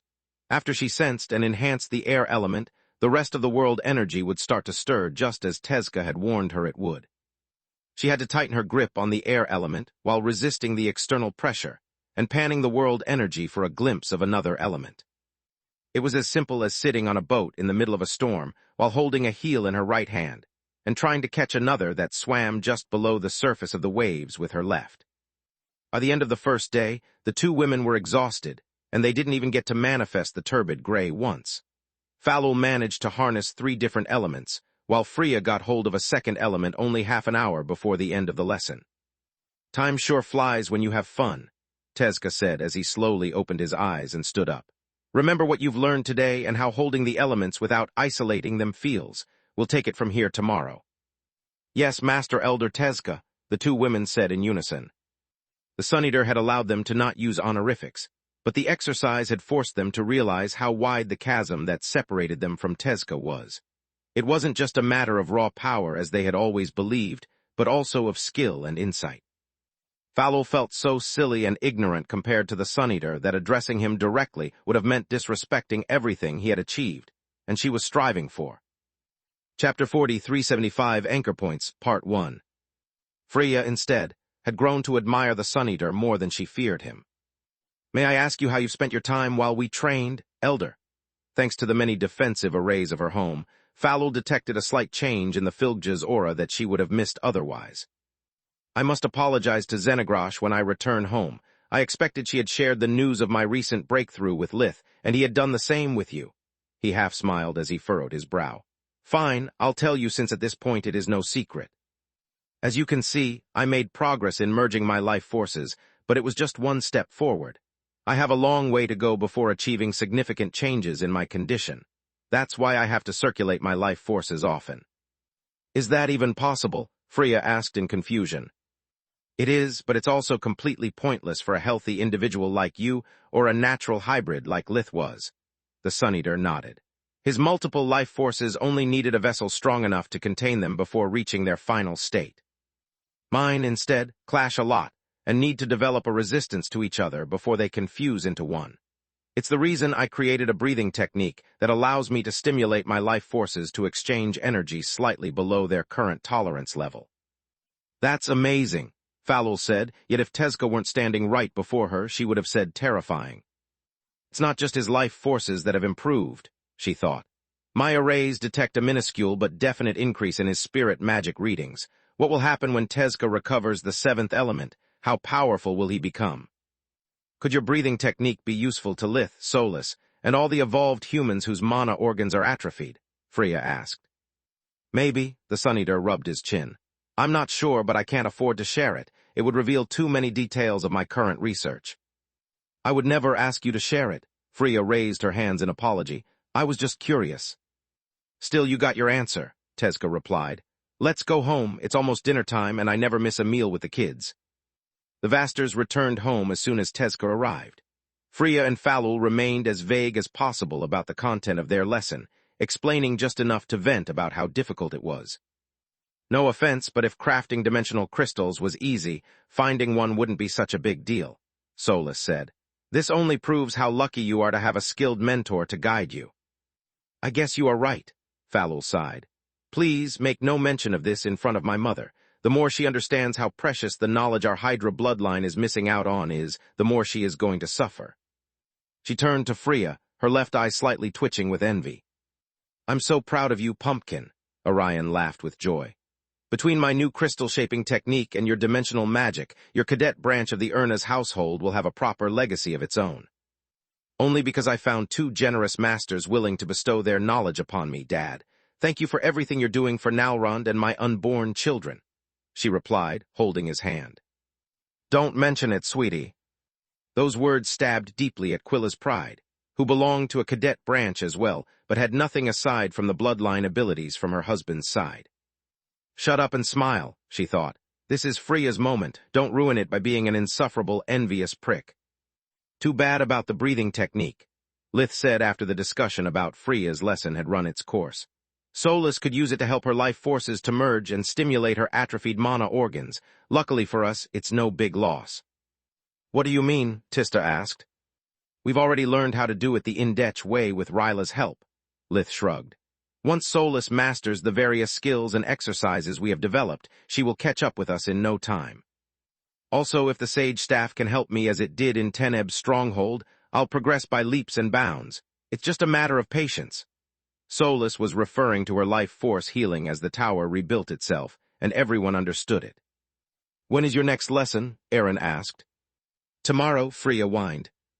Tezka arrived with the Vasters at dawn, giving Freya an early wake-up call. She had barely time for a quick breakfast before leaving for Falul's lair. Be nice and don't stray out of the mansion's arrays, Tezka said to the kids and Zinnia. Don't be rude to our hosts and practice the training spells I taught you diligently, and remember, no sharing. Yes, Uncle Dad, the Vasters replied. Philia and Frey considered Tezka their best friend, while Zinnia couldn't help but consider him a father figure. Good, let's go, Freya, the Sun Eater said. At the end of the second day, Falul managed to harness 4 elements at once, and so did Freya. This is not fair, the Hydra grumbled. How is this possible? Your centuries of experience don't mean much, because only a few notions among those you've acquired over the years overlap with this discipline, Tezka replied. That gave you an early advantage, but Freya's experience and talent as a dimensional mage have already filled that gap. Her bond with you makes you an artificial dimensional mage, but your talent is your own. You need to cultivate it as you did with any other skill you've already mastered. I understand, thank you, Elder Tezka, Falul said. Speaking about your bond, I know little about how having a harbinger works, but let me be clear. You are not allowed to share anything you learn with each other. Success or failure, it must be your own. Shut down your mind link, blood bond, or whatever that is. If you don't, you'll succeed faster, but your understanding will remain shallow, and you might miss an enlightenment that you would have otherwise experienced. Yes, Master Elder Tezka. The 2 women gave him a deep bow, struggling to repress their smiles. It's exactly what Falul said to Lith and Solus during their "What are you doing here? Get out of my head." The closer physically and emotionally Falul and Freya were, the harder keeping their minds isolated became. Whatever that was, I hope you haven't just defied my orders. Tezka snarled as he saw the 2 women jumping up and exchanging glares. We didn't, they said in unison, giving themselves the creeps. It's just... Shut up and focus on your telepathic defenses. He cut them short. The dam is broken and you are in sync. Rebuild it before your minds mix to the point you don't know where one of you ends and the other begins. Falul and Freya followed his advice and erected sturdy telepathic defenses before another single stray thought crossed their minds. From tomorrow onwards, I expect you to devote one of your 7 heads to keep the connection between you 2 closed. Did I make myself clear? Yes, Master Elder Tezka. By the end of the 3rd day, Freya managed to harness all 6 elements and Falul only 5. Chapter 40, 376 Anchor Points, Part 2. Can we extend the lesson for 5 more minutes, please? Freya asked. Just the time for a single attempt to reach the prismatic vortex step. Pretty please. Seconded. Falul joined the plea, hoping she would harness the sixth element and match her disciple before the bell's ring made her defeat official. I'll do you one better, Freya. I'll give you 2 tries, but only if you start now. Tezca's voice was warm, but there was a hint of mockery in his eyes that until that moment Freya had only seen when the Sun Eater faced his rivals or enemies. Thanks, Master Tezca. Freya put that impression aside and devoted her full focus to the crystal in her hands.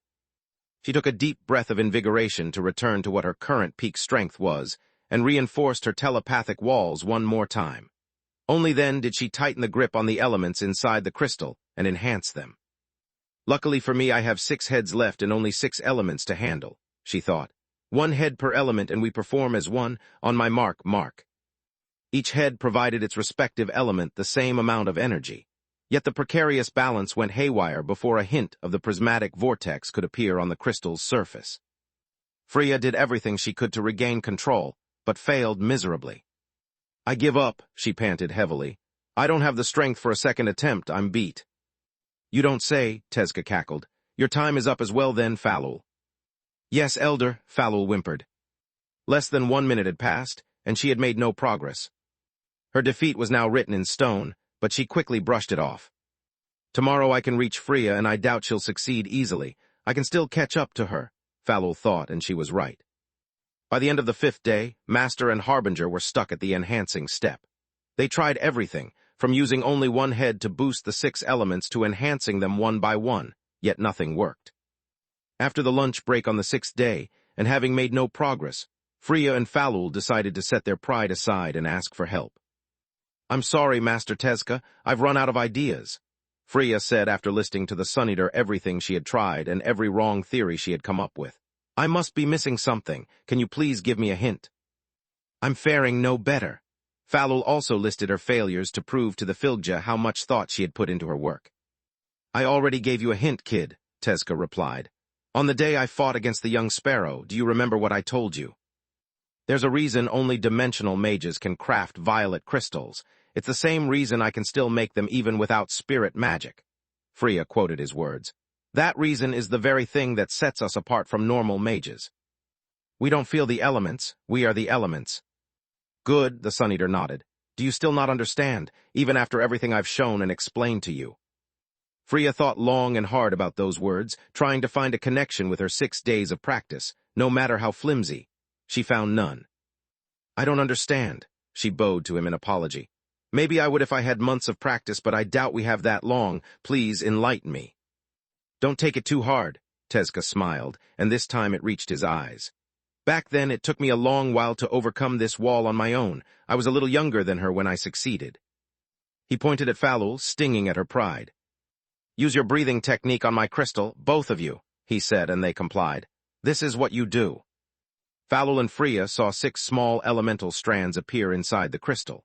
Then, the moment Tezca enhanced them, the lack of an insulating layer brought the elements to mix beyond recognition. I praise your ingenuity and perseverance. I'm certain that one day your failures will teach you many priceless lessons, he said, showing them that even with his level of control, none of the techniques they had shared with him worked. Yet I'm also disappointed that, after training for so long and having so many brilliant ideas, you didn't grasp the truth. You could have never succeeded because you've taken the wrong path. What/how? The barrier ensured Falul and Freya thought on their own. We followed your instructions. Were your teachings flawed/did you mislead us on purpose? You are wrong on all accounts. Tezca raised his hand for silence, and his apprentices immediately obeyed. My teachings were perfect, but I kept them vague on purpose. I didn't mislead you. You did it. I never said you had to enhance the 6 elements like you would with an elemental crystal, didn't I? Falul opened her mouth to talk, but only hisses came out as her eyes widened in understanding. You only said we had to grasp all the elements without isolating them, Freya muttered. You made no mention of how we were supposed to enhance them once we reached this point. We just assumed the process was identical to elemental crystals and stepped on the wrong path, yet I still don't see how those words are a hint. What about you, Falul? Tezca asked, receiving a shake of the head after a few seconds of deep thinking. Then keep watching, kids, this is how it's done. He took a deep breath and amplified his mana flow until his golden black aura became visible to the naked eye. Then, Tezca split his mana into its 6 elemental components, releasing a prismatic light from his body. "We dimensional mages don't feel the elements," he said as 6 of his tails shone with the elemental light they collected from the surrounding world energy. "We are the elements." Tezca injected the 6 elemental flows into the white crystal, using the elemental strands he had created to establish a connection with the gemstone. The Sun Eater's elemental energy flooded the crystal, forming tracks for the different components of the world energy to follow. 6 streams of light colored the crystal from within, forming the same stable prismatic whirlpool of energy Tezca had shown his apprentices on the first day. "That's what you meant," Freya said in awe. "Only someone with all 6 affinities can split the world energy into its components while it's inside their body. We don't need to isolate the elements because we must use those that comprise our mana and answer our will." "Exactly," Tezca ruffled her hair. "The first part of the exercise is only meant to establish anchor points for your elemental flow. They are the cornerstone your mana must follow to form channels that keep the different elements apart as they grow in strength. Without the anchor points, no matter how strong your willpower is, the final result would always be a muddled mess." He paused, giving them time to process what they had learned before asking, "Is this enough, or do you need one more hint?" "It's plenty enough," Falul replied, and Freya nodded. "You have shown us the way. All that's left for us to do is walk in your footsteps." Chapter 4377, First Magic Rune, Part 1. It took the 2 women a few minutes to separate the world energy into its elemental components as it entered their bodies. Freya had already experienced a similar phenomenon on the day she had achieved the violet, and so had Falul. The difference between them was that, while the Hydra absorbed the world energy through her noses, broke it down into its components in her core, and then channeled the elements into her heads, Freya could directly absorb and split the world energy through the colored streaks in her hair. It resembled what the evolved humans did with their wings, but unlike them, Freya lacked the means to release the elemental energy. The 6 colored streaks only supported the absorption process and acted as a filter. After that, Falul and Freya turned the pristine white of the crystals they held in their hands into a prismatic vortex. Yet they noticed that their vortex's colors were less radiant and defined than Tezca's. "Congratulations, you have completed the first step." The Sun Eater clapped his hands. "Do you want to move on to the second step now, or would you like to rest a bit first?" "Neither," Freya replied. "I want to take my time getting accustomed to this technique. Who knows, maybe I might even be able to discover the second step on my own." "What about you, Falul?" he asked. "I'm with her on this," the Hydra said. "I don't care if I fail, but accepting your help again without even trying would leave a bitter taste in my mouths." "Go on then, be my guests." Tezca closed his eyes and resumed circulating his life forces. The 2 women worked until each elemental stream was pure and shone, with a radiance comparable to what Tezca had demonstrated. The joy from their achievement was ruined only by the realization they had no idea what to do next. At the beginning of our lessons, Tezca mixed the elements to obtain the purple of dimensional magic, yet that's something he told us to avoid during the first step. What would happen if I mixed the clear elemental streams intentionally? The answer to her question became apparent when Freya's prismatic vortex turned turbid gray as soon as she forced the 6 streams to make contact. The elements were now mixed, but not harmonized. Not only was the world energy available much weaker than the corresponding white crystal, but Freya couldn't detect the single elements anymore. They were everywhere and nowhere, refusing to split into streams until she released her hold on them. The mana crystal cleared up into a pristine white that obeyed her will, allowing her to conjure the prismatic vortex again. Freya tried many approaches to fuse the different elements into the purple of dimensional magic, but to no avail. All she obtained were different shades of turbid gray. Falul fared no better, but instead of looking for more theories to test, she focused on analyzing her failures. "We are missing a key point. The path that brought us so far goes no further. We need to search for another path," she thought. "The question is, what kind of path am I looking for?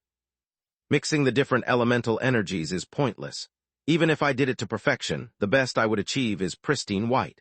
Working so hard to go back to square one can't be the right answer, which means I'm asking myself the wrong question.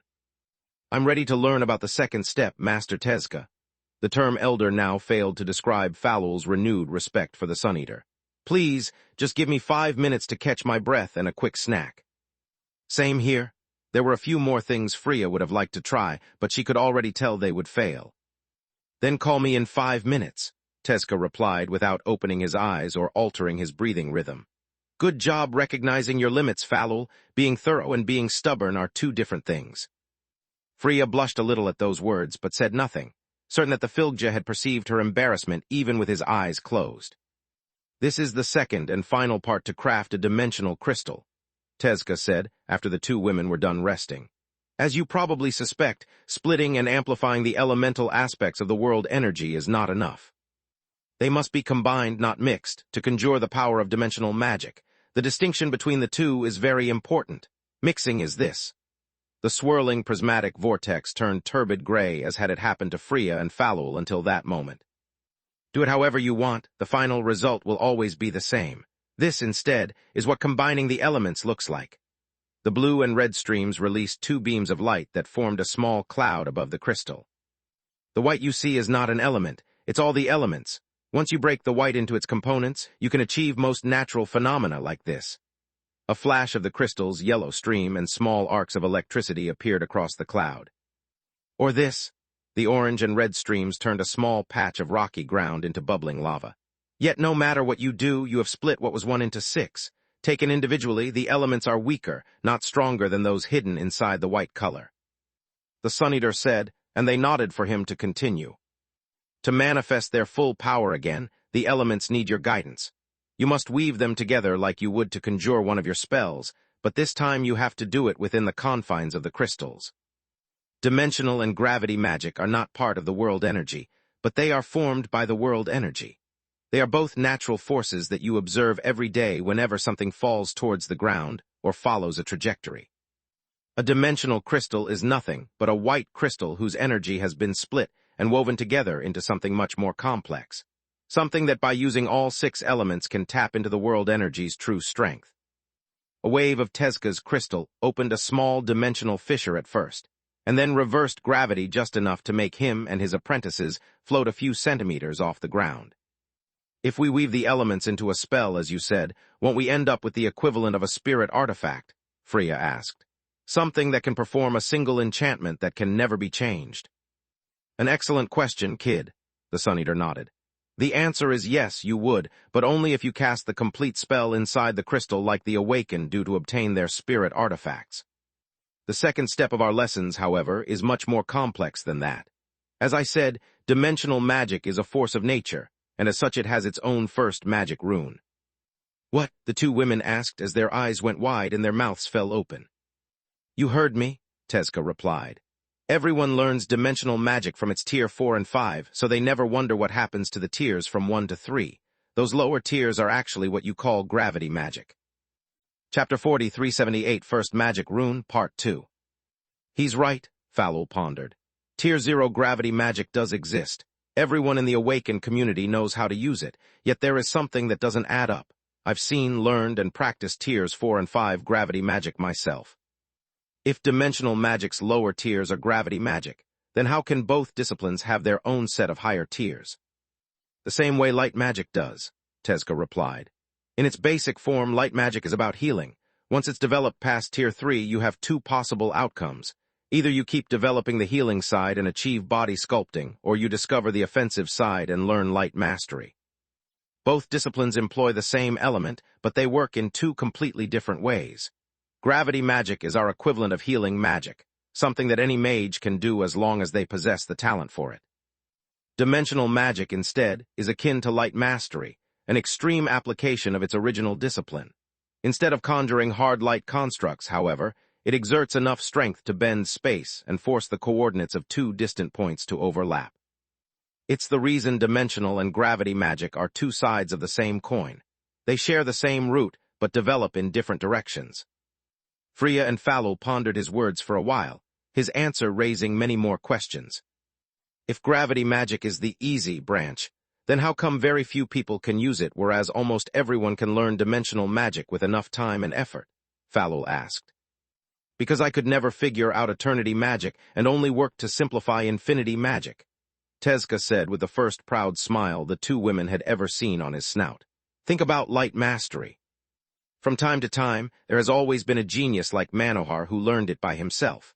The problem is that most of them kept it a secret or taught light mastery only to the members of their bloodline, as wyverns and griffins do. To make matters worse, geniuses are usually terrible teachers. Everything is obvious and comes natural to them, so they can't relate to the struggles of those who lack their innate talent.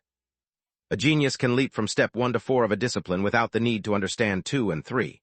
A normal person needs to master all steps, while the less talented need a series of exercises that work as step 2.1, 2.2, and so on, or they'll never reach step 3. Suddenly Freya understood why Celia had taken months to complete the loop spell that Freya had learned hours after mastering the proper multicasting technique. Light mastery never spread because nobody bothered to simplify it for everyone, and the clans who know it don't share it. Moreover, the griffin and the wyvern way to practice light mastery is so difficult that only those of sufficient talent among their members can learn it. Nelia tried to teach me, but emitting and controlling that much light element takes me too much effort. I could have learned it, but never mastered it as long as my cores are faulty. If the legends about Dawn are true instead, she did for light mastery what I did for dimensional magic. She dumbed it down enough for children to learn it. How does one do that? Freya asked. I don't know about Dawn, but this is what I did, Tezka replied. First, I taught dimensional magic to the most talented members of my clan, and then tasked them to teach it to those slightly less talented than them. They had worked hard to fill the gaps in my explanations and could teach my subject better than I did. Then, when the students with second-rate talent learned dimensional magic as well, I had them teach it to the Filgjas with third-rate talent, and so on. I followed every single class, learning from my own students the key points that I had overlooked because I considered them obvious, and those I had missed because they were so easy for me that I hadn't noticed they even existed. It took me decades, but thanks to those less talented than me, I was able to understand dimensional magic much better than when I created it.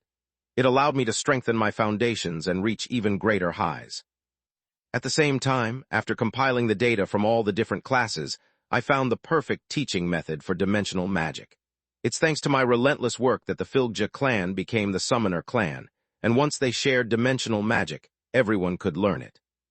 Dawn must have done the same. Freya recalled everything she knew about the Razar clan and how the horsemen had used them as her unwitting test subjects. As a prisoner, she couldn't practice light magic, so she developed a way to teach it to the Razar.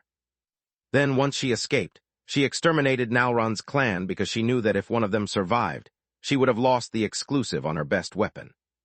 If you are done with your questions, let's get back to your lesson, Tezka said, snapping Freya out of her daze. As I was saying, the second and final step to craft a dimensional crystal is to weave the 6 elemental streams into dimensional magic's first rune. It's the origin of all dimensional magic spells, and its very foundation. Using it as your starting point allows you to conjure all other dimensional and gravity spells, no matter how complex. The Sun Eater focused on the white crystal in his hand, conjuring a prismatic vortex within it, and then having the 6 elements merge into the deep purple of a perfect dimensional crystal. Could the same be done with spirit crystals? Falul asked, her 7 sets of eyes brimming with greed. If one discovers the first magic rune for spirit magic, would it be possible to overcome the limitation of 1 spirit spell per artifact? In theory, yes, Tezka nodded. Yet I've never heard about anyone learning such a rune, and I failed to discover it as well. Before you ask, remember that I'm older than the Guardians, but I've lost my ability to use spirit magic millennia ago. If no Guardian ever did it. It takes a special kind of talent, Freya completed the phrase for him. I mean, history is full of things that the Guardians learned from mortals. I was about to say nobody can, but I like how you think, Tezka laughed. The explanation is over. Get to work or you won't get anything done. We only have a few hours left before dinner. Wait, you haven't told us what the first magic rune for dimensional magic is, Freya said. How are we supposed to weave it if we don't know it? That's your new task, kid, the Filgja tutted. Showing you the rune would be spoon-feeding you knowledge. You would be done in minutes and learn nothing from this exercise. Letting you discover the rune on your own instead will teach you about dimensional magic more than I ever could. I understand.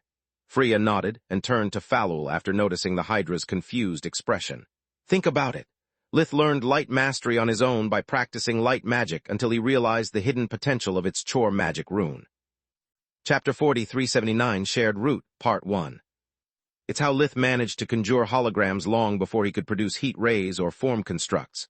Quilla followed his same path, and now it's our turn, Freya said.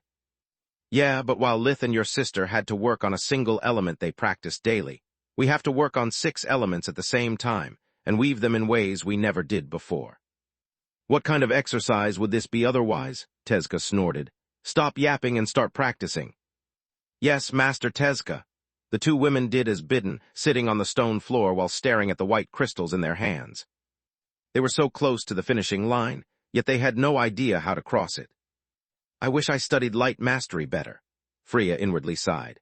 Maybe, if I learned to conjure holograms and constructs on my own instead of just following Nalrun's teachings, I would know how to find Dimensional Magic's Tier 0 rune. Falul and her Harbinger used their multiple heads to brainstorm the problem, keeping the crystals white until they believed they had found a solution. Tezka's explanations always contained hints, and this time is no different, Falul thought. The parallel with light mastery wasn't a history lesson, it was his way to point us in the right direction. We already know Tiers 4 and 5 dimensional magic. We must work our way down from there and deconstruct them until we find the common root all dimensional spells share.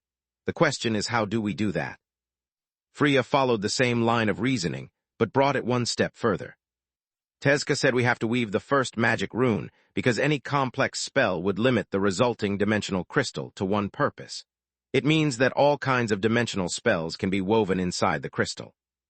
Everything he said during the lesson, including the mention of the spirit crystals, was a hint. Freya focused on the gemstone between her fingers, splitting its energy into 6 elemental streams and weaving them into her Tier 5 dimensional spell, Dimensional Ruler. The crystal turned purple and golden sparkles appeared all around it, yet Freya barely noticed. Her mind was elsewhere, fully focused on the gemstone's depths. For one split second before the Dimensional Ruler spell took form, she had seen something there. Freya repeated the spell over and over until she confirmed that she wasn't imagining things. Then, she moved down to her Tier 4 spell, Dimensional Blade. The space around the crystal became unstable, triggering the defensive arrays of Falul's lab. Yet Freya paid the alarms no heed, focusing once again on the luminous rune that shone far in the background for a single heartbeat. It was different from the one that preceded the Dimensional Ruler spell, yet they were similar. Once she memorized the hidden rune, Freya moved on to warp steps, blink, and then to switch. Each time she found a different rune, but they all had something in common, a shared root. It was then that Tezka spoke. Time's up. We'll resume this tomorrow. Remember what I told you about not sharing anything you might have learned. Falul was deeply frustrated and also exhausted. She was still thinking about getting some extra practice on her own when she tried to stand up and almost fell face first to the ground. Take it easy. The Filgja's strong arm saved her. Crafting a dimensional crystal is much harder than it seems. Just conjuring the prismatic vortex is akin to weaving 6 Tier 5 spells and keeping them active together. It takes a huge toll on both the body and the mana core. You need rest, or you won't be able to get anything done tomorrow. Falul blushed a bit and nodded. She was too busy catching her breath to say anything. Freya found herself completely drained and drenched in sweat. I don't think I can get up, she said, feeling her legs wobble and her body as heavy as lead. I need help. You need rest. Tezka put Falul down gently and offered the 2 women tonics and food. Freya's condition recovered quickly, but for someone with Falul's mass, those rations were just a drop in the ocean. She took barrels of nutrients from her dimensional amulet and gulped them down from 6 of her heads, keeping the 7th to breathe. A few minutes and a darkness spell later, they were up and clean. Tezka left as soon as they returned to the mansion, leaving Falul and Freya with their doubts. The Hydra said nothing during or after the dinner, but Freya could feel how troubled Falul was. The telepathic walls they had erected suppressed their bond, but couldn't completely erase it. Take this and ask me no questions. Freya handed her grimoire to the Hydra. I've been a dimensional mage since I was 16, whereas you become one a few weeks ago. I don't want to have an unfair advantage. Her words puzzled Falul until she opened the book and discovered it contained solely Freya's dimensional magic spells.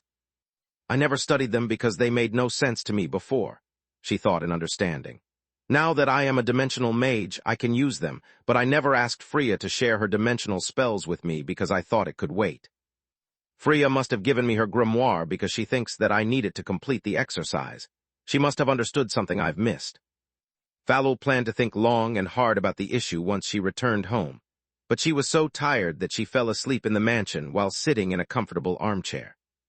The good news is that I don't have to call you this morning. Freya woke the Hydra up as soon as she slept enough to reset the effects of invigoration. The bad news is that you snore. Also, you have only until breakfast to take a second look at my grimoire. Tezka will be here in less than an hour. Falul had yet to read the grimoire once, so she thanked Freya and put her 7 heads to work until Alina called her. The Hydra would have loved to keep reading at the table, eating with only 1 head, but that would have been rude and unsettling to her hosts. Falul ate as quickly as etiquette allowed her to and went back to studying. By the time Tezka reached the mansion, she had finished her first reading. Once they reached her lair, Freya kept conjuring dimensional spells inside her crystal, while Falul tried to make heads or tails of what she was supposed to do with Freya's grimoire. Good gods, now I understand. The Hydra had been practicing with dimensional ruler and warp steps, but she had failed to notice the runes hidden in the background of her spells. When we call upon the elements to conjure a spell, we tap into the primordial forces contained in the world energy via the first magic runes. Yet Magur is vast, and what we need is just a speck of the immense power that surrounds us. The abundant world energy makes it easier to cast spells, but it also eclipses the first magic runes the spells conjure. A mana crystal, instead, contains a finite amount of world energy. Chapter 4380 Shared Root Part 2. When I weave the 6 elemental streams into a powerful spell like Dimensional Ruler, I access the first magic rune of dimensional magic and consume enough world energy to make the rune visible. At the same time, however, a complex spell is comprised of dozens of runes that overlap with each other and eclipse the first magic rune. Less powerful spells create less interference with their runes, but also consume less world energy. I can see the first magic rune better, but for a much shorter time. This must be why Freya shared her dimensional grimoire with me. All dimensional spells share the same root, allowing us to observe it for different periods of time and from different angles. Only by conjuring many different dimensional spells inside the mana crystal can we collect enough pieces of the puzzle to glimpse the full first magic rune for dimensional magic. Falul used Freya's most powerful spells to locate the first magic rune and get used to the brief time she had to study it. Then she moved on to Tier 4 spells until she managed to study the rune in a shorter time frame. She repeated the process for all tiers of dimensional magic until she reached Freya's Tier 1 dimensional spell, Scope. The first magic rune was almost clear, but disappeared so quickly that it was barely an apparition. While Falul conjured Scope time and time again, Freya had already given up on that and moved forward. I've already learned everything I can, she thought. This path has also reached its end, and to reach my destination I need to find a new one. She had hit her head against that kind of wall enough times not to need Tezka's help to recognize when she crashed into another. Freya focused on the various fragments of the first magic rune she was certain to have identified, engraving them in her memory. Then she once again turned the white energy within the crystal into a prismatic vortex, and used the elemental streams to trace the outer outline of the first dimensional rune.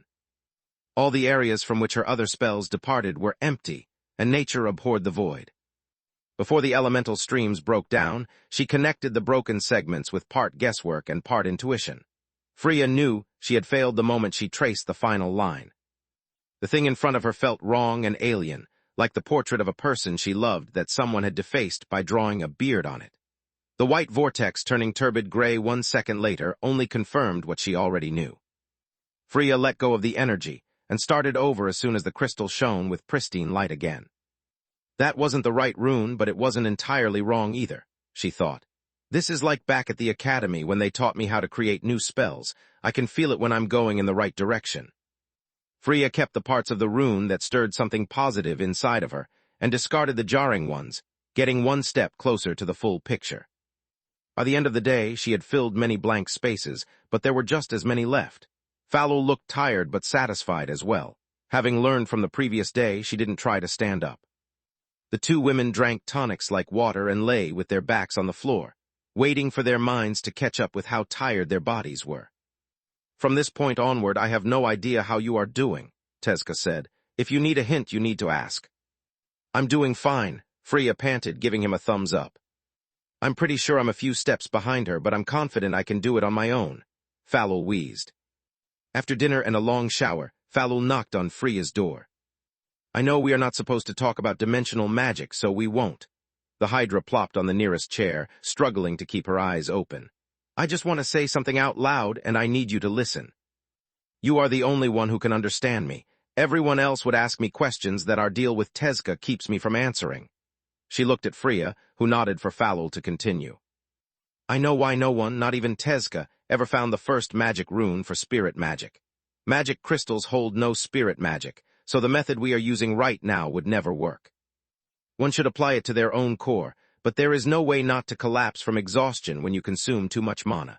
You can't cast spirit magic non-stop for hours like we are doing for dimensional magic. You would get a glimpse of the first spurt rune, use invigoration, rinse and repeat until either it stops working or you faint. To make matters worse, the moment you can see the damn rune is exactly when your focus hits rock bottom. If there is another way to see it aside from running out of mana, I can't see it. Me neither, Freya sighed. Maybe Jormund could have done it. He was an emerald dragon and could use spirit magic like no one else. I guess we'll never know, Falul sighed.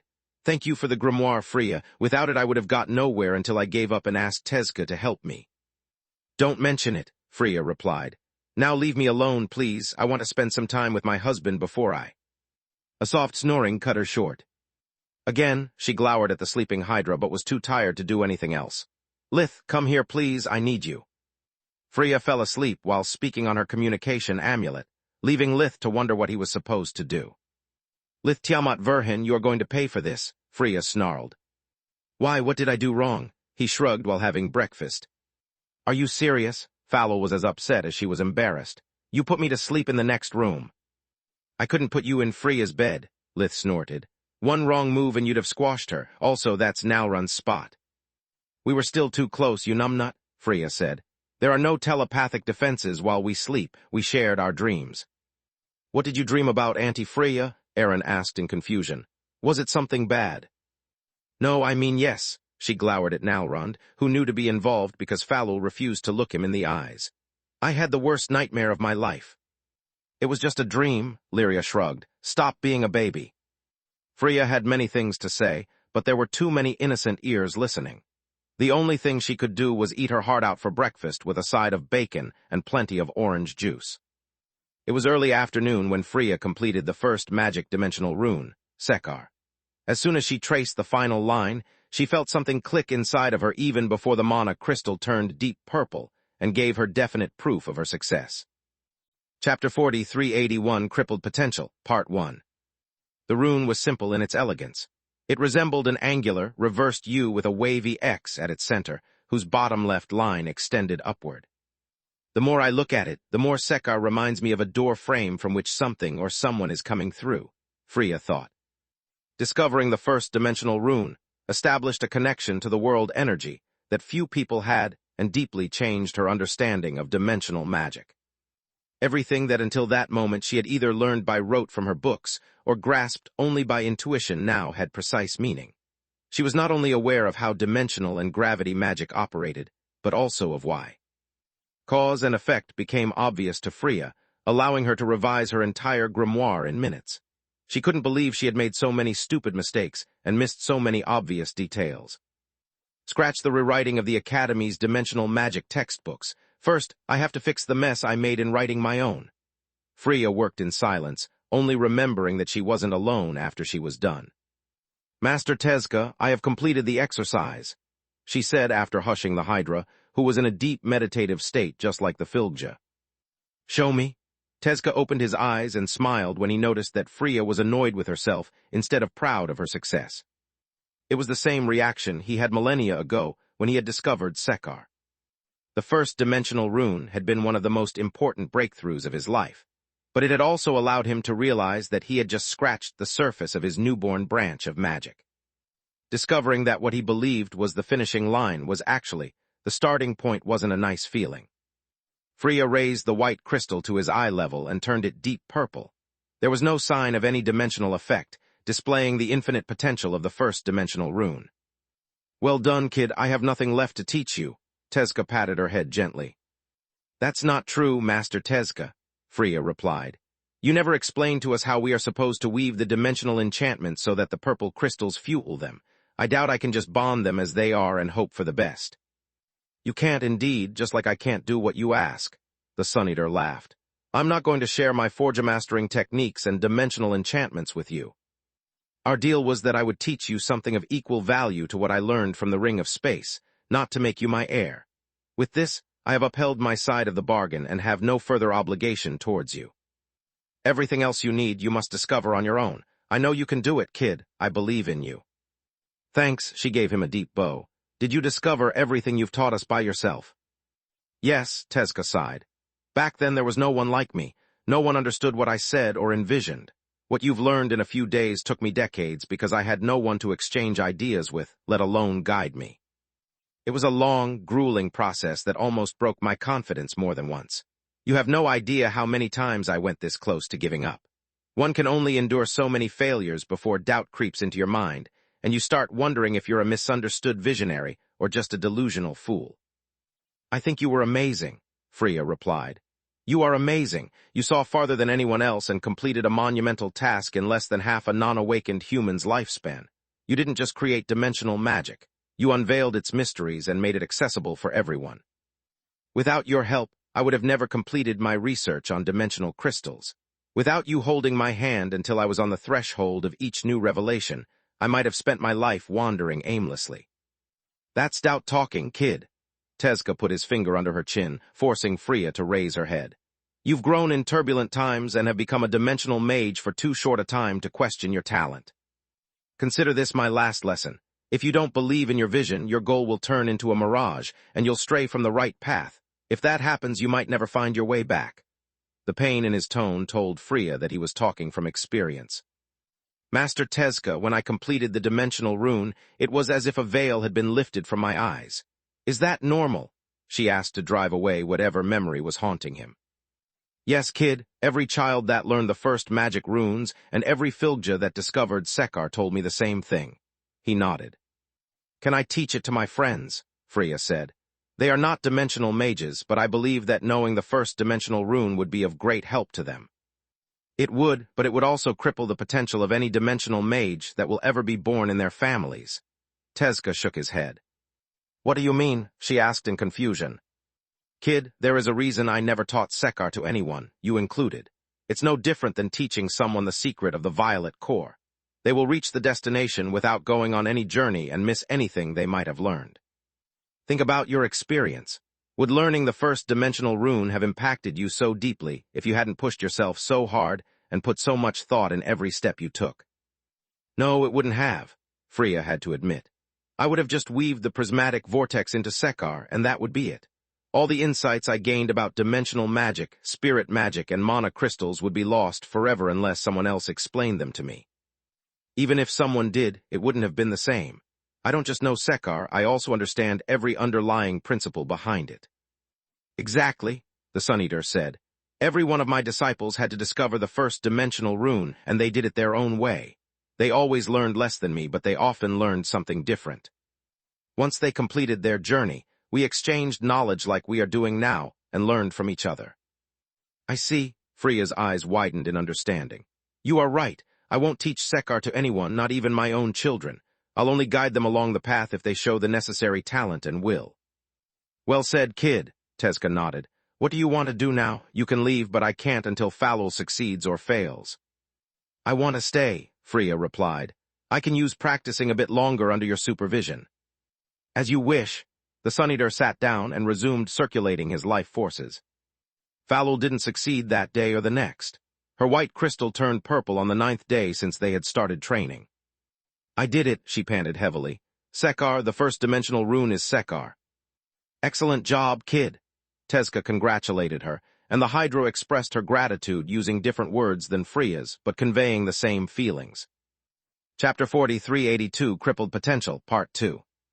Falul also asked him for permission to teach the first dimensional rune to others, and obtained the same answer. Damn it, you are right, Master Tezca, Falul sighed. I guess you won't teach us how to apply dimensional crystals to enchantments, correct? Nailed it in one. The Sun Eater gave her a thumbs up. I'm done here. If you have any questions, speak now or wait until Philia and Frey come to play with the Verhin's kids again. I have many questions, but not the kind you'd answer, the Hydra replied. Gods, I have so much to do ahead of me that I need a vacation. First, I have to relearn dimensional magic from scratch. Then I have to practice with my spatial awareness, or I'll be a dimensional mage in name only. Lastly, I have to start researching a way to apply dimensional crystals to my forge mastery. We can do it together, Master Falul, after a long shower, though. Freya sniffed her clothes, wrinkling her nose at her own pungent smell. And maybe that vacation. There were still a few hours left before dinner when they returned to the Verhin mansion. Freya and Falul had a bit of energy left from their training, and showering allowed them to recover some more.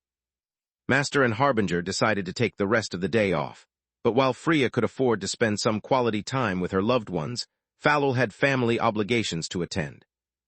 Not only did she have to inform Firwall of her breakthrough in dimensional magic, but she also had to be briefed about the recent events in the Beast Council.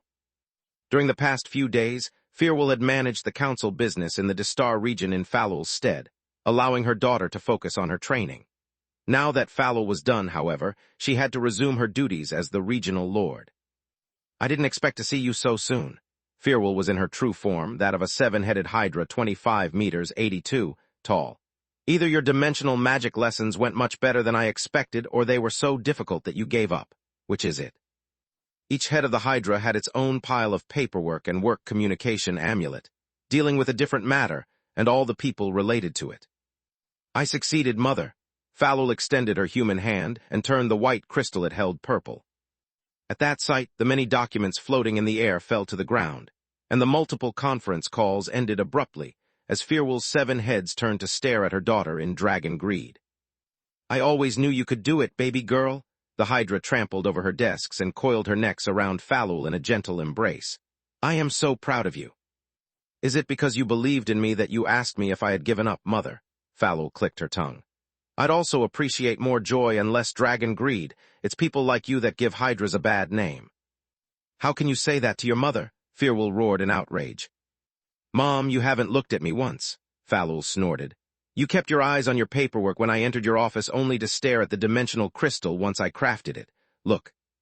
The younger hydra moved the purple crystal up, down, left, and right, and Firwall's 7 heads followed it like a dog presented with a tasty treat. Fine, Firwall grunted as she shapeshifted into her human form. Happy now? I'm looking at you. Did you gain some weight? I've lost some weight, Falul snarled. I've done nothing but sleep and train for almost 10 days. Here, take your goddamn prize. She handed the purple crystal to her mother, laughing at Firwall's aghast face when it reverted to white a couple of seconds later. Sorry, Mom. I'm not skilled enough to hold the enchantment from a distance. That was mean. Firwall pouted like a child whose favorite toy had been taken away in punishment. But I deserved it. Damn dragon greed, come with me. We have many things to discuss. Firwall asked as many details about Tezca's lessons as Falul was allowed to share. Don't worry about the materials for your forge-mastering experiments, Fanny. Since the entire Hydra bloodline will benefit from your newfound knowledge, it's only right that we fund your research. I don't think many Hydra families will give me much, Falul shrugged. The research about their dragon bloodline awakening is still on the line, and no one will care about dimensional crystals until every member of their family has become a dragon. Believe me, they will, the elder Hydra replied. Especially when I let our dear relatives know that you'll give the commissions priority based on contributions. Those who provide nothing will be stuck to the end of the line until everyone else is done. That will surely loosen their purses, Falul chuckled. If I didn't know any better, I'd say that dragon competitiveness is also a thing. All-powerful beings are competitive by nature, Fanny. If they weren't, they would let others surpass them, and soon they wouldn't be powerful anymore. Believe me, we'll have to keep this under wraps for as long as we can. If after awakening our dragon blood, the Hydras reveal to have someone who can craft purple crystals in their ranks, the other awakened households might form an alliance to suppress our influence across the entire Magar, Firwall said. Mother and daughter then discussed the recent events in Garland and the Distar region. Luckily, there was no trace of the dead king, and aside from the usual petty conflicts between awakened, there wasn't much for Falul to deal with. One last thing, Firwall handed her daughter a document. After the news of our Harmonizer project spread, we've had a few late applicants. Here's the list of those we allowed to join the early experimentation. Falul read the list of lesser divine beasts and wasn't surprised to discover that most of Feniger's and Roghar's children had been excluded. Badia was the only Nidhogg who had been admitted, and only because of his relationship with Tista. Falul wasn't surprised when she read down the list and discovered that most lesser Garuda bloodlines had been welcomed to the project. She agreed with the decisions made by the Hydra Council, at least until a name caught her eye. "What is an Ishara? I'm sure I've never heard this lesser bloodline name before," she asked. "They are the descendants of the lost guardian of evolution, and they are divine beasts, not lessers like us." Firwall replied before explaining how the thinning of the guardian blood over the millennia had brought the children of Selkies to their knees. Without their foremother to give birth to new Ishara bloodlines, the divine beasts were forced to mate with the members of other races to avoid inbreeding. The appearance of a lesser bloodline was supposed to be rare, but the Isharas experienced it with increasing frequency. Whether it was due to bad luck or the lost connection with Magur was impossible to say. "Ishara," Falul pondered. "It sounds familiar. Where did I hear this name again?" Chapter 4383 War Against Time, Part 1. "They are from Rathai, so I doubt you've ever seen an Ishara outside of books. Here's what they look like." Firwall projected the hologram of a creature with a humanoid upper torso and a scorpion's lower body, jogging Falul's memory. "Of course, those are the bastards who almost killed Solus. How could our clan let them in? The Isharas are dangerous, arrogant pricks, Mom." "That could be said about all divine beasts, dear." Firwall furrowed her brow. "When did Effie meet Isharas, and why would they try to kill her?" Falul used a mind link to bring her mother up to speed with the events that had led to the rescue of the nameless fungus folk. "That's it. I don't see anything wrong with it. In the Ishara's shoes, I would have done the same thing." "What?" The younger Hydra jumped up in outrage, but her mother's cold glare smothered the fire of her rage. "You're not making any sense, Mom. How can you say something like that?" "Gods, you're so accomplished that sometimes I forget how young you are, Fanny." Firwall massaged her temples. "You are blowing this out of proportion because of your deep attachment to Effie, but try taking her out of the equation for a moment." She paused until Falul calmed down and nodded for her to continue. "What remains is one of the legendary hordes and a bunch of awakened who want to catch them to uncover the secret of the White Core. Does it still sound unreasonable after I put it this way?" "It is unreasonable, but I know that everyone in our council would do the same, either in secret or publicly if they have even a shred of justification." Falul sighed. "Like you said earlier, all powerful people are competitive when it comes to gaining more power. And that's why the clan council wouldn't have rejected the Isharas, even if we knew about their clash with Effie." "Solus," Falul corrected Firwall, cutting her short. "My bad, I'll be more careful." The elder Hydra raised her hands. "I told you their primordial blood is thinning, and that's the worst nightmare for all the descendants of the Guardians. Also, the Isharas have accumulated vast amounts of knowledge about evolution, and are willing to share it with us along with their bloodline abilities. Imagine how much easier our research would become with unlimited life maelstrom and high-density world energy." "I understand that, Mom, but I still think our clan council made the wrong decision," Falul said. "The Isharas are desperate, and so are too many of our fellow Hydras." Firwall returned the favor. "Fanny, the White Core is not just a matter of power, but also of longevity. Why do you think everyone agreed so easily to invest so many resources in this project? Why no one argued for 1 second about Baba Yaga joining us and reaping the benefits of our research for her undead? Because Emperor beasts die at 3,000 years of age, while divine beasts can live up to 10,000 years. No one of our elders wants to die. No one of our youngest wants to see their parents, siblings, and grandparents die. This is not just a race for evolution, it's also a war against time." The last line stopped Falul's retort in its tracks, and the tone with which Firwall delivered it derailed it.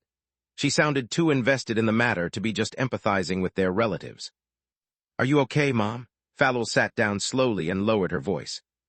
"I'm fine, baby girl, but I'm also past the 1,500 mark. Half of my life is gone." The elder Hydra sounded scared like Falul had never heard her, even when Firwall had taken arms against Thrud or the World Tree. "If I become a divine beast, I can live 5,000 more years instead of just 1,500. But every day that passes, I lose about 10 days of potential lifespan. 1,500 years sound like a long time to someone as young as you, Fanny, but I've already lived that much. I know how quickly 1,500 years pass, and I don't want to die. If someone like me can understand why the Isharas were ready to kill Solus to get their hands on the secret of the White Core, what do you think our elders would respond to your objection? They would dismiss it just like you did, just with much harsher words. Falul shuddered at the realization of her mother's mortality. If the Asharas are so important to you, I won't do anything that might get them kicked out of the project. They are, and thank you, baby girl, Firwal sighed. If it makes you feel any better, as part of our deal, the Asharas have joined the hunt for the dead king. We have an entire bloodline of divine beasts on our side now. Falul found such generosity uncharacteristic for a species as egotistical as the Asharas. The deal they had offered was too skewed in the Garland Council's favor. The Hydras would have agreed to let the Asharas take part in the research just for their bloodline abilities. Sharing their bloodline legacy and putting their lives on the line to fight Orpal's army of Upper was beyond suspicious. Yet Falul put all those paranoid thoughts aside and focused on her mother. I'm sorry, Mom. I should have asked Ajeter to let you join us back when he developed the method to awaken his dragon bloodline. I know that he said that he won't disclose it until the war against the dead king is over, but I'm sure that if I tell him that I need it for you, Ajeter will. Firwal remained silent, but her expression of utter confusion interrupted her daughter nonetheless. Didn't he tell you? The elder Hydra asked. What was he supposed to tell me? Falul replied. Believe it or not, unlike a certain someone I know, Ajeter can do math and sent me every bit of his research after he was done revising it with dragon eyes. Firwal passed Falul a thick folder. It contained Ajeter's observations on his previous Drake life force, his current dragon life force, and those about Falul's life force. He described how he had become a dragon step by step and suggested several methods for adapting the procedure to a Hydra of Falul's bloodline. The last page was a brief letter in which the Sapphire Dragon thanked Firwal for allowing him to join the Harmonizer project and expressed his worries about her entering the second half of her life. He concluded the letter saying that he knew how precious every day was to Firwal and wished her the best on her bloodline awakening. I've been working on this for a while, and Ajeter was so kind that he helped me brainstorm every issue I encountered so far, even at the cost of taking time off his own training schedule, Firwal said. I didn't know anything about it. Falul was flabbergasted. Interesting? Firwal fluttered her eyelashes flirtatiously. Either Ajeter is doing it for you and doesn't want to make you feel indebted to him, or he is doing it for me and doesn't think you should be involved in our private business. Chapter 4384 War Against Time, Part 2. Very funny, Mom. Falul's anger crashed against Firwal's hilarity, quickly subsiding in ill-concealed annoyance. What about Grandpa Falgar? What does he think about the Ashara's involvement in the project? He shares your doubts, Firwal replied. He warned the clan council that if Selki's descendants are half as conceited as she was, they are bad news, yet he didn't oppose letting them help us. Father only advised us to tread with caution and use the Asharas more than they can use us. This way, when they pull the rug out from under our feet, we'll still come out on top in the ensuing battle. Father doesn't trust the Asharas, but he believes their contribution will speed up the Harmonizer project and save many lives. He said when the Asharas pull the rug, not if, Falul pondered. Is his life one of those he thinks will be saved? Have you shared Ajeter's findings with Grandpa, Mom? I tried, Hatchling. Firwal's tone turned somber. Your grandfather is old and doesn't have long left to live. I wanted him to go first, but he flatly refused. He says that after living as a Hydra for almost 3 millennia, turning into a dragon feels like betraying our forefather. That he'd rather spend his final years as a veteran Hydra than have a few decades left as a dragon as green as grass. Father wants to enjoy the time he has left, not spend it learning how his body works from scratch. I can't blame him, Falul sighed. Normally I'd say that he should just live like a Hydra in a dragon's body, but I know the greed that haunts our species all too well. Grandpa couldn't help himself. Not mastering his new powers would be like living with a constant itch you refuse to scratch. That's his reasoning as well. The elder Hydra nodded. If you have something to say to him, Fanny, don't wait too long. Father is still in good health, but he has volunteered for the front lines in the next conflict. He wants to die as he lived, as a proud Hydra fighting to make Magur a better place for his children. Verhin Mansion, a few days later. Life had almost gone back to normal for the Verhins and Lucia. Raz spent most of his mornings at the farm, planning the spring work with his farm hands. Sometimes, he looked towards Broman's home, and the empty plot of land where once the cozy cottage stood made Raz miss his old friend even more. Alina had already resumed going to Lucia to buy groceries and other everyday necessities. She always brought Surin with her to both face her own fears head-on and remind the shopkeepers of what she would have lost if not for the Fastero kids. Lith had given her a map where he had marked all the hostile merchants, and Alina refused to speak with any of them. If they approached her, she only glared at the merchant until they ran away with their tail between their legs.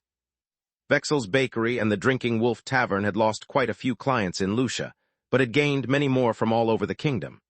Ashek and Hida were planning to expand the establishment, while Vexel asked for Senton's advice about opening bakeries in other cities. Lith, instead, was still inspecting the artifacts he had collected in the Invincible King's armory and studying Dread Magic's effects. "We've triple-checked the place," Lockria said. "There is no trace of the blueprints for the anti-cursed object array, and not a single magical formation is left standing. Tezca's spells flatten them all." "What about those devices that Salinoth spread throughout the cave?" Lith was no dimensional mage, but he could feed them to the tower and maybe help it improve the watchtower. Worst-case scenario, they might have helped Freya with her studies. "Either Tezca came back here before us and took them away, or they crumbled with the cursed ring's death," Tryon shrugged. "We've looked everywhere, but not even the eyes of Menadian can detect any signal." "I was afraid that would be the case, but it was worth a shot." Lith recalled the demons into the void sigils on his feathered wings and warped back to the nearest mana geyser, where the tower waited for him. "Let's go home, Solus." A wave of his hand activated the tower warp and brought them back to the mansion. "Too bad it was a bust, but we earned a lot already. Let's try not to complain too much about this." Solus had become much less easygoing about the spoils of battle after awakening her Vritra bloodline. She still wasn't sure whether it was true dragon greed, or just spending too much time with Lith. "I'll do my best," he replied while taking his communications amulets out of his pocket dimension. He always stored them whenever he didn't want to be traced or disturbed. "The real issue for you is double edge. We have more than enough adamant to craft something big enough to host the Fury. If the new double edge can replicate all of your hammer's enchantments, it should also duplicate itself for the Fury's flight. The Sage Staff, however, is a different matter." He pointed at the shrunken artifact on her neck. She's much bigger and longer, making something with her proportional range and mass wouldn't leave enough adamant for your armor." "It's no big deal," Solus replied. "We can craft something only for the Fury until we find the corpse of something big and powerful to host the staff. We can dismantle the first version of Double Edge at any time thanks to Look." One of the runes on Lith's Kingdom amulet was blinking. Someone had tried to contact him while he was in Giera. "Who's that, and why don't I recognize that rune?" "Because it belongs to a person you've never met." Lith hesitated for a second before pressing the rune and listening to the message. "This is the contact rune of Rami Asal, the social worker who follows Ozian's case." The amulet's gemstone conjured Rami's hologram. She hadn't changed much since the last time Lith had seen her a year ago. She still wore her light brown hair in a ponytail and silver-rimmed glasses that softened her sharp features. "I'm sorry to bother you, Magus Verhin, but you asked me to inform you about any matter involving Ozian Narrel, no matter how small." She cleared her voice. "The boy is fine, and there is no problem with his foster home. Ozian is slowly recovering from the trauma of seeing his parents die and Zeska fall during your fight with the dead king. Having reliable parental figures is helping him to come out of his shell and behave as a normal child." "Then why contact me?" Lith snorted. "I could have read all this in the weekly report." "The reason I'm contacting you may sound silly to you, but I believe it's important for Ozian's recovery," the hologram said, as if answering his question. "The boy has developed a friendly rivalry with his foster siblings. They are orphans who have nothing left to their names, so they tend to brag and exaggerate about anything positive in their past lives." Rami paused for a moment, averting her gaze in embarrassment. Chapter 4385, True Colors, Part 1. "What I'm trying to say is that Ozian got fed up with being the only one without a good memory or story about his parents to share, and told everyone a sweetened version of how you two met.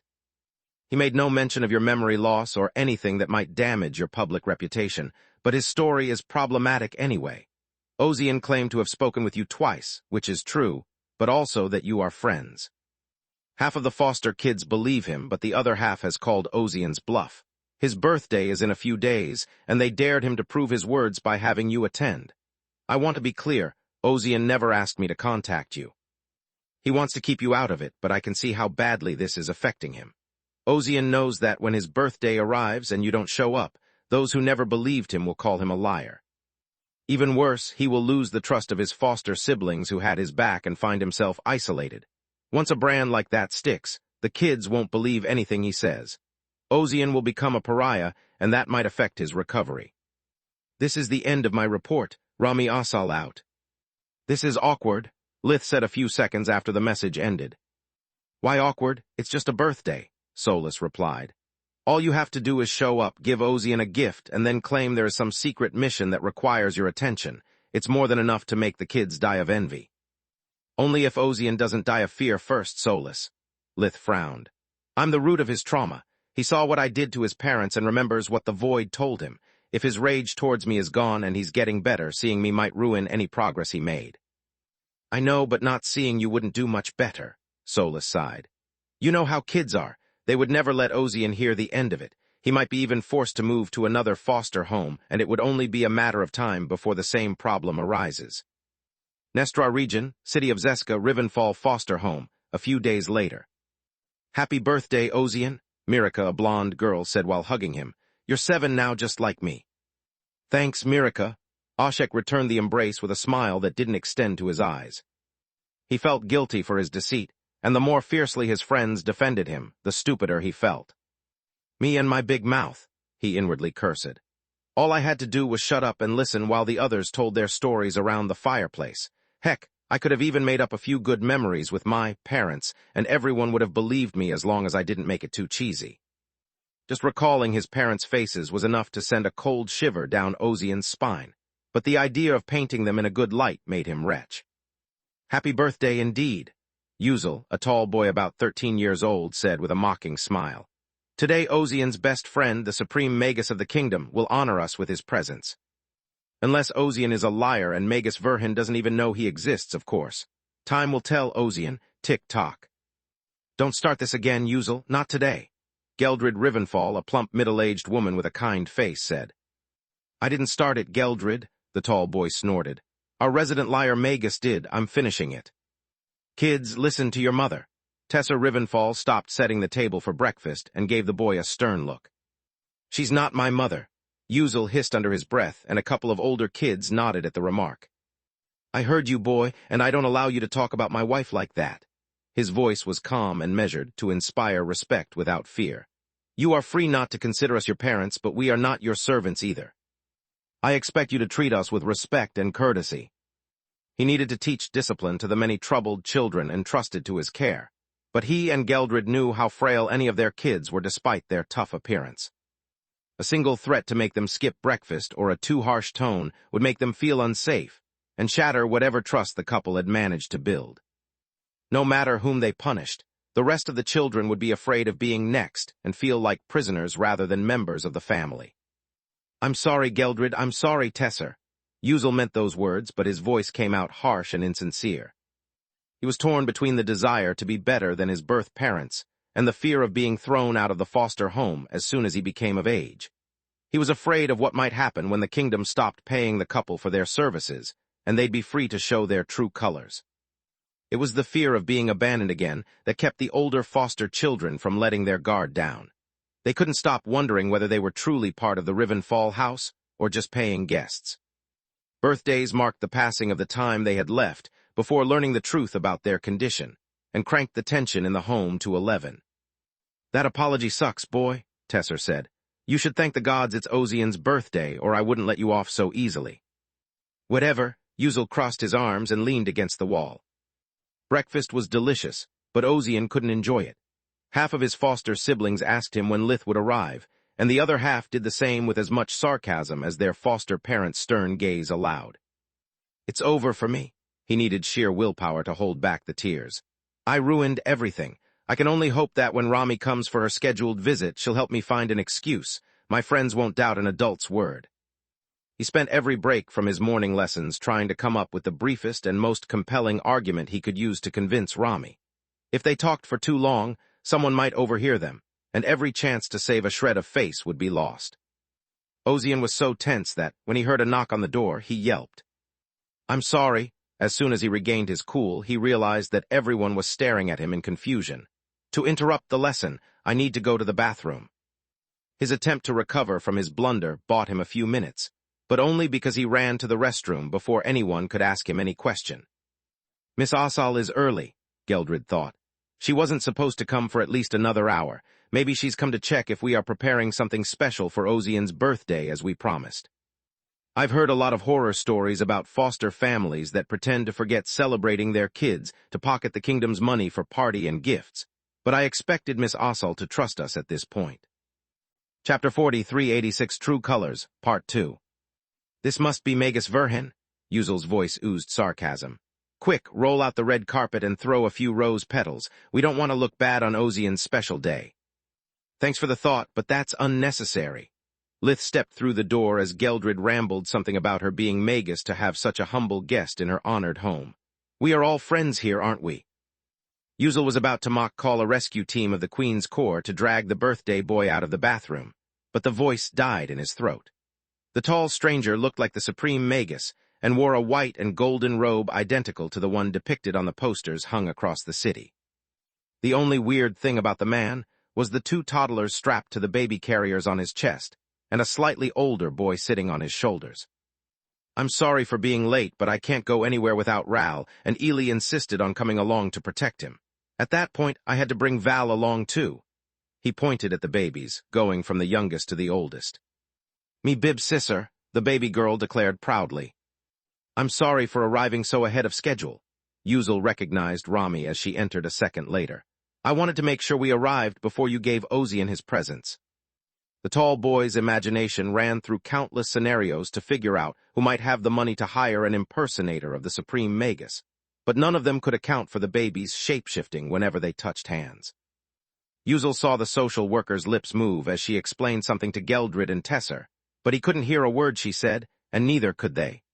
The three of them were as pale as ghosts, unable to avert their eyes from the tall stranger. For some reason, he didn't move from the entrance, nor did he close the door. He just stood there, ready to leave as quickly as he had appeared. Are you really the Supreme Magus? Mirica asked. Is this proof enough? 5 extra eyes opened on the tall stranger's face, and black scales covered his skin. Yes, the little girl jumped with joy. Are you here for Ozian? Valak, an 8-year-old boy, dared ask. Of course, Lith shrugged. What kind of friend would I be if I forgot about his birthday? Those simple words shattered Yuzel's cynical view of Magar. Suddenly miracles seemed possible, and maybe good people really existed. As for Ozian, Lith's presence scared him even more than being exposed as a liar. Several months had passed since the last time they met, but the young boy had forgotten nothing of his 2 encounters with the Supreme Magus. The Void's cruel words and the massacre that had ensued during his fight with the dead king still haunted Ozian's dreams.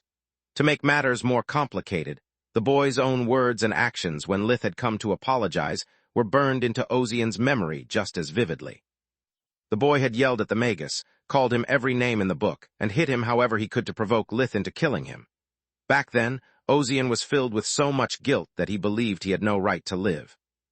He had prayed countless times for his abusive parents to become good to him, or at least for someone to take him away from them. His prayers had been answered, but not in the way he imagined. Despite all of their flaws and the pain they caused him, Ozian had never wished harm to his parents. That fateful day in Zeska, however, they had lost their lives to the dead king, and so did countless others. Ozian, instead, had not only survived the attack without so much as a scratch thanks to the Void's protection, but had also been brought into a house where he was safe, well-fed, and free from fear. All things he believed he didn't deserve because he had paid for them with the blood of others. Ozian felt responsible for what had happened in the same way every child believes the world spins around them. He felt unworthy of life and had taunted the monster of his nightmares to put an end to the pain that ravaged his heart. The monster had turned out to be a man who had apologized to Ozian and freed him from the burden of guilt. They hadn't left as friends. Ozian had never had a kind thought or word towards Lith until he had entered the foster home. He would have never mentioned his encounter with the Supreme Magus if it weren't the only extraordinary thing in Ozian's bleak life. Some of his foster siblings had lost their parents in a tragedy as well, but they were good parents. Others were just in temporary custody while their father or mother got back on their feet. Everyone had at least one good memory belonging to their time before entering the foster system. Ozian was one of the few who had nothing but a sad past he was ashamed of. Can I come in? Lith could read the mix of relief and fear on the boy's face, and waited for his permission before entering the place that Ozian considered his haven. The boy swallowed hard, hesitating for a few seconds until fate gave him a gentle nudge forward. "Mama," Raldorak said, waving at him. The little boy strapped to the chest of the monster of Ozian's nightmares giggled so happily that it was hard not to smile back at him. Elijah's and Valoran's presence further destroyed the image of Lith that Ozian had in his mind. "Why is he calling me Mom?" Ozian asked before his brain could register the question. "Ral believes that every time he says the word Mom, he's helping to save the world." Lith replied as he tickled his son. "It's a long story, don't ask." "I won't," Ozian nodded. "Please come in." The kids expected the two friends to hug, but Lith only extended his hand to give Ozian space and make him feel safe. Stepping forward and shaking Lith's hand was one of the hardest things the boy had ever done, but there was no turning back. Besides, the babies were also offering him their hands, painting a picture cute enough to dispel most of his fears. "Happy birthday, Ozian," Lith said. "Happy birthday," Valoran nodded. "Babby Biddy," Elijah said. "Mama," Raldorak once again kept Magus safe. Shaking the baby's hands allowed Ozian to let go of Lith's quickly and relax. The children were tiny, and their attempts to mimic Lith's demeanor made them look silly. "I know that you are supposed to receive your presents after lunch, but the kingdom might assign me a mission at any moment, and I can't afford to wait. Here are my presents for you."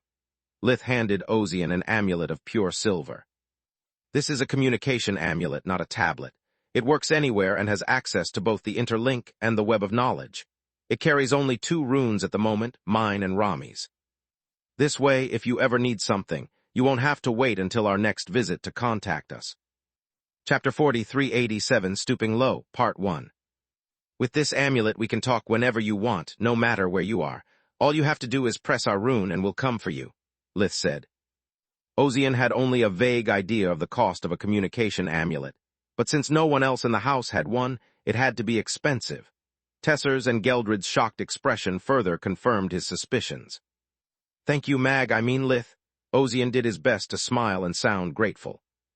He loved the idea of being able to talk freely with Rami, but aside from that, the amulet was just a homework aid for him. "It's too early to thank me, young man. I said presents. Plural." Lith offered the boy the action figures of Valoran the First and a royal guard wearing a helmetless Seafel set and the royal fortress armor, respectively. "Imprint them, please. I enchanted all my creations a bit, and I need to show you how they work." Ozian did as bidden, having a hard time taking his eyes off his new toys. He had never had a figurine so well made, let alone a magical one. Lith showed him how to activate the sound and light effects that produced a harmless, scaled-down version of many powerful spells before asking the toys back. "I'm not taking them away, I just want to show you something," Lith said after noticing Ozian's pained expression. "Thanks, now wish them to come back to you." The boy instinctively extended his hands, and the 2 action figures flew toward him while releasing a battle cry and all their enchantments. "I often lost my toys when I was your age," Lith explained. "With this enchantment you'll have no problems finding them." It was a lie. Lith had never had toys nor interest in them. What he had as a child was an envious older brother who stole and hid anything he believed Lith liked. If someone in Ozian's home did the same, the boy would easily identify the culprit and retrieve the action figures. On top of that, if someone ever accused the boy of stealing the expensive toys, the imprint would prove them wrong and save the foster parents a lot of explanations. "Thanks," Ozian said, and this time he was truly excited. "Is there anything else?" "Actually, yes," Lith nodded. "I've reserved a table for us at the Soaring Pegasus, one of my favorite restaurants here in Zeska. I would like to offer you a nice birthday lunch if you want." On the one hand, Ozian had never been to a restaurant his whole life. On the other hand, being alone with Lith terrified him, babies or not. "Would you like to join us, Rami?" Lith asked. "It would be my honor, Magus Varen. Happy birthday, Ozian." She hugged the boy and gave him another action figure depicting a fire dragon. "Cool," the boy said, unaware that the toy dragon also came from Lith. "Thank you, Rami, about the restaurant." Ozian still didn't like the idea much. He didn't trust Lith, and he'd rather spend his birthday with his foster parents and siblings. Yet refusing the invitation without a proper excuse would have been rude and given Yuzel more ammunition. "Don't worry, you can bring as many people as you want with us, my treat," Lith replied. "Can we please go, Geldred, pretty please?" Ozian asked. "Sure," she said with a warm smile. not wanting to ruin the young boy's happiness after the tension of the past weeks. She had already started cooking quite a lot of dishes, and it pained her to let all that time and money go to waste, but there was no solution. Or so she thought until Lith handed her and Tesser 2 matching rings. "I can smell your delicious cooking from here, Mrs. Rivenfall, and it pains me to ruin so much of your time and effort," he said. "These are dimensional rings. You can store anything you want inside of them, and it won't spoil or rot." "Thank you, Magus Verhin." The couple gave him deep bows, knowing that such artifacts cost a pretty coin and would save them almost as much. Daily products wouldn't have an expiration date as long as they were stored inside the dimensional rings. Now Geldred and Tesser could buy what they needed in bulk and get hefty discounts. Lith had thought about gifting a ring to Ozian to store his toys, but had decided against it. Otherwise, whenever something went missing, an envious foster sibling might have accused him of being a thief, and Ozian would have no way to prove his ring was empty. "Even after 2 decades, Meln's shadow still lives rent-free in my head," Lith inwardly grumbled, throwing Uzel a reproachful glare. "Come on, kids, go get dressed and remember to carry your presents for Ozian with you. Today we are dining out." Tesser clapped his hands, and everyone ran to their room, Geldred included. He stayed behind to keep company to their guests, making small talk and answering their questions about Ozian's daily life in his new home. When Geldred returned and Tesser could go change himself, there were just a few minutes left, but he made them do. Lith opened a warp steps to the soaring Pegasus, which made kids and adults alike gape in awe. 1 step forward and they were in front of the restaurant. 1 step back and they returned home. Enough playing with magic, kids. People are staring. Geldred was as enthusiastic about the steps as the children, but she realized how silly they looked going back and forth nonstop. The soaring Pegasus turned out to be a family restaurant with no dress code, allowing the Foster family to blend in with the rest of the customers and have a delicious meal. Lith had also shapeshifted his clothes into something unsuspicious, so no one paid him attention. After the empty plates were brought away, Lith served a dessert he had prepared himself. "This is called ice cream," he said. "I know that cold food in winter doesn't sound good, but give it a try. Also, the cookies that go with it are oven fresh, so they should balance it out." The initial diffidence was overcome after a single spoonful of chocolate ice cream. The kids ate everything and asked for a second serving and then a third. "I'm sorry, but no," Tesser said. "You've already eaten too much. Any more and you'll get a stomachache." The children groaned and whined, but didn't press on. "Feel free to save the remaining ice cream for later," Lith said. "The dimensional rings work on cold food as well." Geldred happily followed his advice, storing enough ice cream to last them a week. After everyone was done eating, Tesser suggested going for a digestive walk. He could feel his eyes drooping and knew that if they sat down anywhere, the moment the excitement faded away, they would all fall asleep. "Thanks for the wonderful day." Tesser found it hard to believe that the man walking by his side was the supreme Magus, but the more time they spent together, the more Lith seemed just a fine young man. Chapter 4388 Stooping Low, Part 2. The kids don't get out often. They each have their burden, but there is only so much my wife and I can do. Too many kids, too little time and money, he sighed. "I've read your file." Lith kept an eye on every child, making sure they didn't stray too far. "You have no children of your own, and you always host at least 6 orphans. Isn't that too much?" "I could ask you the same, Magus Verhin," Tesser replied. 21 years and you've achieved more than anyone in the kingdom ever had. To answer your question, yes, it is a lot, but we can manage. We don't just serve the kids food and put a roof over their heads. That's the easy part that any hostel can do. We also give them love, support, and structure. All things that help them become good people and break the cycle they escaped from. If we do not take them, they might end up in the hands of someone who sees them as nothing more than a welfare check. 6 children are too few, if you ask me, but we're humans, and the sounds of a commotion cut him short. The 2 men turned around, noticing that Mirica was arguing with a much better-dressed young girl. Mirica was playing with Valorin's figure when the other girl had snatched the toy from her hands. "A beggar like you can't afford something like this?" She spoke from experience since her family couldn't afford such a masterfully crafted toy either. "You must have stolen it." "I didn't steal it." Mirica stared at the girl's pretty clothes in envy and at her eyes in outrage. "It's not mine, but—" "She admitted it, Mom," the girl said with a triumphant smile. "This little beggar is a thief." "Mirica is no thief," Ozian said. "That toy is mine and I can prove it." 10-12. He called upon Lith's enchantment, and the Valoran figure was about to escape the girl's grasp when her father caught it. Ozian tried again, but the spell was meant only to make noise, not to hurt. "Mirika is no thief," Ozian said. "That toy is mine, and I can prove it." He called upon Lith's enchantment, and the Valoran figure was about to escape the girl's grasp when her father caught it. Ozian tried again, but the spell was meant only to make noise, not to hurt. "And where did you get the money for an enchanted toy, child?" The man was a merchant, and appraised the figurine's worth for at least 10 silver coins. No matter how simple a spell was, it was always expensive. "Do you have a job?" "No, but—" "Then you are a thief, and this is stolen property." The man cut Ozian short. "You're lucky I don't call the guards. I will." "You will do nothing." Lith's voice was level, but as cold as steel. "You've already pushed your luck. Give that back." "Or what?" the man sneered. "Will you attack me, punk?" Lith was in a pinch. He wanted to help Ozian, but at the same time he was afraid that any form of violence might traumatize him further. Bah, Elijah had no such problem. She shape-shifted into her Tiamat form and jumped at the merchant, biting his hand until he let go of the toy. "Who's that little monster?" The merchant's wife lifted her parasol to strike Elijah, making Valoran and Ral hiss menacingly. "Don't," Lith was afraid, but not for Elijah. "Farm me sideways, it's too late." A giant, flaming yellow eye with a vertical pupil had appeared right above the baby girl, and was staring at the merchant's family with boundless hatred. "What did you say?" A voice that sounded like the rumble of earth and the gurgle of lava asked. "What did you say?" An outline of fire appeared around the eye, tracing the form of a dragon so big that his head alone blotted out the sky. "Bah," Elijah growled with the confidence of a baby Tiamat standing on the head of a guardian. "Bah, bah, bah." She picked up the toy and returned it to Mirika as Ligon's body became less ethereal with each passing second.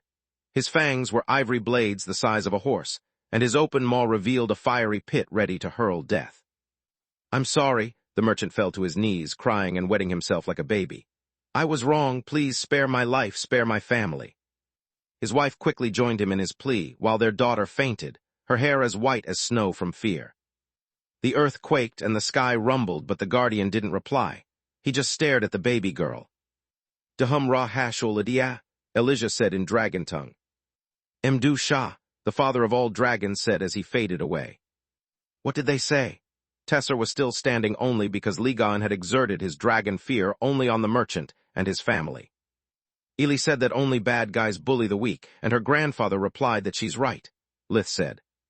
"That's her grandfather, your father?" Tesser asked in disbelief. "No, my father is human," Lith replied. "That's my ancestor. Again, it's a long story." "Cool," the other children said in unison. They had experienced none of the shock, and all of the awe of the sudden appearance of a majestic dragon. "Yeah," Elijah nodded while still in her Tiamat form, striking a victory pose.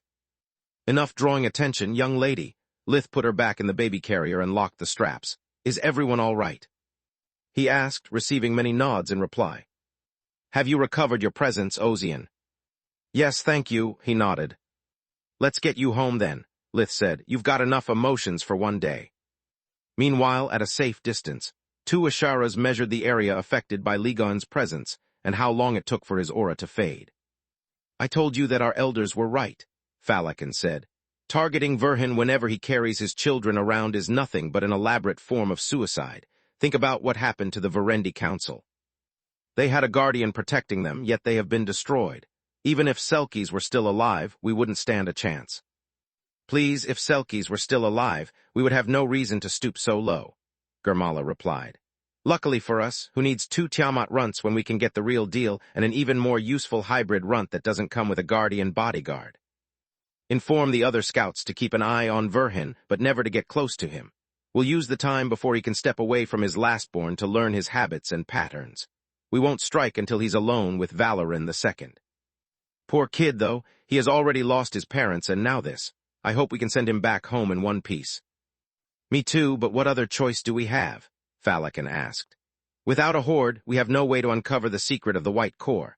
Our only hope to compete with the other divine beast bloodlines is to understand what makes those 2 different from all the hybrids before them. Verhin and his adoptive son are the only 2 new kinds of divine beast born from the fusion of 2 guardians' bloodlines. The Asharas also knew about Sharjin, but they consider the wormling as dangerous as Elijah or Raldorak. Since we have no guardian progenitor that can give birth to new Ashara bloodlines, we need to do it on our own. Verhin and Thrud's son hold all the answers we need. Chapter 4389 Hidden Threat, Part 1.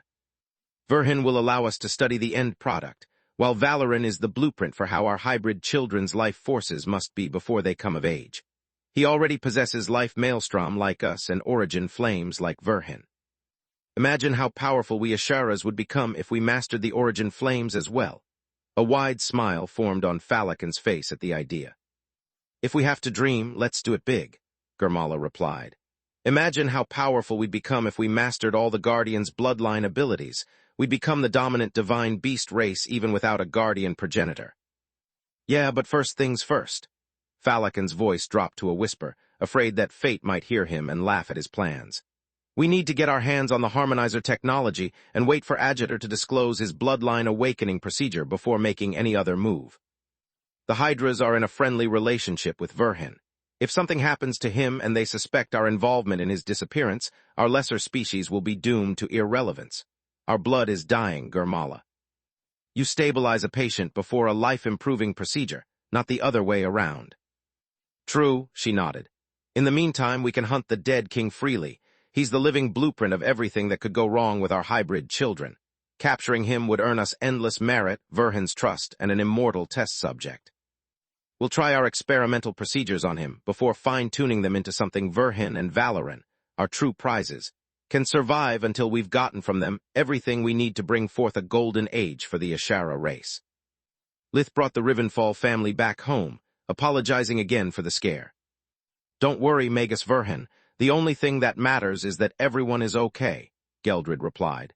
Thank you for the amazing gifts. Feel free to visit us the next time you are in Zeska. I'll try, but I make no promises, he said while looking at Ozian. Happy birthday again. He knelt and offered the boy his hand, but Ozian gave him the briefest hug instead. Thanks for the gifts and for protecting Miraca, he said after taking 3 steps back. No po, Elijah dismissed the matter with a wave of her hand, making him chuckle. I wasn't talking to you, but thanks, Elijah. Wah, the baby girl said in disbelief. Me hep me do ba. She pointed her chubby finger at him. Sure, he replied while shaking her tiny fist. Thanks again. And that's our cue to go, Lith said as Elijah's head burst into flames. Rami, Ozian, don't forget to call me if you need anything. I'll come as soon as I can. Gorgon Empire, Eclipsed Lands, City of Lightkeep at the same time. These harmonizers are a real bummer, Grandma, Nika the vampire said. They barely have any effect on an awakened undead. That's the idea, child, Baba Yaga replied. I can't take the secret of awakening back after teaching it to someone, whereas I can always destroy these abominations once they have served their purpose. Always remember that I never meant for my children to become the new master race of Magar. They are not supposed to evolve. Their duty is to get better, stronger, and back to life. Evolution is for the living, not the dead. Do you think that's the reason Meln's Vertilac form failed to retain his original life forces? Vladian, the firstborn vampire, asked. I'm not sure, but I hope so, the crone nodded. The idea of having screwed his and Knight's plans brightens even my worst day. Still, there's something I want to try, Nika said. Uncle Vlad, do you mind putting this on? Normally, I'd say no to not waste a precious artifact, but since Mother knows creation magic, she can remove my imprint whenever she wants. Vladian took the harmonizer the young vampire offered him and wore it on his neck. I don't feel any different. Anything else? Yes, now drink this, please. She gave him a life vessel, a crystal vial that undead used to keep their nourishment fresh and preserve the life force it contained. What is this? Vladian uncorked and sniffed the vial, failing to recognize its delicious contents. A drop of Lith's Indech blood, Nika replied. A divine beast-sized drop of his blood, to be precise. And what's all this supposed to accomplish? The crone snorted in annoyance. Ever since Lith discovered his Indech form and allowed me to drink his blood, I felt overwhelmingly invigorated whenever I consume it, more than I ever did with any other kind of blood. The young vampire replied. I assumed that it's because my body is still that of a human and an Indech is the divine beast equivalent of human evolution. This got me thinking. If I'm right and my dead body reacts to Indech blood, then what about Vladian? He's the strongest vampire on Magar and carries part of your life force, Grandma. He's lived for a long time and has mastered the full red blood core. Anything undeath is supposed to give us, I'm pretty sure Uncle Vlad achieved it. He's the best candidate to put my theory to the test, and the harmonizer will enhance any evolutionary effect that he might experience. Nice fantasy, child, but that's all it is, Baba Yaga scoffed. Corpses don't evolve. No matter what race your original body belonged to, once you become a member of an undead species, that's your new race. End of the story. I know, but why so grumpy, Grandma? Nika shrugged. If I'm wrong, we'll have wasted nothing more than a couple of minutes and one drop of Lith's blood. She's right, Mother, and you know it. Vladian gulped down the crimson nectar inside the life vessel with growing thirst. He had already eaten for the day, and his blood core was full red, but feeding on Indech blood stirred his hunger instead of quelling it. The taste, texture, and power that spread through his mouth filled his being with a joy he had never experienced before. A joy that every part of his being didn't want to end. When Vladian emptied the life vessel of the last drop of blood, he became furious. More, I want more. His eyes flared with the red light of undeath, and his mouth twisted into a feral snarl filled with fangs. The first vampire glared at Nika in hatred, as if she had taken away from him something that was rightfully his. Yet before the young vampire could realize the danger she was in, Vladian restrained his hunger. He knew the unquenchable thirst for blood that tormented vampires better than any member of his undead species. He had fought and conquered the hunger under the most desperate circumstances. Doing it in the safety of his home was child's play. It was damn good, he said. Maybe too good, but again, I'm not feeling. Vladian doubled over, clenching his hands as his every muscle tensed like a bowstring. The veins across his body bulged out, as if they carried much more blood than they were supposed to. The first vampire felt the call hidden deep within Lith's blood, but he was incapable of answering it. Chapter 4390 Hidden Threat, Part 2. Baba Yaga's undead harmonizer, however, could. It absorbed the world energy coming from the mana geyser beneath Lightkeep, and used that power to reshape Vladian's life force. His fingers grew longer, and his nails turned into claws. His ears extended and became pointed, halfway between man and wolf. The membranous wings typical of a vampire's chiropteran form appeared, connecting his arms to his hips. Yet it lasted only for a second. The large membranes detached from Vladian's skin as a new bone structure that supported his wings popped out of his back, leaving him free to use his arms in an aerial fight. Vladian exhaled, not to pretend to breathe, but because something inside of him forced its way out through his lungs. A thin, black mist erupted from his mouth and seeped out of his skin, blurring his figure even to the awakened's keen senses. I don't feel the need to slumber, Vladian stuttered. It's the middle of the day and the sun is shining on the world above, but it doesn't burden me anymore. I'm as strong as during the night, if not even more. Fangs and claws like in our wolf form, extra wings like a chiropteran and a mist body, Nika said in excitement. I was right. We can evolve. Gods no. Baba Yaga moved faster than thought, grabbing and dismantling Vladian's harmonizer before the young vampire could complete the sentence. The artifact lost its imprint and clicked open. Without its enchantments, and the enormous amounts of world energy they carried, Vladian's body reverted to its normal state before completing its transformation. Why did you do that, Mother? He asked in ill-concealed annoyance. There was much we could have learned about my condition. You'll shut up and listen to me, young fool? The crone cut him short. The white light of rage and mana in her eyes brooked no argument. And so will you, Nika. You're even younger and more foolish than Vladian, but that's no excuse. Why, I didn't do. I said shut up. Baba Yaga snarled, her voice sending shivers down the two undead spines. Cursed be your stupidity, Nika, and my uncanny talent. We narrowly escaped a disaster, and you didn't even notice it. This time the two undead kept their mouths shut and waited for Baba Yaga to calm down. Did you listen to a word I said earlier, you reckless idiots? She sighed heavily, shaking her head. Undeath is not supposed to be another form of life. It's a haven for my children to grow and heal until they are ready to start over. I made undeath an evolutionary dead branch on purpose, and for a good reason. She sat on a padded chair and gestured the two vampires to do the same. To prolong your existence, you need to regularly consume fresh life force. The way an undead does it depends on their species, but all of my children have one thing in common. To sustain and strengthen their bodies, the stolen life force must come from a member of the same species they belong to in life. If undead could evolve, they might become the first of their species. Yet while for a living being like Lith it would be reason to rejoice, For an undead, it would be a catastrophe. Answer me this. From whom would you draw nourishment now that you've evolved? You couldn't feed on the members of your previous race more than an undead dragon can feed upon a drake. Their life essence would be disgusting for you, and so would anything else. You would need to kill hundreds just to stay alive, yet you'd always be hungry. There would be no one like you. An undead's fertility rate is so low that having children is almost impossible. And even if you could live long enough to turn another living being, feeding on an undead is poison. You would become a plague for the rest of Magur and yourself. Your pain and hunger would know no end. Even if the powers you gain allow you to escape those who will inevitably try to kill you, soon you'd offer your neck and beg to be put down. She paused, letting her words sink in. You are right, I'm sorry, Mother. I should have thought this more thoroughly. Vladian gave her an apologetic nod. I too am sorry, yet I still think you overreacted, Grandma, Nika said. Uncle Vlad's status was temporary. He would have gone back to normal as soon as he took the harmonizer off. Silly child, the crone shook her head.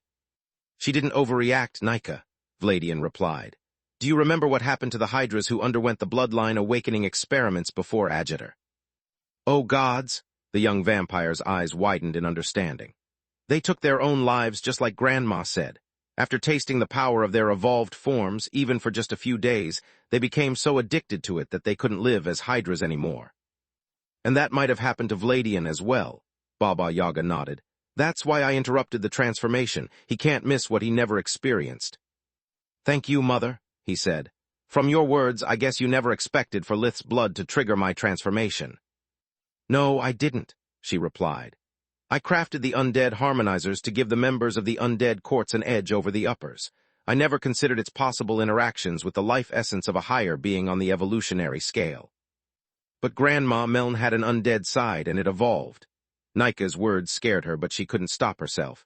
He has spawned many uppers, and he's still alive. He can probably have children like anyone else. Doesn't it contradict everything you just said? Yes, Baba Yaga nodded. As I said before, I hope to have contributed to Night's failure. If I'm wrong, however, she has created a nightmare the likes Magur has never seen before. And believe me, she's seen a lot. Griffin Kingdom, vaster household at the same time. Several contact runes disappeared from one of the communication amulets that the organization used to keep in touch with its subordinates scattered across 3 continents. We are under attack, Elxis Gorham, the leader of the Blood Minotaurs cartel, yelled. Those damned undead are back and they are slaughtering us like pigs. You need to do something. Vaster devoted his nights and evenings to his family, leaving Xenogrosh to deal with any non-catastrophe level issues. Reinforcements are on their way, the Shadow Dragon said. Evacuate the base. Your life and those of your men come first. We can always make more money and collect more resources, but only if you're still alive to do it. Gorham sighed in relief, and his lackeys cheered even though their predicament was still as dire as it had been a second ago. They had no hope of victory, but Xenogrosh's permission to escape gave them a chance of survival. Upthot Orolm, the headquarters of our affiliates in Batara is under attack. Undead, she said into a much more complex and secure communication amulet that didn't need a network of containment arrays to work. Now, the Ogre Eldritch said as she chaos warped towards the Gorgon Empire. It's the middle of the day there. Chapter 40, 391 Dawn of War, Part 1. How can the undead attack and win against our men? They may be just humans, but the sun is on their side, Upthot said. Only one way to find out. The Breaker laughed in anticipation of the battle. Put your war gear on. The undead know who the core members of the organization are and what we can do. They wouldn't have dared attack us without a damn good plan. We should assume we are about to step into a trap and prepare accordingly. Point taken. Upthot donned her skull and mauve bitra as her twin blades, Bamung, jumped into her palms. Each chaos steps crossed over 1,000 kilometers, and the 2 eldritches alternated, opening the dimensional corridors non-stop, reaching the city of Batara less than a minute after the call. When they arrived, the main building of the Blood Minotaurs cartel was already in shambles. The outer walls had been destroyed, and thick smoke billowed out of many windows. So much destruction in so little time. Orolm looked around to assess the threat. The undead should have come in numbers, and yet. There is no blood, no corpse, and too much silence. Upthot completed the phrase for him. A battle of this scale is supposed to be chaotic and messy, yet I can hear the fires crackling inside the building. The headquarters of the Blood Minotaurs was located in the merchant district of Batara, Yet not one of their neighbors had called the authorities or the firefighters, and for a good reason. The only respectable thing about the cartel's building was its appearance. Whatever people saw or heard happening in there, everyone gave it a wide berth and hoped for the best. This time it was no different. I can detect many energy signatures. Only one is unknown. Orm read the energy flow of the area with the skull, obtaining the closest thing to a replay of the most recent events. Something had come down from the sky, landing right before the main entrance. Whoever it was, they hadn't bothered to hide their intentions and had slaughtered their way inside. One that splits into three, Ubthot said in confusion. What kind of undead has multiple bodies that can move independently? No clue, it might not even be an undead. Orm pointed at a nearby manhole. The rest of the court's forces entered through the sewers after the perimeter was already breached. Maybe they hired someone to make up for their weakness. Please, she snorted. Why do that when the undead courts could have just waited until nightfall? We'll ask them when we kill them. Orm wielded his Davros spear, Felbin, and followed the noise of battle to find its source. The Eldritches constantly scanned their surroundings for traps and magical formations, knowing that a simple darkness-sealing array would have neutralized their most powerful weapon. It's so nice of you to join us. Say hi to our guests, darling. Orm and Ubthot barged into Gorham's office, finding the Horseman of Dawn leaning against a wall while her host destroyed the mystical barriers separating him from his prey. Criminals like to keep their living quarters on the ground floor, where quick access to alleys and sewers gave them ample choice for secret passages. What was left of the Blood Minotaurs was scrambling through a hidden door in the wall, punching and kicking whoever didn't move fast enough. There was no trace of Gorham. The captain had abandoned the sinking ship the moment Xenagrosh had authorized the retreat, leaving the men who for any reason had straggled behind to fend for themselves. He had left the barrier arrays active to both protect his lackeys and delay the assailants. The longer the undead courts had to deal with the rabble, the farther away Gorham would be by the time they were done. Dawn, Ubthot attacked without missing a beat. Since when do you care for money? Akala turned around and intercepted Bombung with his twilight blade and a crystal kite shield. The Orc Eldritch was faster than any bright violet cord awakened, but so was the traitorous ranger. He intercepted every blow with a precision and technique that were hard to find in someone many times his age. I don't, but my undead court does, Dawn replied with a silvery chuckle. You parasites have stolen too much, and the war against the dead king requires funds. I've come to take back what's ours. You and what army? Orm lunged with Felbin while unleashing a volley of Tier 3 chaos spells, Void Hollow, from his maw of Bitra. Who needs an army when you have a knight in shining armor? The bright day shrugged without moving from her spot. The twilight blade intercepted Felbin's spear tip, sending it to plunge deep into the stone floor. At the same time, the kite shield released short pulses of light that fed the chaos spells with more light element than they hungered for. The Void Hollows became mere darkness spells that washed over the energy sheath of Dawn's first light armor like rain on a mountain, fading away before they could so much as brush against its Davros facets. The enchanted metal scales were shaped so masterfully and overlapped so seamlessly that the bright day seemed to wear a single white crystal cut to resemble a full suit of armor. Unlike a white magic crystal, however, the first light armor absorbed the light around the horseman rather than reflecting it, amplifying her powers. The surface of the Davros constantly shifted between black and white, giving the impression of a sun always on the verge of coming up over a cloudy horizon. Ubthot didn't miss the opening in Akala's guard, and moved to his blind spot so fast that her figure blurred. Dawn didn't miss it either, and moved to Ubthot's blind spot, kicking the Ogre Eldritch hybrid with every ounce of her considerable strength.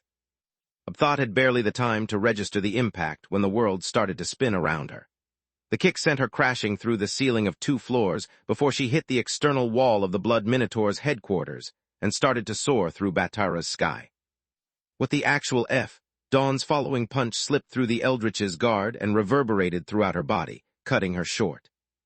Ubthot had taken many hits in her long life as both an elf and an Eldritch, yet the strength of her unexpected opponent caught her by surprise.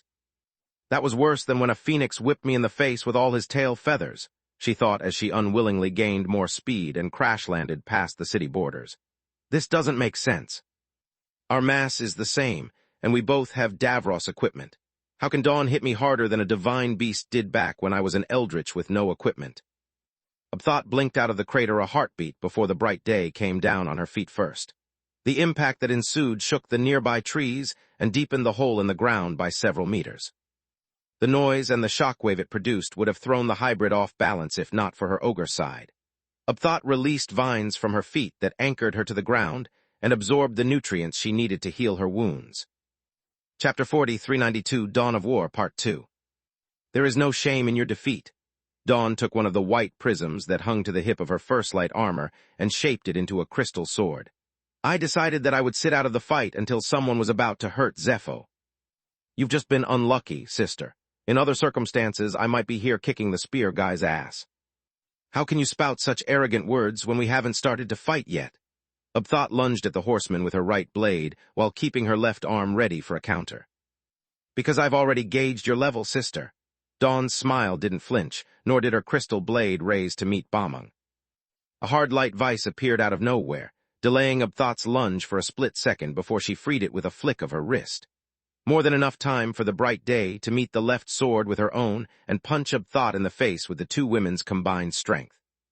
The hybrid felt her Davros helmet bend under the pressure of the sharp edges of Dawn's Davros gauntlet. Thought instinctively channeled the earth element through the mystical metal to increase its toughness, while the horseman channeled the fire element. It further boosted her strength to the point that the Eldritch's helm and head burst open upon hitting the ground and creating another crater. Such damage posed no threat to the hybrid since her head regenerated just as fast as the Davros, but Dawn's Tier 4 light mastery spell did. Sunshine conjured a barrage of laser-like rays, each one as thick as an arm and as hot as a furnace. The energy blast slammed into Thought and sent her flying farther from the city, away from any landmark she could recognize. The skull of Bitra allowed the Eldritch to read the heat rays' trajectories, but there were too many of them. To make matters worse, Dawn bolted across the volley of heat rays, using the energy signature of her spell to hide her presence. Sunshine's dazzling light blinded Thought's regular vision, while its massive energy mass overloaded the skull, causing the Eldritch a head-splitting headache. The horseman and her spells appeared as one and the same to the artifact, and Dawn kept conjuring more heat rays. Thought cursed and conjured the Tier 5 chaos spell, Devouring Wall, from the maw of Bitra. A sphere of chaos formed around the Eldritch, neutralizing Sunshine and shielding the skull from the sensory onslaught. There you are, Dawn's gloved hand pierced through the devouring wall and grabbed Thought by the throat. Don't be shy, sister, come out and play. What the nothing was supposed to get past the devouring wall's dense mass of chaos in one piece, yet that was what the horsemen of Dawn had just done. The Eldritch kept her cool even when Dawn's fingers closed around the gorget of her Davros armor, pulled her out of the chaos sphere by force, and slammed her against the ground like a dirty rag in one fluid movement. Thought channeled the air element into her equipment to increase its physical and magical might severalfold. It was supposed to increase the gap in physical prowess between them, so much that Dawn's superior combat skills would become irrelevant. As a hybrid, Thought possessed strength and power that surpassed even a white core, yet she had gained her hybrid body only a few years ago, and had yet to get used to flesh and blood after spending millennia in a form comprised of pure energy. Moreover, Eldritches fought mostly relying on chaos energy and physical attacks, since no equipment or living being could survive their touch for long. Dawn, instead, had spent most of her life possessing a wide range of hosts and always using the same kind of enchanted equipment. She had honed her combat skills over the millennia, fighting opponents much stronger than her yet rarely knowing defeat. No matter how superior her technique is, her host can't overcome the limits of the bright violet core. I'll exploit that and destroy her with overwhelming power. Thought slashed at the horseman's arm with her twin weapons, performing an X-shaped cut. Great was her surprise when Dawn also channeled the air element in her first light armor, and blocked the two Davros blades with her mere crystal sword. That's all you can do? I heard that the Master's hybrids wielded untold power. Did I get stuck with the run of the litter or what? Dawn neutralized the chaos enveloping Bamung with raw light element and kicked Thought's in the guts with the strength of a griffin. The Ogre Eldritch hybrid was sent flying farther away from Batara, but this time the horseman didn't let go of her prey. She bolted after Thought, cutting, punching, and kicking her in midair as Dawn blinked around the Eldritch like a deadly apparition. Each blow propelled Thought and made her body spin faster, making the Eldritch lose her sense of direction. The skull of Bitra warned her about the incoming attacks, but left, right up, and down meant nothing to her as she spiraled across the air out of control. Abthot conjured her best flying spell to force herself to a halt, but the focus it required left her open to Dawn's follow-up attack. The hybrid found herself surrounded by the Tier 5 light mastery spell, Endless Nova. The whole sky around the Eldritch and the Horseman was now filled with meteors made of light, fire, earth, and darkness. Each one of them was as big as a house, and together they formed a perfect sphere that encased the two women. The humongous size of the spell covered Abthot's field of vision, making it impossible for her to either blink or warp to safety. On top of that, a single meteor was powerful enough to shake the enchanted gates of the capital city of Valoran. What the Eldritch had barely the time to react before the Endless Nova exploded. Solid light locked her into place. Fire raised the temperature by hundreds of degrees. Earth generated countless projectiles harder than steel, and darkness coated everything like poison, making it impossible for the Eldritch to feed on the other elements. On top of that, the shockwaves and bullets released by Endless Nova overloaded the skull of Baitra and Abthot's senses again. She survived the blast by channeling the water element in the Davros to split Dawn's mana from the world energy, and thanks to the innate regenerative abilities of her ogre side. The Eldritch didn't resist the explosion, combining its violence with her flight spell to move faster than the Horseman could follow. Moreover, the flash of light blinded life vision as well, and made it impossible for Dawn to use dimensional magic to catch up with the runaway Eldritch. This makes no sense. Dawn isn't supposed to have that kind of strength, let alone cast tetra-elemental spells. Something is terribly wrong here, and if I don't understand what, I'm going to die like a fool. Abthot dove into the greenest area she could find, taking care to douse the flames enveloping her before she landed. The moment she touched the ground, she spread her roots to heal her injuries and activate her bloodline ability, Killer Mirage. Chapter 40, 393 Dawn of War, Part 3. The trees near Abthot folded and rearranged themselves until they became perfect copies of the Eldritch Ogre. Their energy signature was also the same, and if not for the lack of equipment, it would have been impossible to tell which one was the original. It was the reason Abthot handed Balmung to two different clones and took off the armor as well. By the time Dawn found and reached her mark, she was surrounded by 8 Eldritches, each holding a chaos annihilation on their fingertips. City of Batara, a few seconds ago. Orolm ignored both his partner departing like a meteor and the Horseman chasing after her. Abthot can look after herself, the Breaker thought.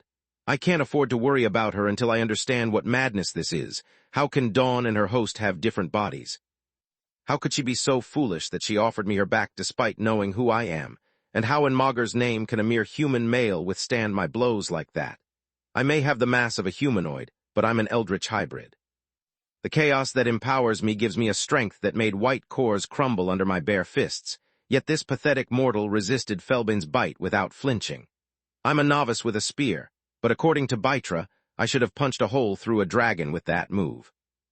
Orolm performed a series of quick lunges in outrage, but Akala blocked them with minimal movements, using the curved surface of his kite shield to push the spear away from his body without too much effort. It was then that the veil of pride and anger lifted from Orolm's eyes, and he noticed one more oddity about his opponent. Wait a second, why does this guy have a crystal shield and armor, yet he carries the Twilight Blade? Could it be that I'm just facing some crystal clone of sorts? It would explain why he's so confident in himself, and why Dawn kept the First Light armor. He's just a puppet she left behind to separate me from Abthot and take us out one at a time. The realization hit the Breaker like a slap, and made him forget about his wounded pride. He focused the skull's full sensory range on Akala and released 3 Tier 4 chaos spells, Howling Void from the maw.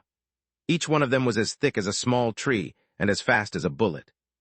There was no way to dodge them from so up close, and if Akala blinked, the skull would reveal the exit point to Orolm, and he would end that charade with a single chaos blast from Felbane's tip. Come on, sucker, take the bait, the Breaker inwardly smiled. I'm a dumb old Eldritch with no life vision. You can use dimensional magic and there's nothing I can do about it, I swear. The traitorous ranger stood his ground, charging his equipment with as much light element as he could muster. Akala's shield shattered on impact, but it neutralized one Howling Void. The Twilight Blade, instead, released light element to revert chaos into darkness, and channeled the water element to split Orolm's mana from the world energy, cutting the 2 remaining spells asunder without suffering a scratch. The breaker was impressed by Akala's cold blood and precise movements, but far from surprised. You used this same trick earlier, kid, and it's nothing much once it loses the element of surprise. Orm thought as he activated Felbane's enchantment, Piercing Spiral. The chaos energy flowing through the spear focused around the tip of the blade, forming a cone-shaped vortex. It extended Felbane's range, cleared the path for Felbane's thrust, and hid the spear's movements from all kinds of senses. The fog of chaos made it impossible to understand if Felbane was aimed at the same target as Piercing Spiral or somewhere else. Akala didn't have the time to raise his guard before the chaos vortex struck. He pivoted on the balls of his front foot and turned his body to the side while also flooding the crystal armor with light element. Piercing Spiral still came too close for comfort, shattering Akala's protections and tearing his enchanted clothes to shreds. The tense expression on the traitorous ranger's face when Piercing Spiral exposed the white crystal on his chest disproved Orom's theory. This guy has the real body, so Obthot is fighting a clone. That was stupid of Dawn. The breaker was confused, but he performed his next attack like clockwork. He altered Felbane's trajectory by adjusting his grip on the haft, performing a feint aimed at Akala's right eye before going for the white crystal. Even white cores can't avert their gaze from something that threatens to blind them. It's instinct, and this guy is no different, Orm thought, and he was right. Akala's eyes never left the deadly spear tip, but not for the reason he expected. Felbane's movement slowed down for a fraction of a second when the breaker changed its trajectory, and that was enough for the traitorous ranger. The left hand with which he had held the shield was still extended. He used it to grab the spear's haft while it was centimeters away from his face and locked it in place. What? It wasn't the uncanny display of composure and lightning-fast reflexes that surprised the Skinwalker Eldritch so much as the strength of Akala's grip. The hasty dodge had disrupted the ranger's stance, whereas Orom's feet were firmly planted in the ground like pillars. Yet no matter how much the Eldritch pushed and pulled, Felbane didn't budge. Akala remained silent, his face a mask of focus. He pulled the spear as he lunged with the twilight blade at Orom's chest, forcing him to either abandon his weapon or suffer a perfect cross-counter. The Eldritch failed to resist, feeling like a child facing an adult in an arm-wrestling contest. To make matters worse, Akala channeled the darkness element inside the Davros of his weapon. The twilight blade became a blurred mass of shadows, capable of phasing through any physical protection, and delivering its deadly kiss right into its mark's flesh. Shit, darkness is an Eldritch's bane. He's aiming to my center mass to inflict me as much damage as he can. Orom's body had vitals, but there were few wounds he couldn't heal.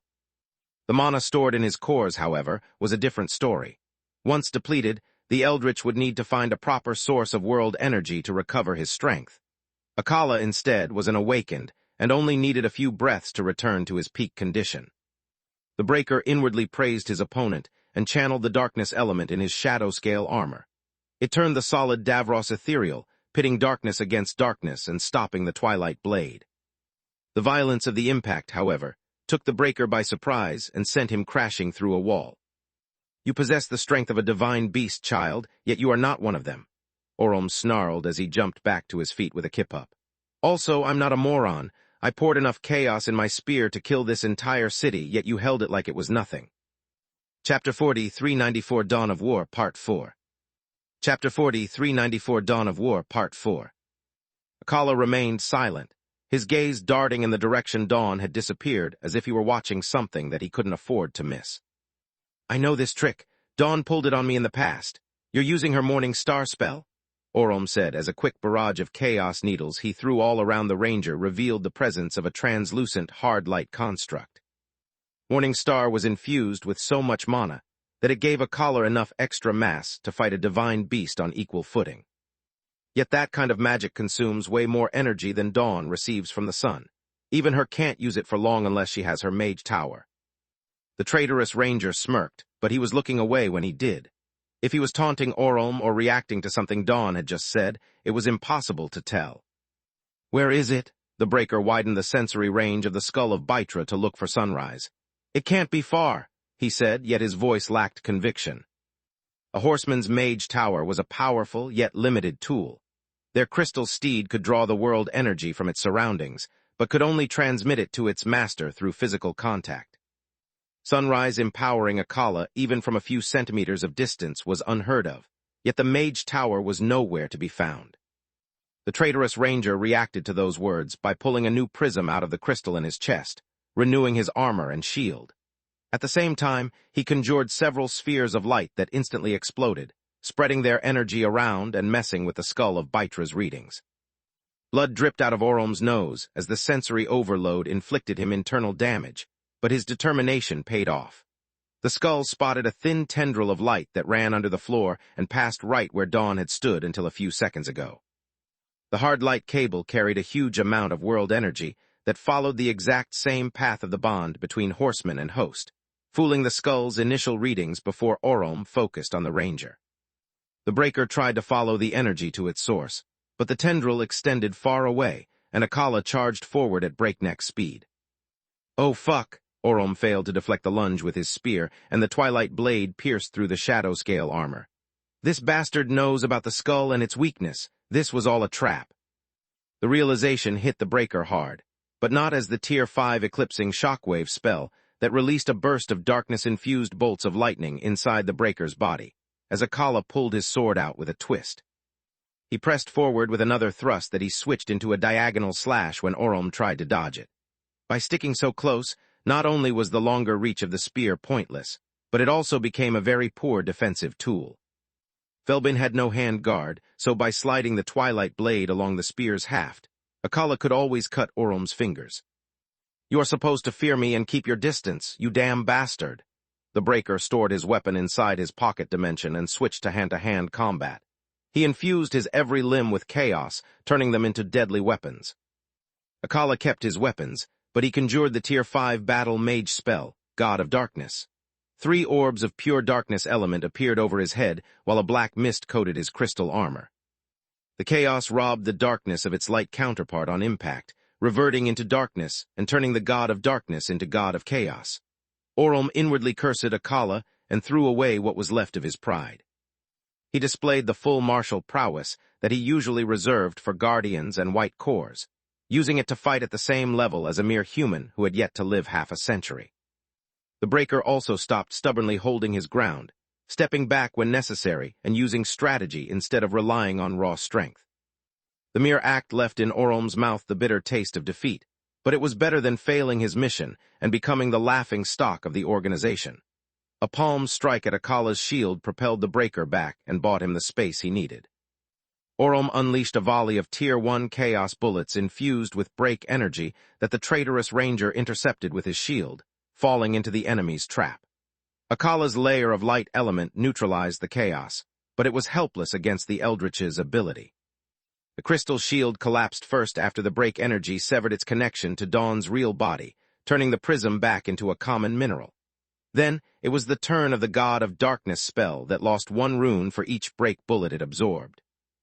Akala realized the identity of his enemy only when the 3 orbs of darkness elements started to flicker, and his crystal armor fell apart because it was no longer capable of channeling the light element. Morning Star failed last, as the Eldritch ability erased enough runes of the spell matrix to make it crumble. Checkmate. Orom was too disgusted with himself to smile at his defenseless enemy as he unleashed a Tier 5 chaos spell, Void Hunger, and infused it with break energy.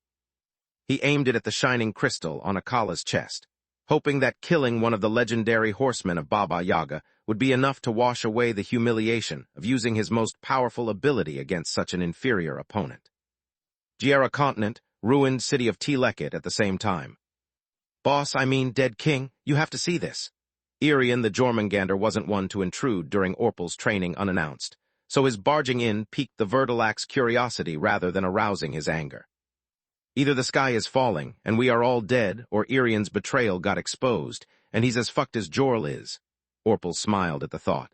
The conniving bastard is too egotistical to care about anyone but himself. Knight couldn't refute such a claim, but coming from Orpal, it was as outrageous as charcoal calling obsidian black.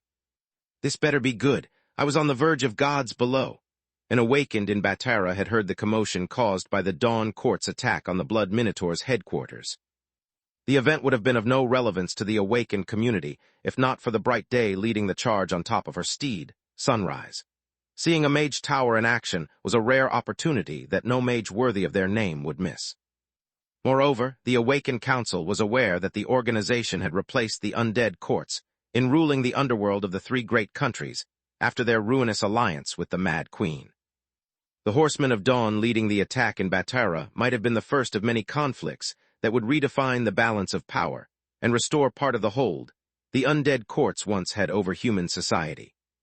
If the Bright Day had become their new leader, then the Awakened Council couldn't consider the undead courts a declining force any longer.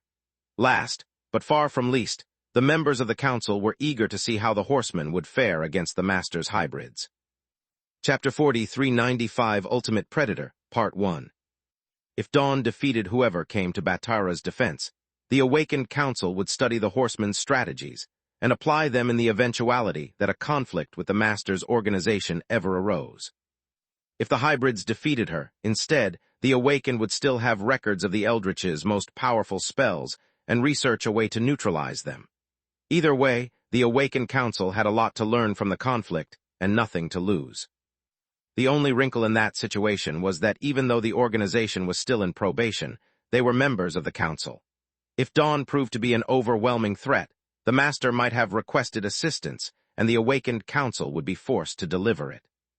It would have been a shame to miss the show, but intervening would have also earned Bytra's favor with the first responders, and maybe even the services of the fourth ruler of the Flames.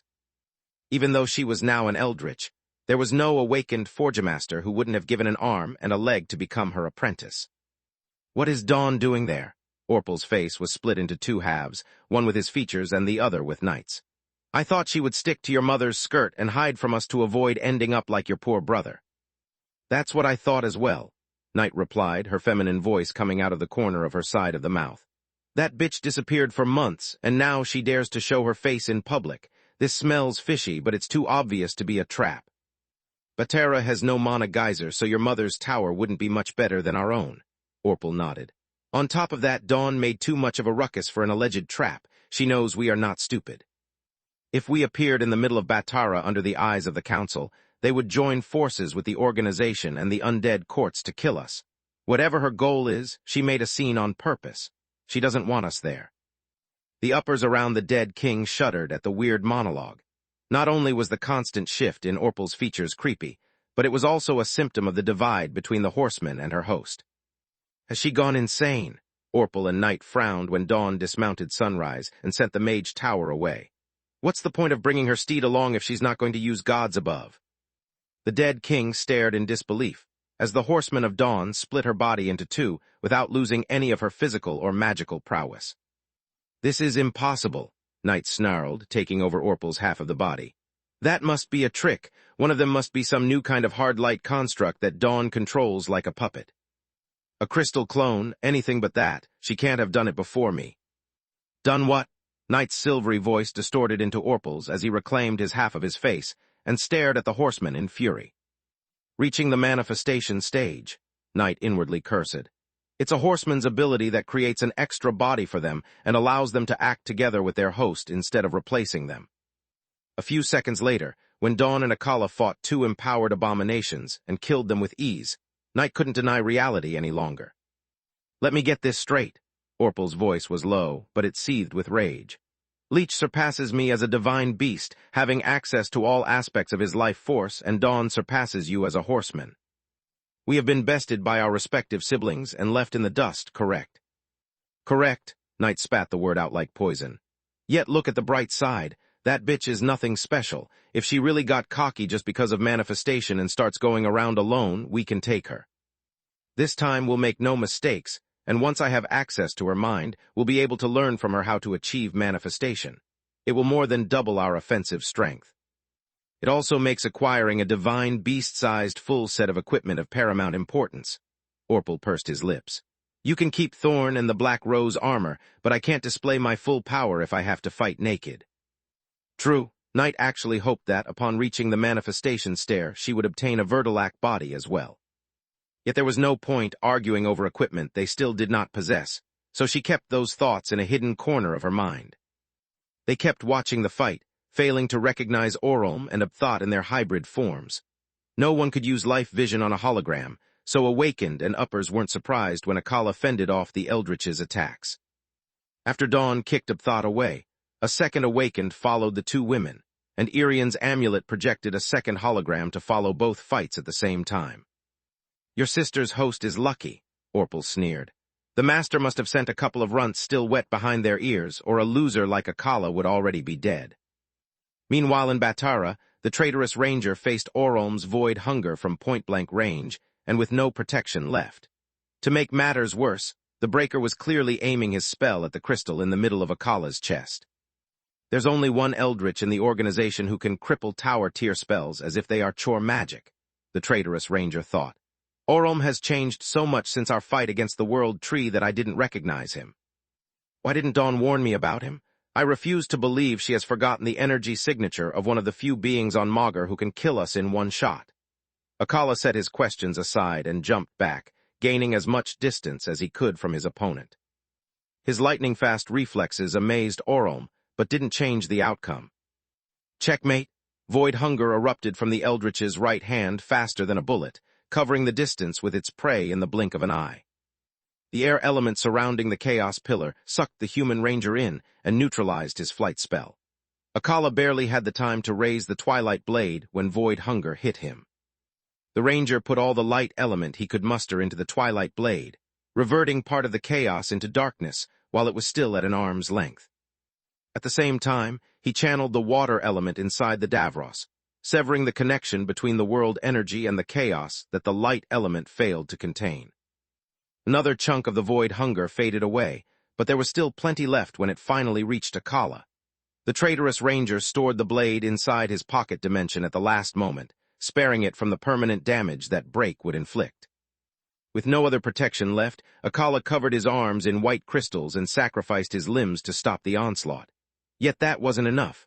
With only stumps left, Akala turned to the side, taking Void Hunger on his right shoulder and back.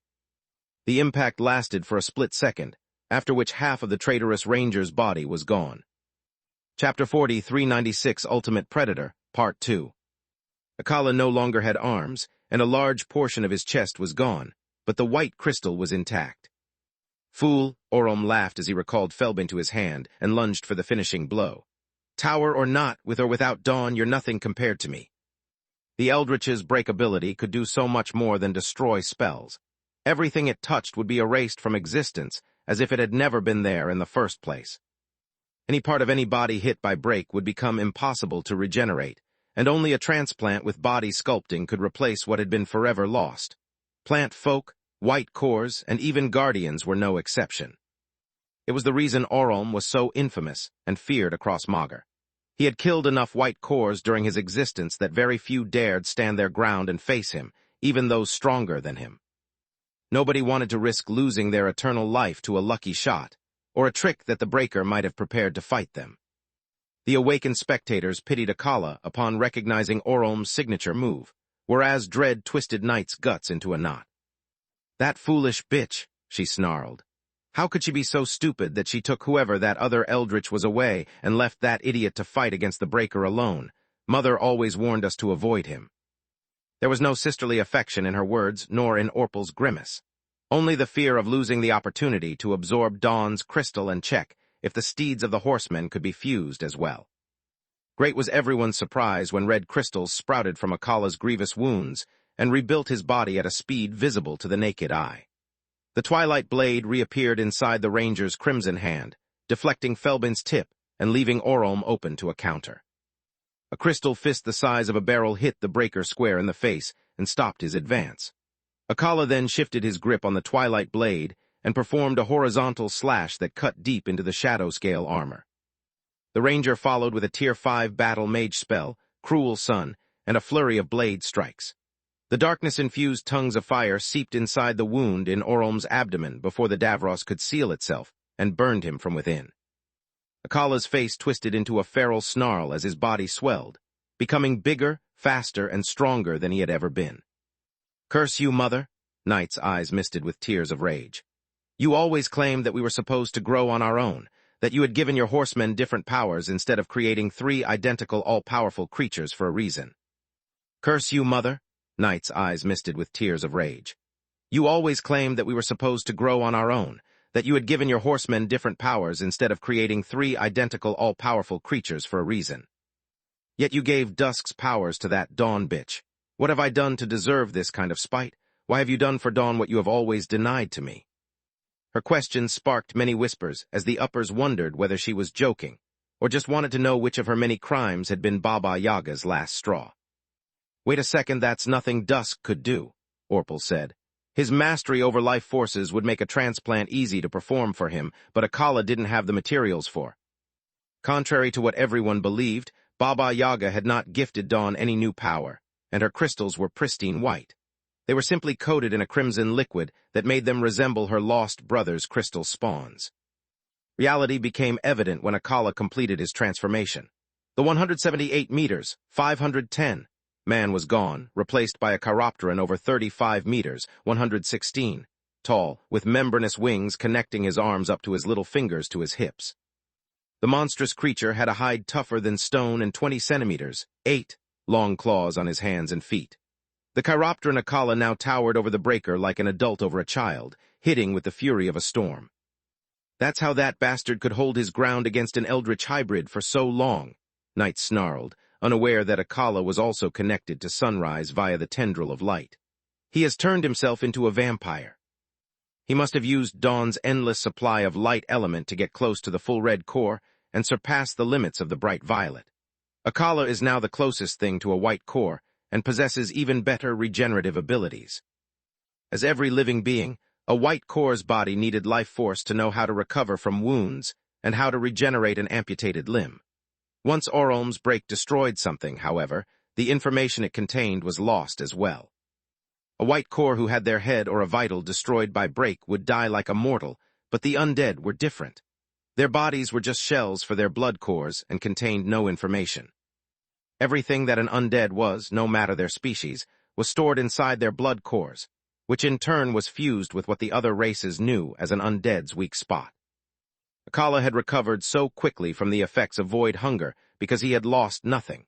His blood core had provided the information and mass necessary for the healing process, and Dawn's crystal had used them to rebuild the missing parts. The Akala chiropteran was now shrouded in darkness, and light as his powers as an undead combined with Dawn's, giving life to the ultimate undead predator. Die, Upthought and her 6 copies yelled as they each unleashed a chaos annihilation at the bright day. Each one of the 7 black pillars was wider than Dawn was tall, and they came at her from every direction at the same time. The horsemen blinked away, but the skull of Baitra spotted the exit point, and Upthought had the annihilations restore the encirclement before the horsemen reappeared from the dimensional opening. Dawn blinked again and again, but chaos annihilation covered the distance between them so quickly that she didn't have the time to try anything before she was forced to escape. Nice try, kid, Dawn laughed in between blinks. You forgot one small detail, though. I'm called a horseman because I have a steed. Dawn pointed in the distance, where Sunrise had just appeared. The horseman was connected to the mage tower through Akala, who had shared its power with her through their bond. Yet it wasn't enough to survive Upthought's attack. Dawn was confident, not conceited, and didn't hesitate to expose her tower's presence as soon as she realized she couldn't win alone.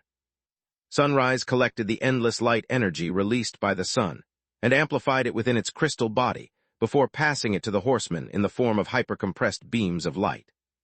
In turn, the First Light armor absorbed the elemental beams and multiplied their power before injecting them inside Dawn's body. The 7 chaos annihilations struck her immediately after the elemental beams and crashed against Dawn's anti-eldritch spell, Bastion of Light. A glowing sphere with defensive capabilities on par with Silverwing's Bastion, and imbued with the radiance of a small sun formed around her. The hepta-elemental barrier couldn't have resisted the combined attack of so many anti-guardian spells if not for the massive amount of light elements surrounding it. Chapter 40, 397 Sword, Shield, and Hand, Part 1. Upthought's chaos annihilation lacked spirit magic and replaced it with the cursed element, using it to make up for the exa-elemental spell's lesser destructive power and bring it on par with the original.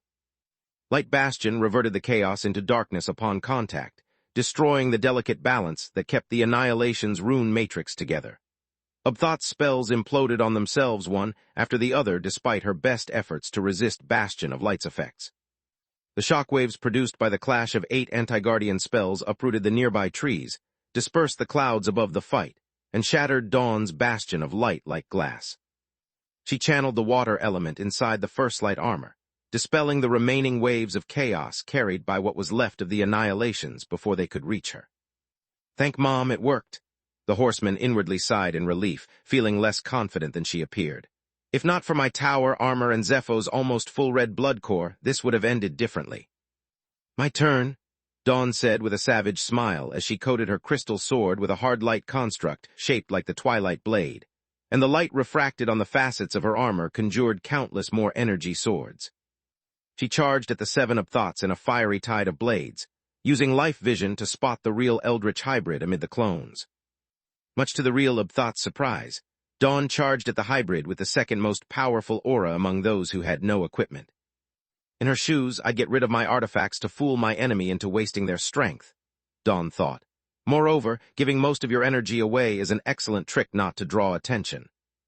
After all, the real Eldritch can recover her strength at any time, as long as she absorbs the nutrients and world energy from the ground. I doubt her copies can do the same, but even if they can, without a geyser, there wouldn't be enough world energy for everyone. The horseman was right about almost anything, including Thought's strategy to give her equipment to her clones. The only error in her assumptions was that the copies created by Death Mirage lacked the ability to restore their own strength. Thought's ogre side allowed her to share her consciousness among multiple bodies, establishing a hive mind that allowed them to coordinate their actions and focus on protecting the real body, since the others were just temporary vessels that couldn't withstand the power of chaos for long. The copies of the Eldritch blinked back, forming a defensive wall that took Dawn's light mastery spell, Sword Rain, without flinching. They also returned the equipment to the main body now that its position had been exposed. The bright day can't be so naive, Thought thought. She knows abominations feed on light as vampires do with blood. I'm certain there must be a trick, and I'm going to find out what it is. The swords of light pierced through the tough hide of the copies, but didn't reach deep. The Eldritch side devoured the light element faster than Dawn could repair her constructs. Thought felt the strength of her copies soar, but she didn't reabsorb them, nor did she stop feeding off the ground as Dawn barged through the clones with sheer might.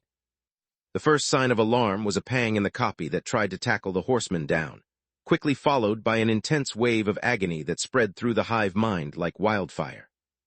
All the copies experienced such intense agony that they couldn't resist the horseman's charge, falling to the ground like pruned branches of a tree. The real Thought shared the pain of her copies via the hive mind and was forced to dispel Death Mirage. She now had to face Dawn alone, but at least there was no agony blinding her vision. The Eldritch Ogre hybrid was still dizzy, so she needed both arms to block the crystal sword by intercepting it with her crossed twin blades. Unlike Akala, Dawn's Morning Star spell was still active, and she possessed the unnatural strength of an undead and the mass of a divine beast.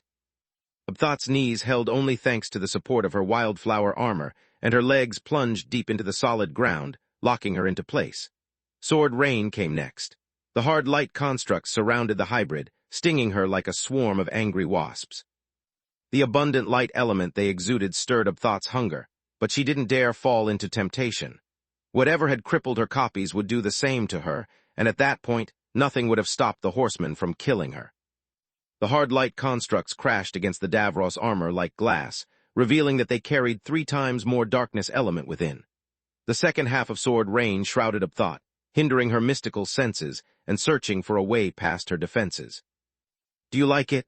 Dawn asked as she conjured more hard light constructs and coated them with 3 times as much darkness element.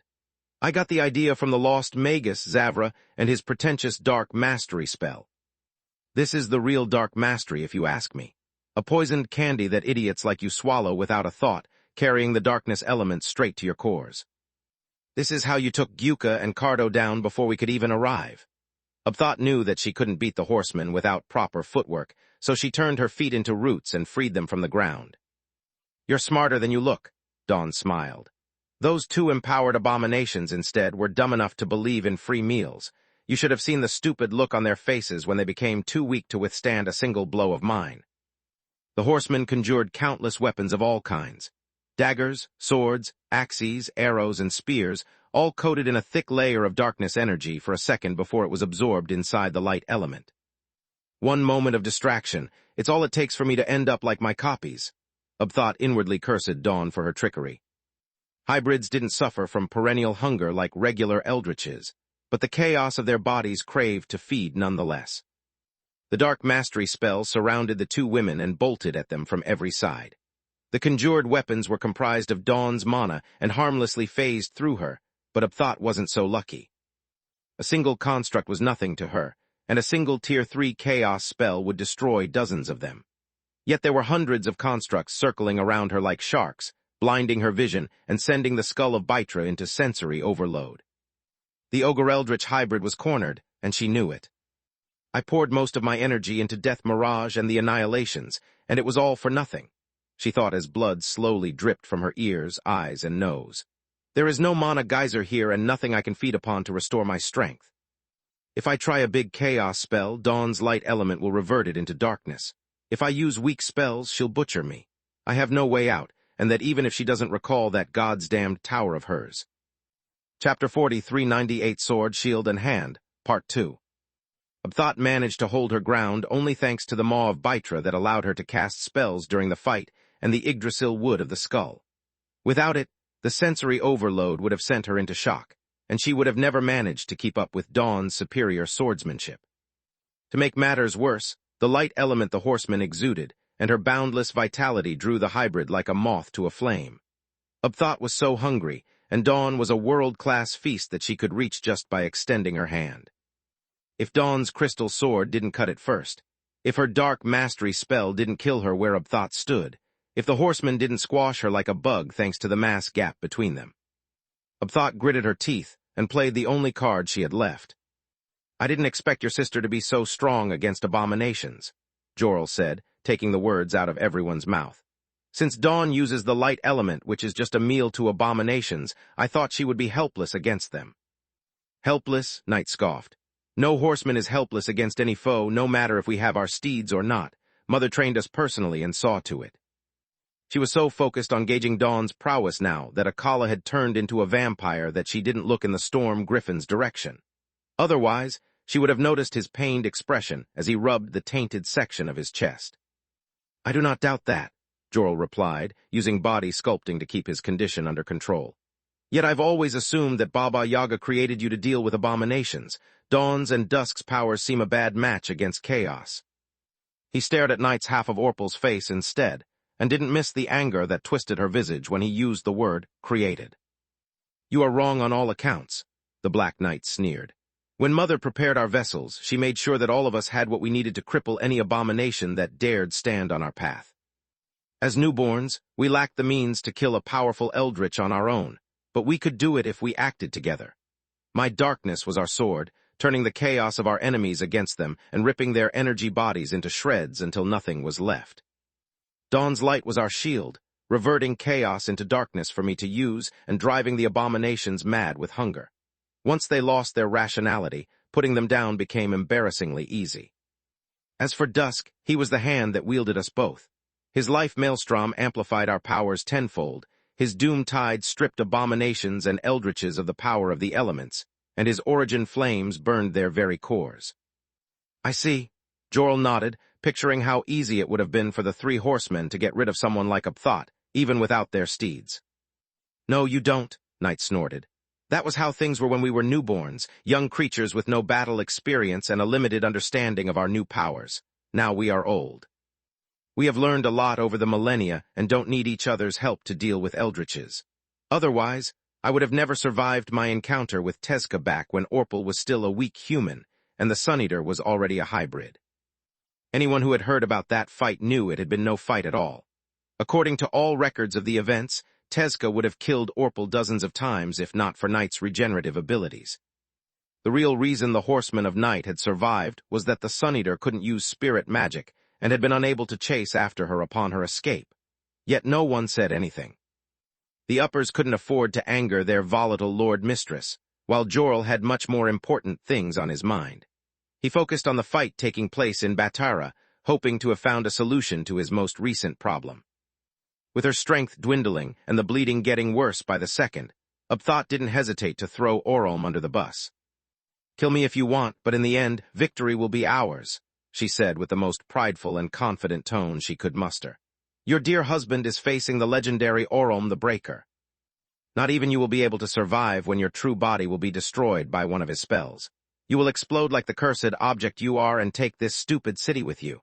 There is no victory here, only mutual destruction. Tell me something I don't know, Dawn replied with a smirk.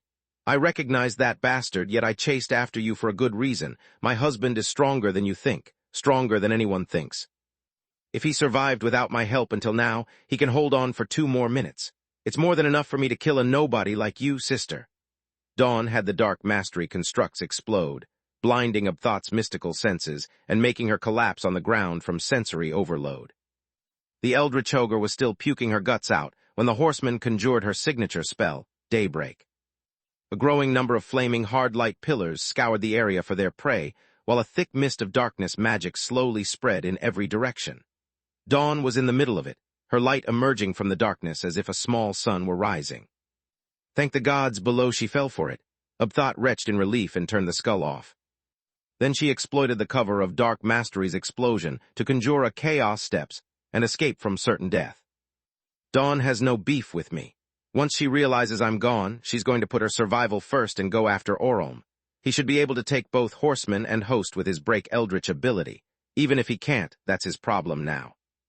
Daybreak searched the area for a few seconds before a snap of Dawn's fingers dispelled it along with Dark Mastery. She wasn't surprised by the hybrid's disappearance, nor did she bother looking for her, but nor for the reason Abthat believed. Phase 1 is complete, Mom. The Eldritch and everyone watching the fight believe I messed up. They have no idea I let her escape on purpose, Dawn said via the mind link, moving with no rush towards Akala. How is Zepho doing? Better than I expected, Baba Yaga replied. You've chosen your host well, child. The building is clear, Lord Akala, Ursulin Baz, Blood Warlock and current king of the Dawn Court, said. Let us join you in battle. That fiend can defeat us all. The members of the undead courts had gotten rid of the last members of the Blood Minotaurs and seized the contents of their treasure vault. The mystical resources it contained wouldn't amount to much after being split among the 3 courts, but to the undead, that victory was worth more than a king's ransom. After being chased out of the 3 great continents and losing everything they had built over the centuries at the hand of the organization, reclaiming the city of Batara was a beacon of hope. Chapter 4399 from the same cloth, Part 1. Conquering Batara not only gave the undead courts a foothold in the Gorgon Empire, but it drove a wedge between the organization and the underworld. Dawn leading the courts into battle restored part of the lost trust between the horsemen and her loyalists. It sent everyone the message that the undead were back, and they had a powerful protector who dominated sunlight instead of being weakened by it. Defeating 2 of the Master's vaunted hybrids was the icing on the cake. Stay back and don't interfere, Akala yelled. You wouldn't last a second against this creature. He speaks, Orome laughed, charging forward with Felbane as he ordered the Maw of Baitra to weave a break annihilation. Only when it matters. The Chiropteran encased the Twilight Blade into a hard light construct that made the sword match his size and met the Breaker's weapon with his own. Tell me, human, did you become a vampire to have your blood core in your heart? Orome asked. To keep it close to Dawnie's crystal and not have to worry about protecting yourself. Akala grunted, conjuring a multi-layered construct around the crystal in reply. Without the crystal armor and Morning Star, the undead ranger needed to consume most of the life force stored in his blood core just to match Orome's physical prowess. Eldritches possessed bodies that could go toe-to-toe with white cores, and hybrids were much stronger than that. Despite his humanoid size, a thrust of Orome's spear could pierce through a mountain and still have enough strength left to level a building. Akala needed to time his blocks to perfection and strike the spear at the right angle to deflect it without Felbane shattering the construct or being sent flying by the shockwave that accompanied every attack. The Chiropteran didn't hesitate to sacrifice his left arm or any other part of his body that wouldn't compromise his mobility to launch counterattacks whenever he spotted an opening. Alas, Orome created most of them on purpose, to bait Akala into a position from which he couldn't dodge a break spell aimed at his chest. The Chiropteran avoided death by an air's breadth time and time again, twisting his body just enough to avoid the fatal blows. I like you, kid, Orome nodded, impressed by Akala's seamless shifting from attack to defense. You don't have much talent, but your grit is in a league of its own. It's rare to meet someone so tenacious. Truth be told, Zepho Akala was a talented man, but he was no genius.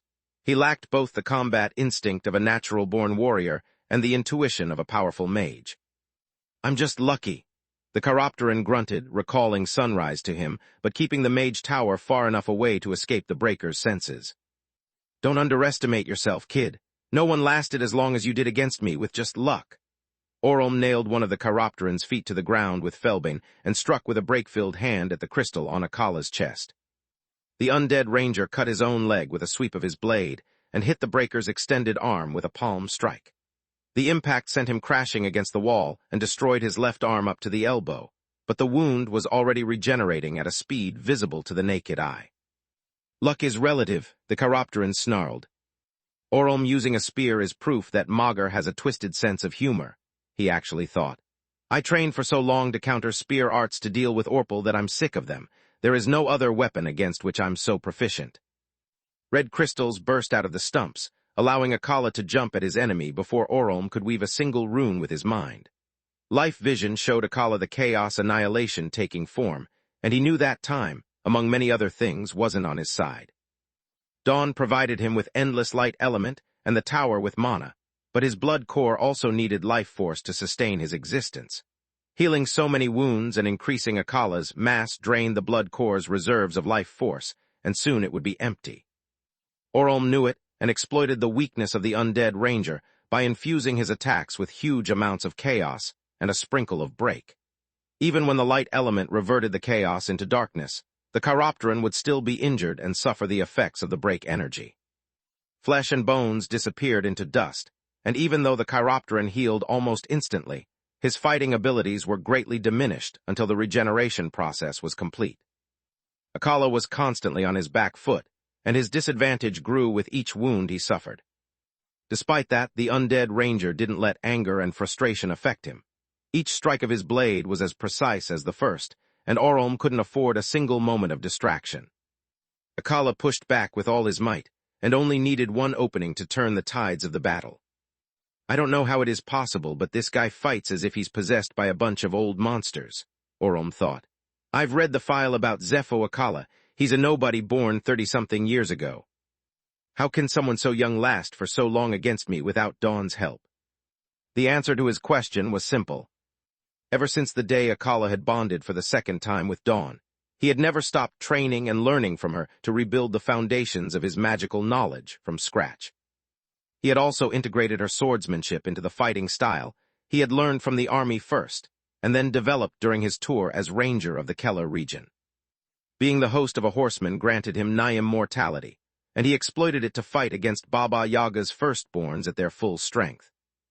Vladian and his siblings didn't hold their punches against Akala, allowing him to experience hundreds of fights to the death in a single day. Each firstborn had a unique weapon and fighting style, and they all had no qualms about pointing out Akala's mistakes. They offered him no solution, giving him the time to reflect on what he discovered about himself and find an answer on the battlefield. After Akala had turned into an undead, he had started to study and fight even while the rest of Magur slept. It was an intense, frenzied training regimen that no living being could endure. The undead ranger rested only when his mind was so full of new notions he had to assimilate and mistakes he needed to fix that he couldn't process more. Akala had lost his thirst for power and glory after realizing the extent of his crimes, so all that study was torture to him. He missed the taste of food, the smell of flowers, and all the pleasant feelings that now only his thirst for blood could arouse. The transformation into a vampire had taken away many things he treasured, yet he didn't regret his choice. Becoming an undead had given him a core stronger than Orpal's could ever become. It had made Akala into the warrior that he needed to be to protect Dawn from her mad sister. Chapter 4400 from the same cloth, Part 2. The grueling training with the firstborns taught the undead ranger how to use his body and powers to their full potential. His magical studies under Baba Yaga's tutelage strengthened his foundations and widened his horizons. Akala knew that, like Kelia for dusk and Orpal for night, he was Dawn's weak point. The crack into her perfect crystal that the dead king would one day exploit to bring her down, as he had already done with the Red Sun. Akala endured his defeats at the hands of the firstborns to discard his pride and learn humility. He grew stronger by the day, not because he had something to prove, but because he refused to let a madman take away everything he had. Finding himself in the shoes of his victims had been a crushing yet enlightening experience. It had led Akala to realize that there was only one difference between the man who had once betrayed the Razar clan and Orpal. While the dead king refused to look himself in the mirror and screamed to force the rest of the world to listen to his twisted vision of reality, the undead ranger kept his eyes open and his mouth shut. Akala didn't like his reflection one bit, yet he refused to avert his gaze from the truth and delude himself that he was a victim of his circumstances. He looked the monster he had become in the eyes, judging himself as harshly as the rest of Magur did. Orpal and I are the same. Akala saw the chaos annihilation nearing completion and attacked in a frenzy, even if it meant suffering deep wounds for little or no gain. Our foolish pride, reckless ambition, and undying envy are cut from the same cloth. We made the same choices, perpetrated the same horrors, and didn't hesitate for 1 second to bond with a cursed object in order to take by force what we thought the world owed us. We have been blind for most of our lives, preferring to believe our own lies rather than accepting our limits and admitting we weren't as good as we wanted to be. What I did to the Razar clan is monstrous. I repaid kindness with selfishness, acceptance with envy, and love with hatred.